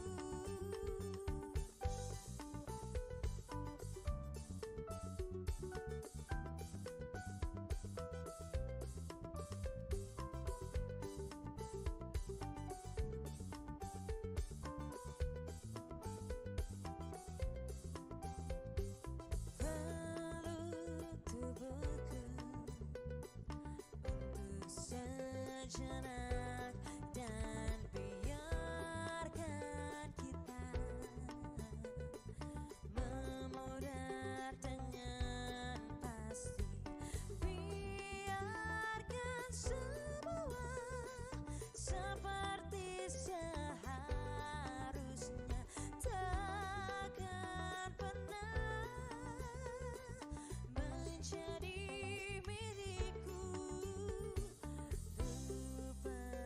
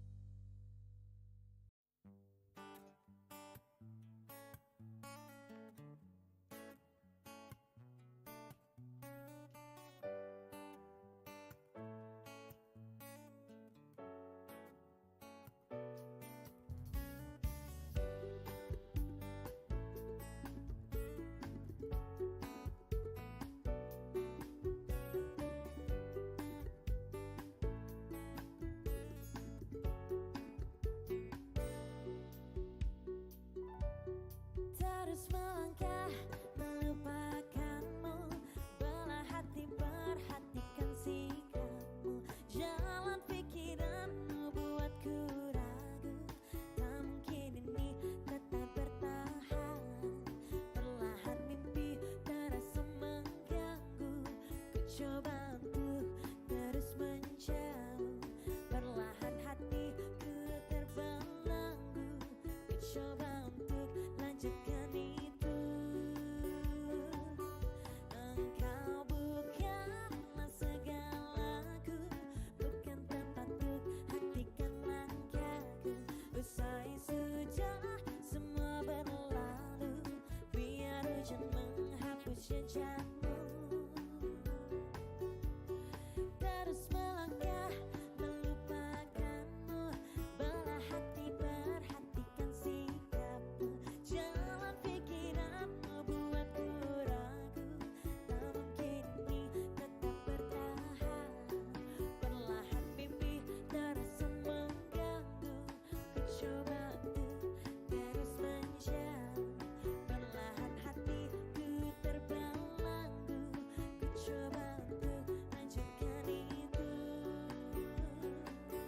Engkau bukanlah segalaku, bukan tempat untuk hentikan langkahku. Usai sudah semua berlalu, biar hujan menghapus jejakmu. Lepaskan segalanya, lepaskan segalanya.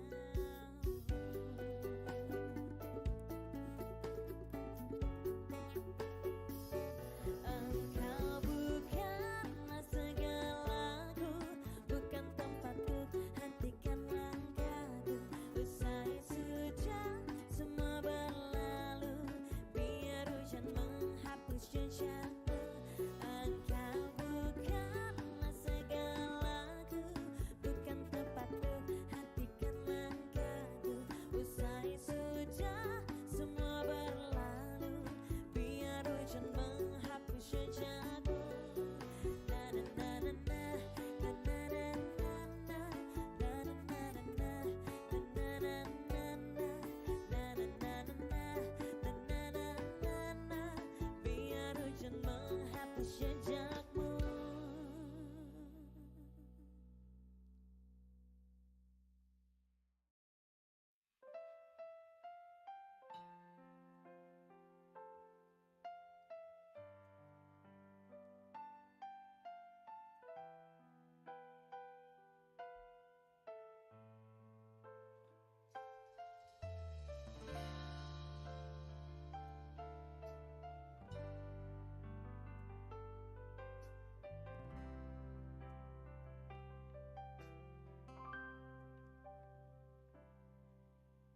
Ini salahku, terlalu memikirkan egoku, tak mampu buatmu bersanding nyaman denganku, hingga kau pergi tinggalkan aku.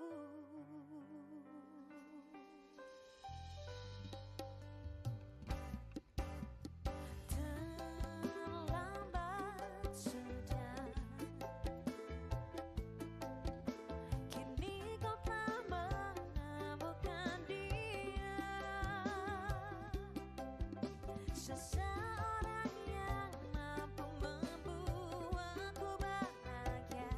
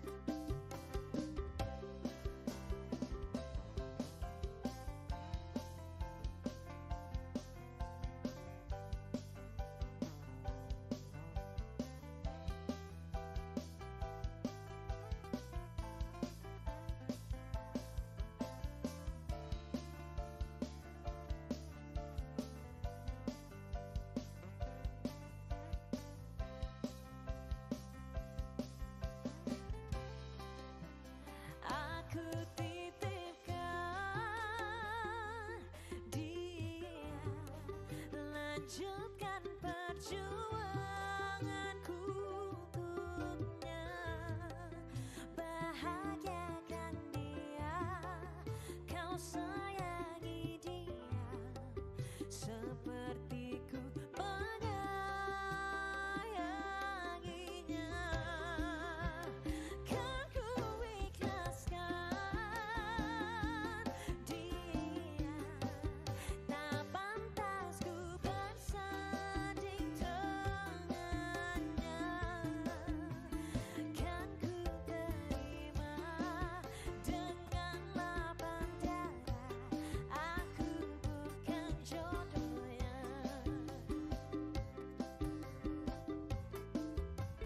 Kan ku terima dengan lapang dada, aku bukan jodohnya.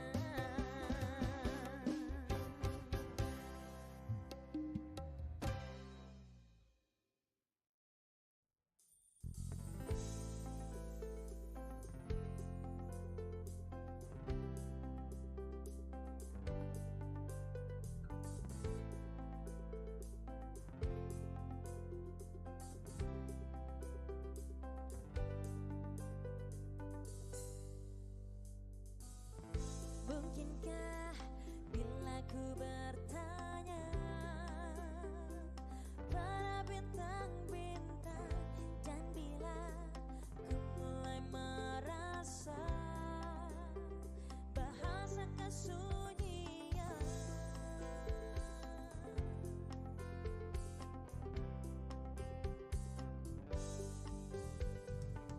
sadarkah aku yang berjalan dalam kehampaan, terdiam, terpana, terbata, semua dalam keraguan.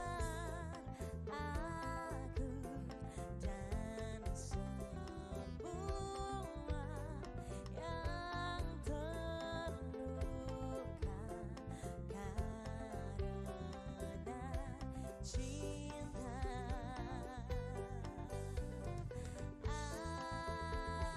Aku kan menghilang dalam pekat malam, lepas ku melayang. Biarlah ku bertanya pada bintang-bintang tentang arti kita dalam mimpi yang sempurna.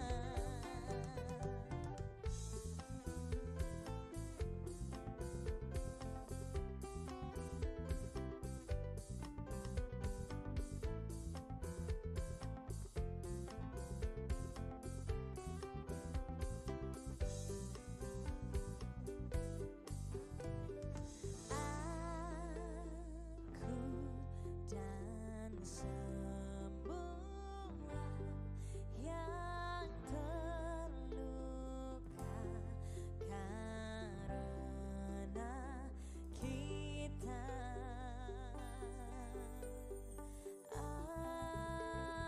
Aku kan menghilang dalam pekat malam, lepas ku melayang.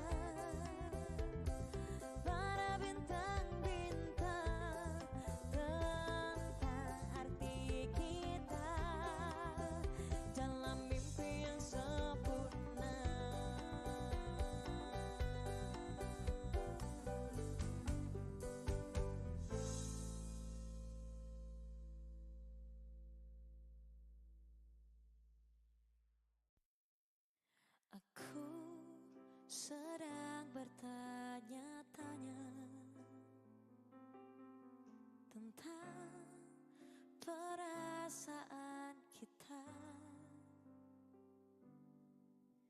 Benarkah kita saling mencinta,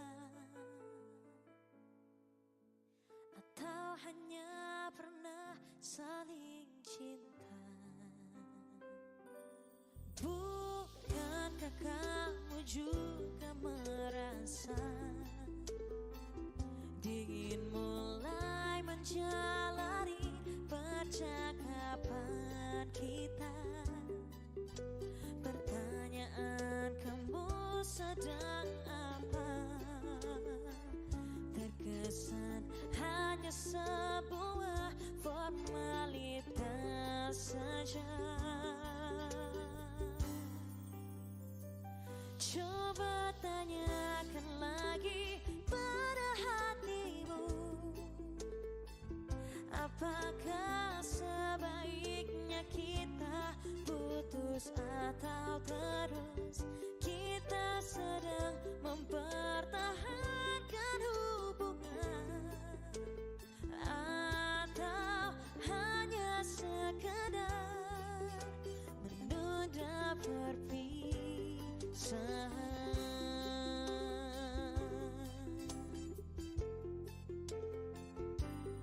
Bukannya kamu juga merasa dingin mulai menjalari percakapan kita? Pertanyaan kamu sedang apa terkesan hanya sebuah formalitas saja. Coba tanyakan lagi pada hatimu, apakah sebaiknya kita putus atau terus kita sedang mempertahankan hubungan, atau hanya sekadar menunda perpisahan.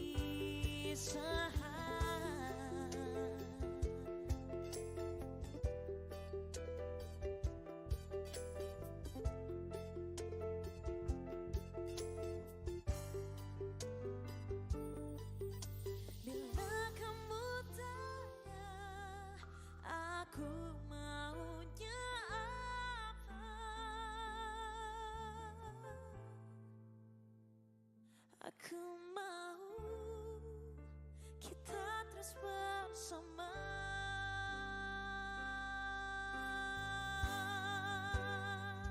Coba tanyakan lagi pada hatimu, apakah sebaiknya kita putus atau terus kita sedang mempertahankan hubungan, atau hanya sekadar hanya sekadar menunda perpisahan.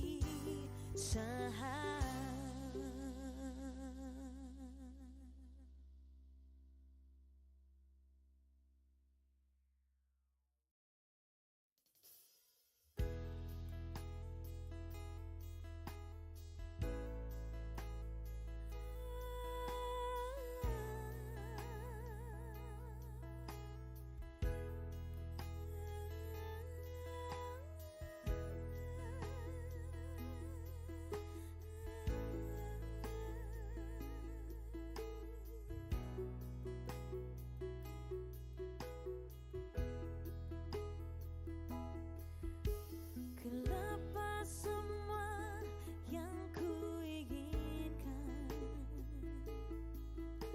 tak akan ku ulangi.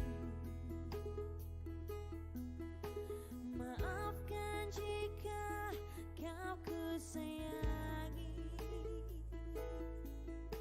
dan bila ku menanti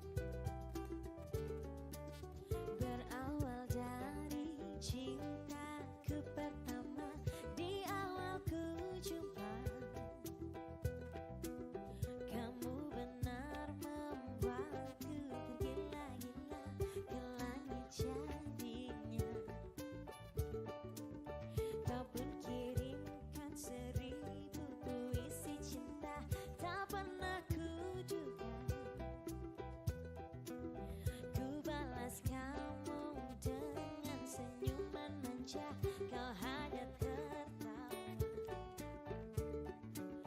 Malu-malu tapi mau kulihat sayang tampak jelas di matamu. Lama-lama kau mendekat, Nanti suaranya. Loh, itu loh, balik oh itu lah.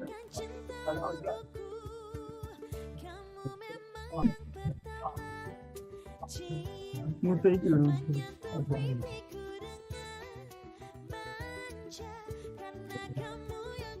Semuanya kok itu ngomong.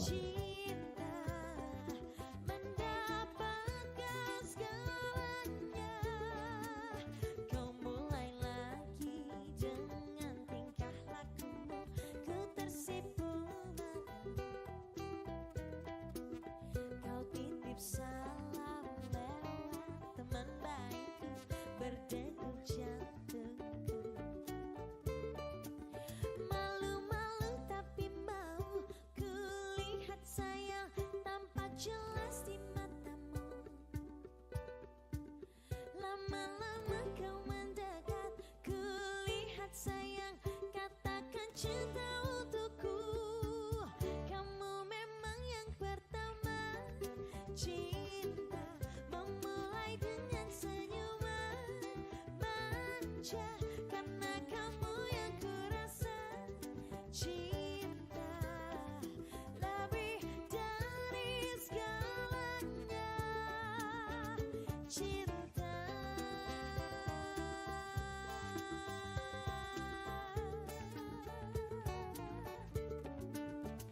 cinta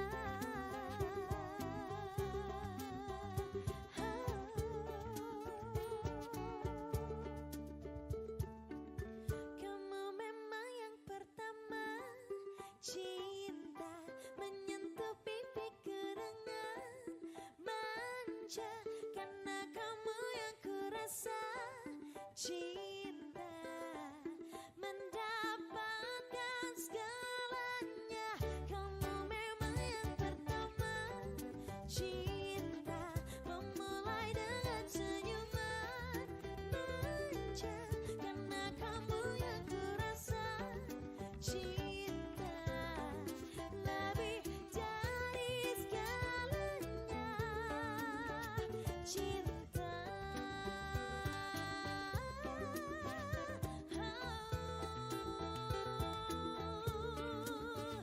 cinta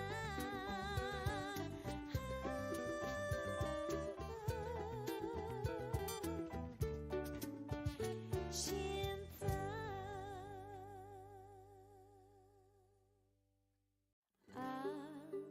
Aku masih ada di sini, masih dengan perasaanku yang dahulu, tak berubah dan tak pernah berbeda.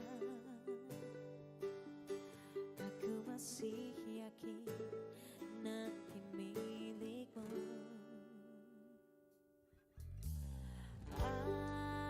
Aku masih di tempat ini, masih dengan setia menunggu kabarmu,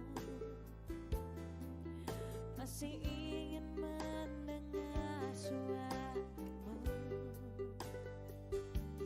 Cinta membuatku kuat begini. Aku merindu, ku yakin kau tahu, tanpa batas waktu. Ku terpaku, aku meminta, walau tanpa kata. Cinta berupaya, engkau jauh di mata, tapi dekat di doa. Aku merindukanmu.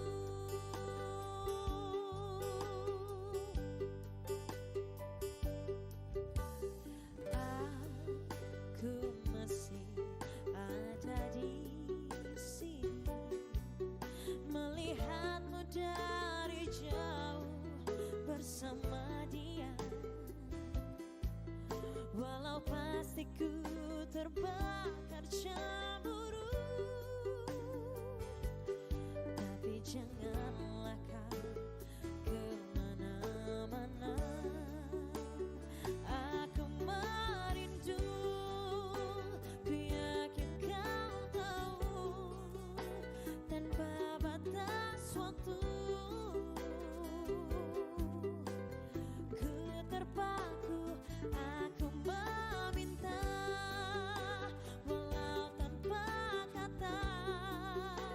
cinta berupaya.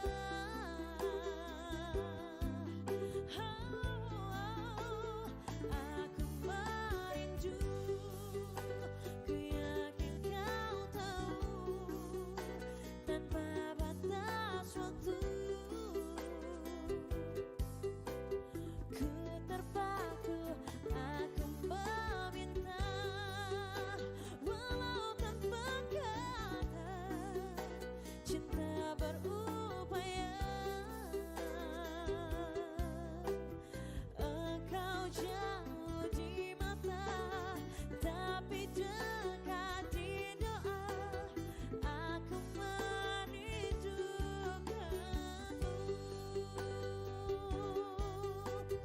aku merindukanmu,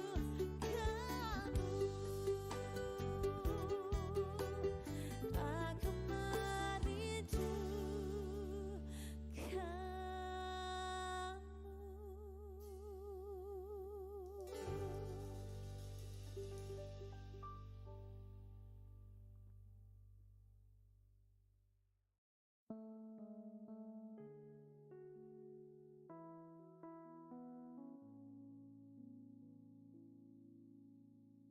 wajar dalam hubungan, cinta kadang memang naik turun. Hati yang punya peranan untuk lebih saling pengertian. Kalau kamu bosan, jangan menghilang. Kalau kamu bosan, kamu bisa bilang. Tapi kalau bosan, jangan kamu cari peluang. Ku di sini takut kamu hilang.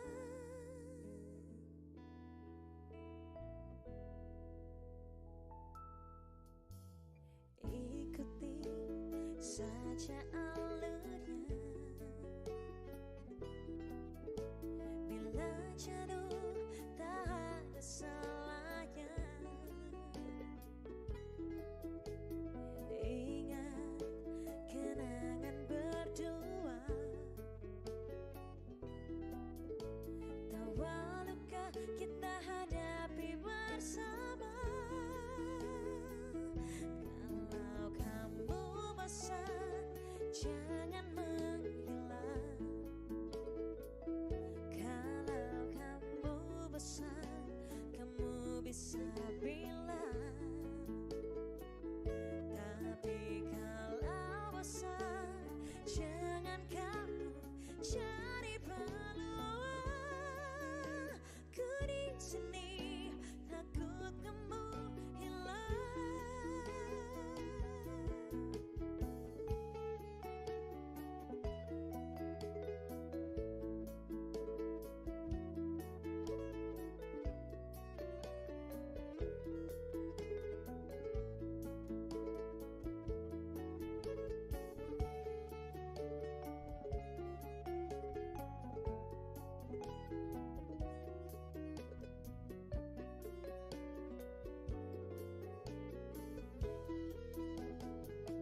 Kalau kamu bosan, jangan menghilang. Kalau kamu bosan, kamu bisa bilang. Tapi kalau bosan, jangan kamu cari peluang. Ku di sini takut kamu hilang.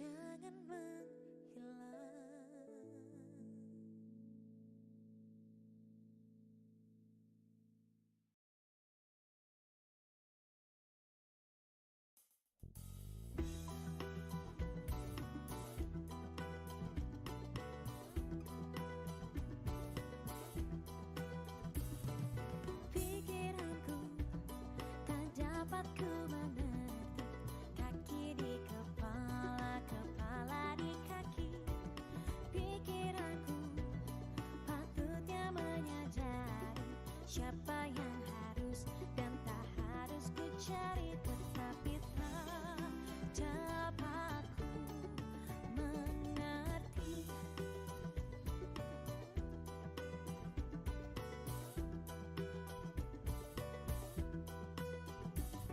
Sesuatu yang baru ku sadari, kau tinggalkanku tanpa sebab yang pasti. Sesuatu yang harusnya terjadi, kau sakitiku, kau yang harus ku benci, tetapi tak dapat ku mengerti, dapat ku mengerti.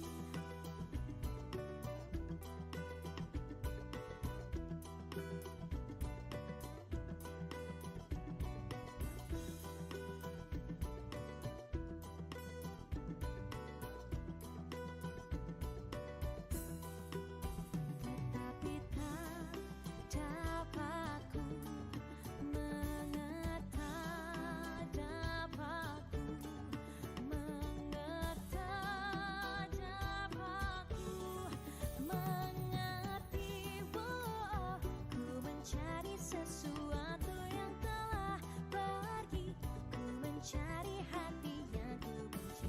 Oh, ku mencari sesuatu yang tak kembali, ku mencari hati yang ku benci.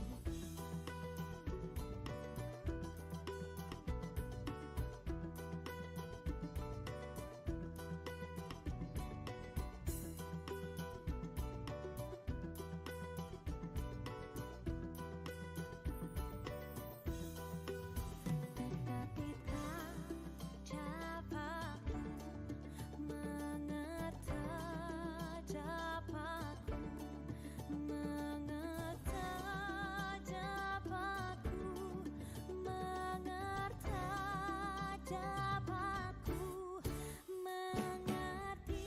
Oh, ku mencari sesuatu yang telah pergi, ku mencari hati yang ku benci. Oh, ku mencari sesuatu yang tak kembali, ku mencari hati yang ku benci. Oh, ku mencari tetap tak dapat ku temui, ku mencari hati yang ku benci. Oh, ku mencari tetap tak dapat ku temui, ku mencari hati yang ku benci.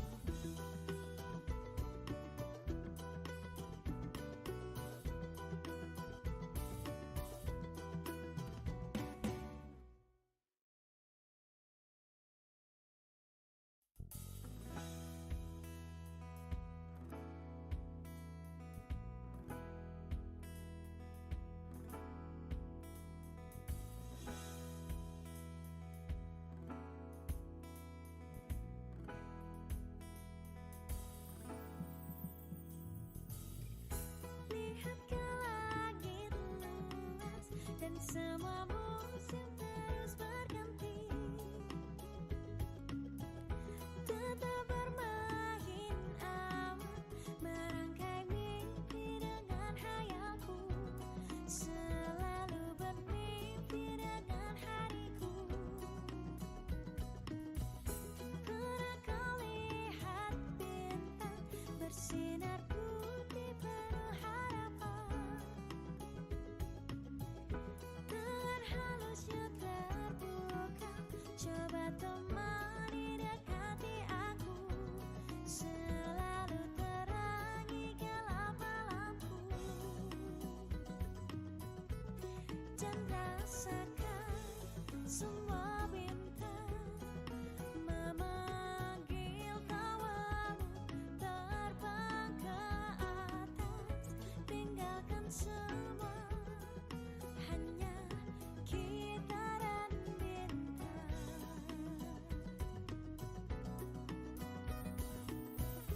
Lintasi langit luas bersama musim terus berganti, tetap bermain awan, merangkai mimpi dengan hayalku,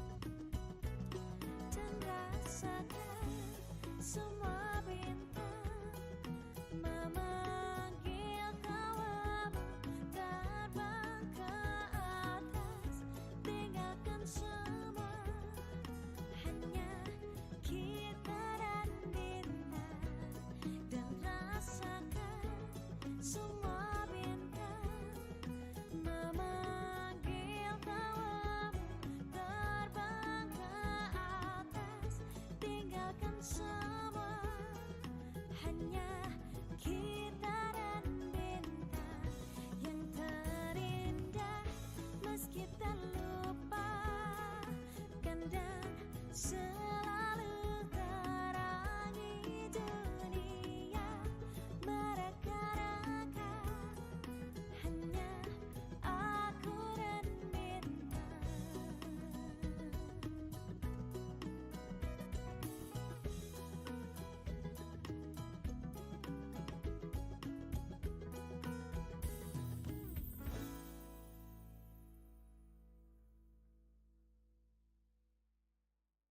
Tak iling-iling biyen tau ngomong opo, arep ngancani aku tekan pungkase umurku, nanging saikine kowe ninggal janjine, ibarat banyu mili wis tekan sekara.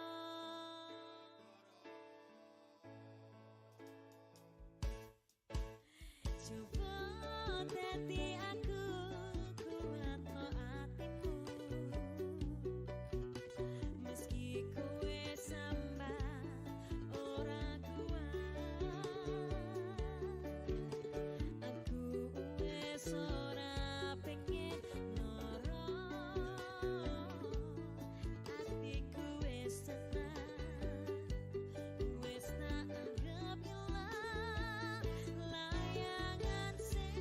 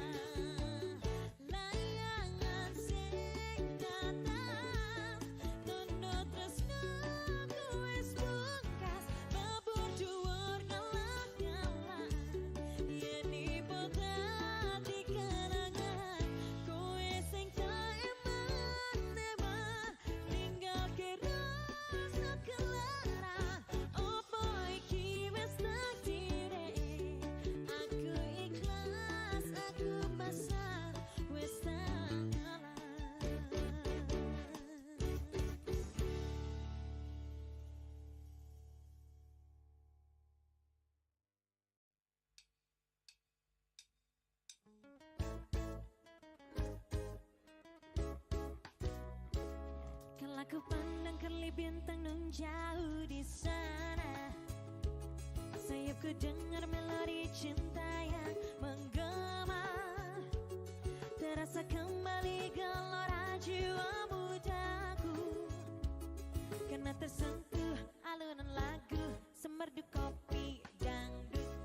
Api asmara yang dahulu pernah membara, semakin hangat bagai ciuman yang pertama. Detak jantungku seakan ikuti irama, karena terlena oleh pesona alunan kopi dangdut. Irama kopi dangdut yang ceria menyengat hati menjadi gairah, membuat aku lupa akan cintamu yang telah lalu. Api asmara yang dahulu pernah membara, semakin hangat bagai ciuman yang pertama. Detak jantungku seakan ikut irama, karena terlena oleh pesona alunan kopi dangdut.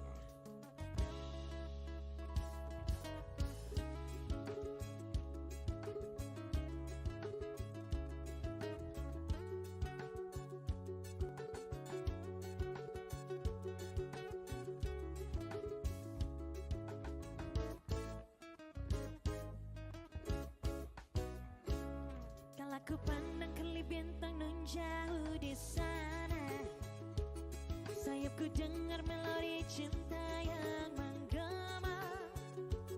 Terasa kembali gelora jiwa mudaku, karena tersentuh alunan lagu semerdu kopi dangdut. Api asmara yang dahulu pernah membara, semakin hangat bagai ciuman yang pertama. Detak jantungku seakan ikut irama, karena terlena oleh pesona alunan kopi dangdut. Irama kopi dangdut yang ceria menyengat hati menjadi gairah, membuat aku lupa akan cintaku yang telah lalu.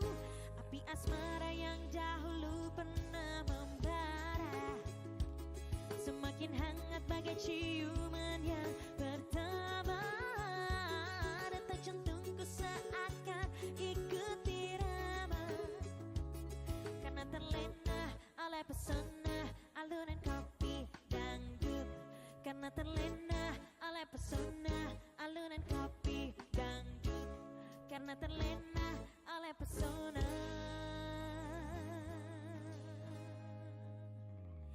alunan kopi dangdut.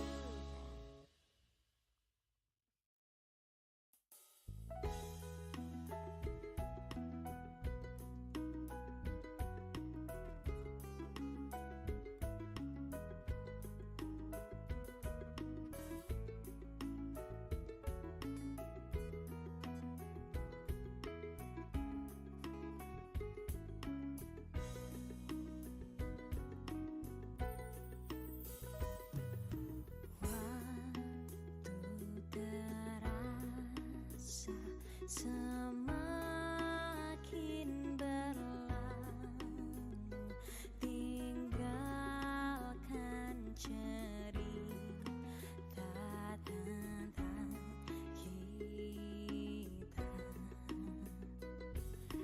Akan tiada lagi kini tawamu untuk hapuskan semua sepi di hati.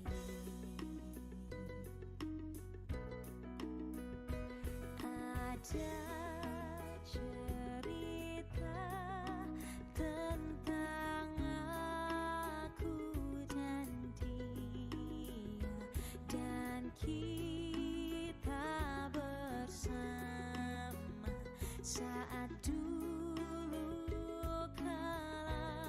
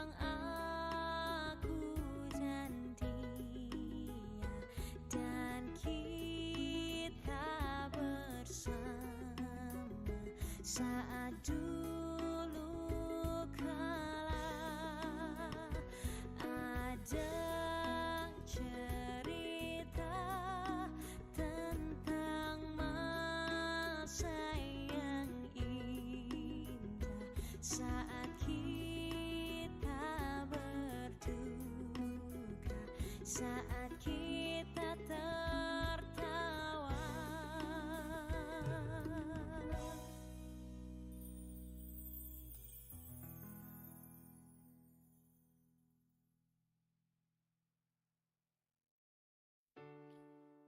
Dunia hari ini begitu tak berarti, tak berjalan cepat seolah tak peduli. Lambat laun ku bertahan dengan hari ini, hari yang tak akan pernah berakhir.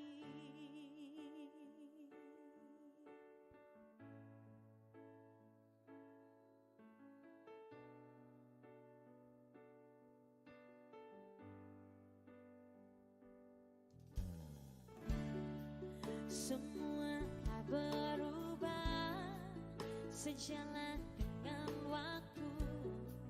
Setiap detik berharga bagiku. Waktuku pun ingin ku ubah untuk kembali tertawa. Aku hanya bisa menangis, aku tak bisa. Maafkanlah diriku atas semua kesalahan yang ku perbuat selama ini kepada dirimu, dan ku berjanji akan melepasmu dengan senyuman yang akan kau ingat dan kau kenang sampai mati selamanya.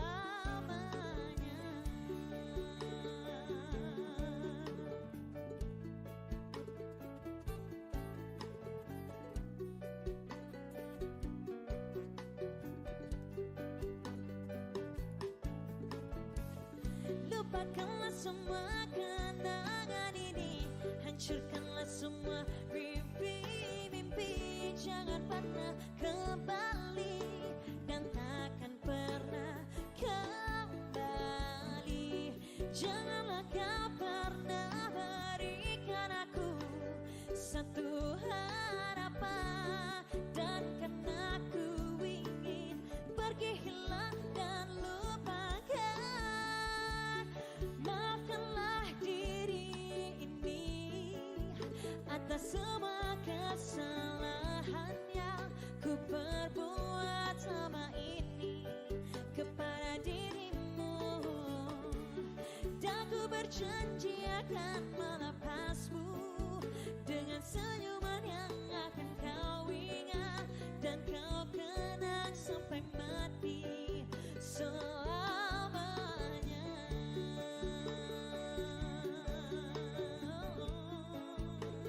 Selamanya,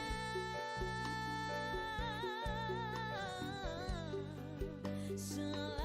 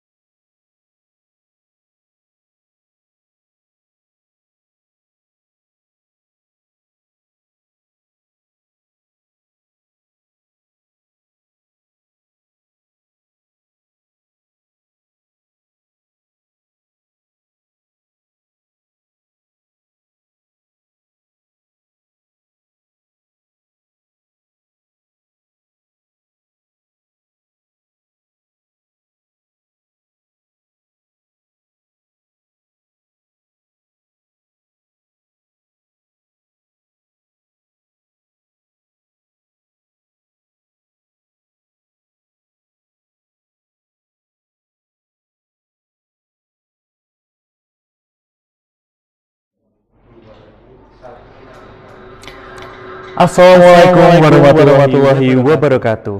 Shalom, Om Swastiastu, Namo Buddhaya, Salam Kebajikan, and good afternoon to everyone.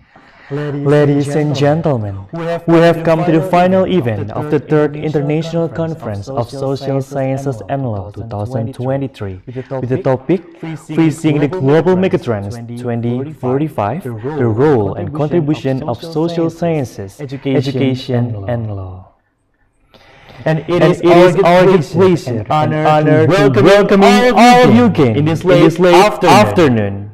We would like to call upon Mr. Muhammad Muzaki, PhD, as the chairman of the organizing committee to present us with the closing speech. To Mr. Muhammad Muzakir, PhD, time is yours.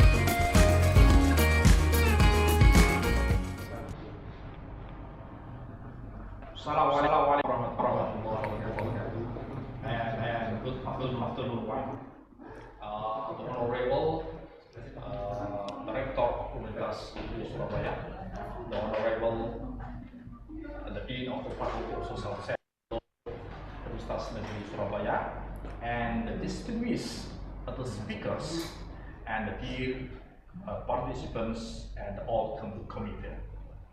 So we are in the ending of the third international conference on social science and law 2023. First of all, I would like to thank you very much to all of distinguished speakers who already share and discuss on the topic of facing the global megatrend 2045.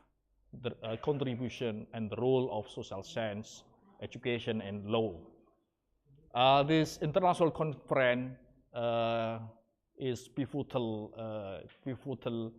academic role to discuss that we will face the global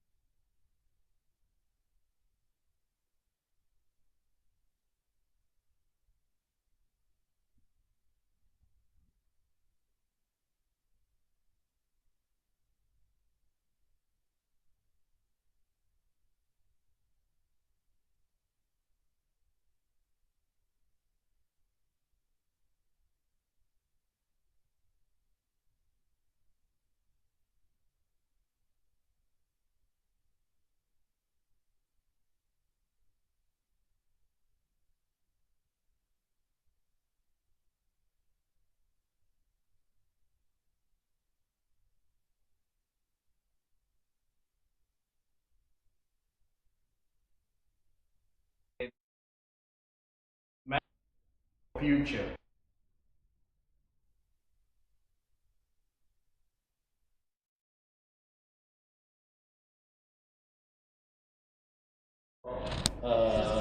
Meaning Akihide will discuss on comparative of education compared between three the country Japan, South Korea, and Indonesia. I think all of the speakers already delivered insightful presentation. So we are very thank you. We will thank to all of speakers who already share the ideas, share the knowledge, and share the experience. And secondly, I would like to thank you very much for all participants. and the presenters that already discussed and present their research finding from diverse topics that we can categorize into three fields, such as the education, social science, and the law.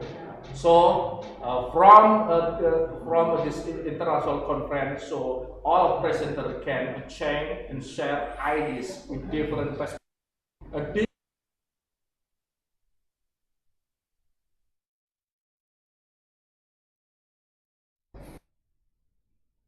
The knowledge should be contributed not only for the academia, for the higher education institution, but also for the human. Or at the last, I would like to all of the who have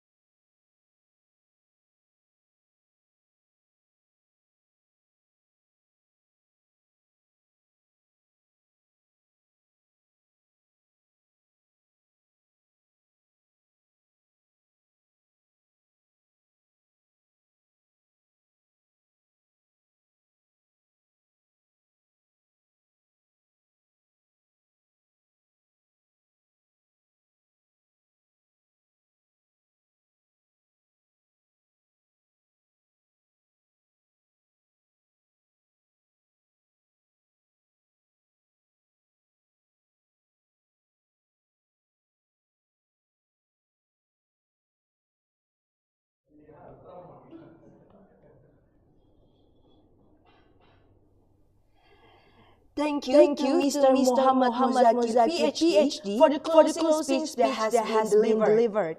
On behalf of all members and university, we would like to express our utmost gratitude to all the presenters, participants, and members of the floor for making this event success.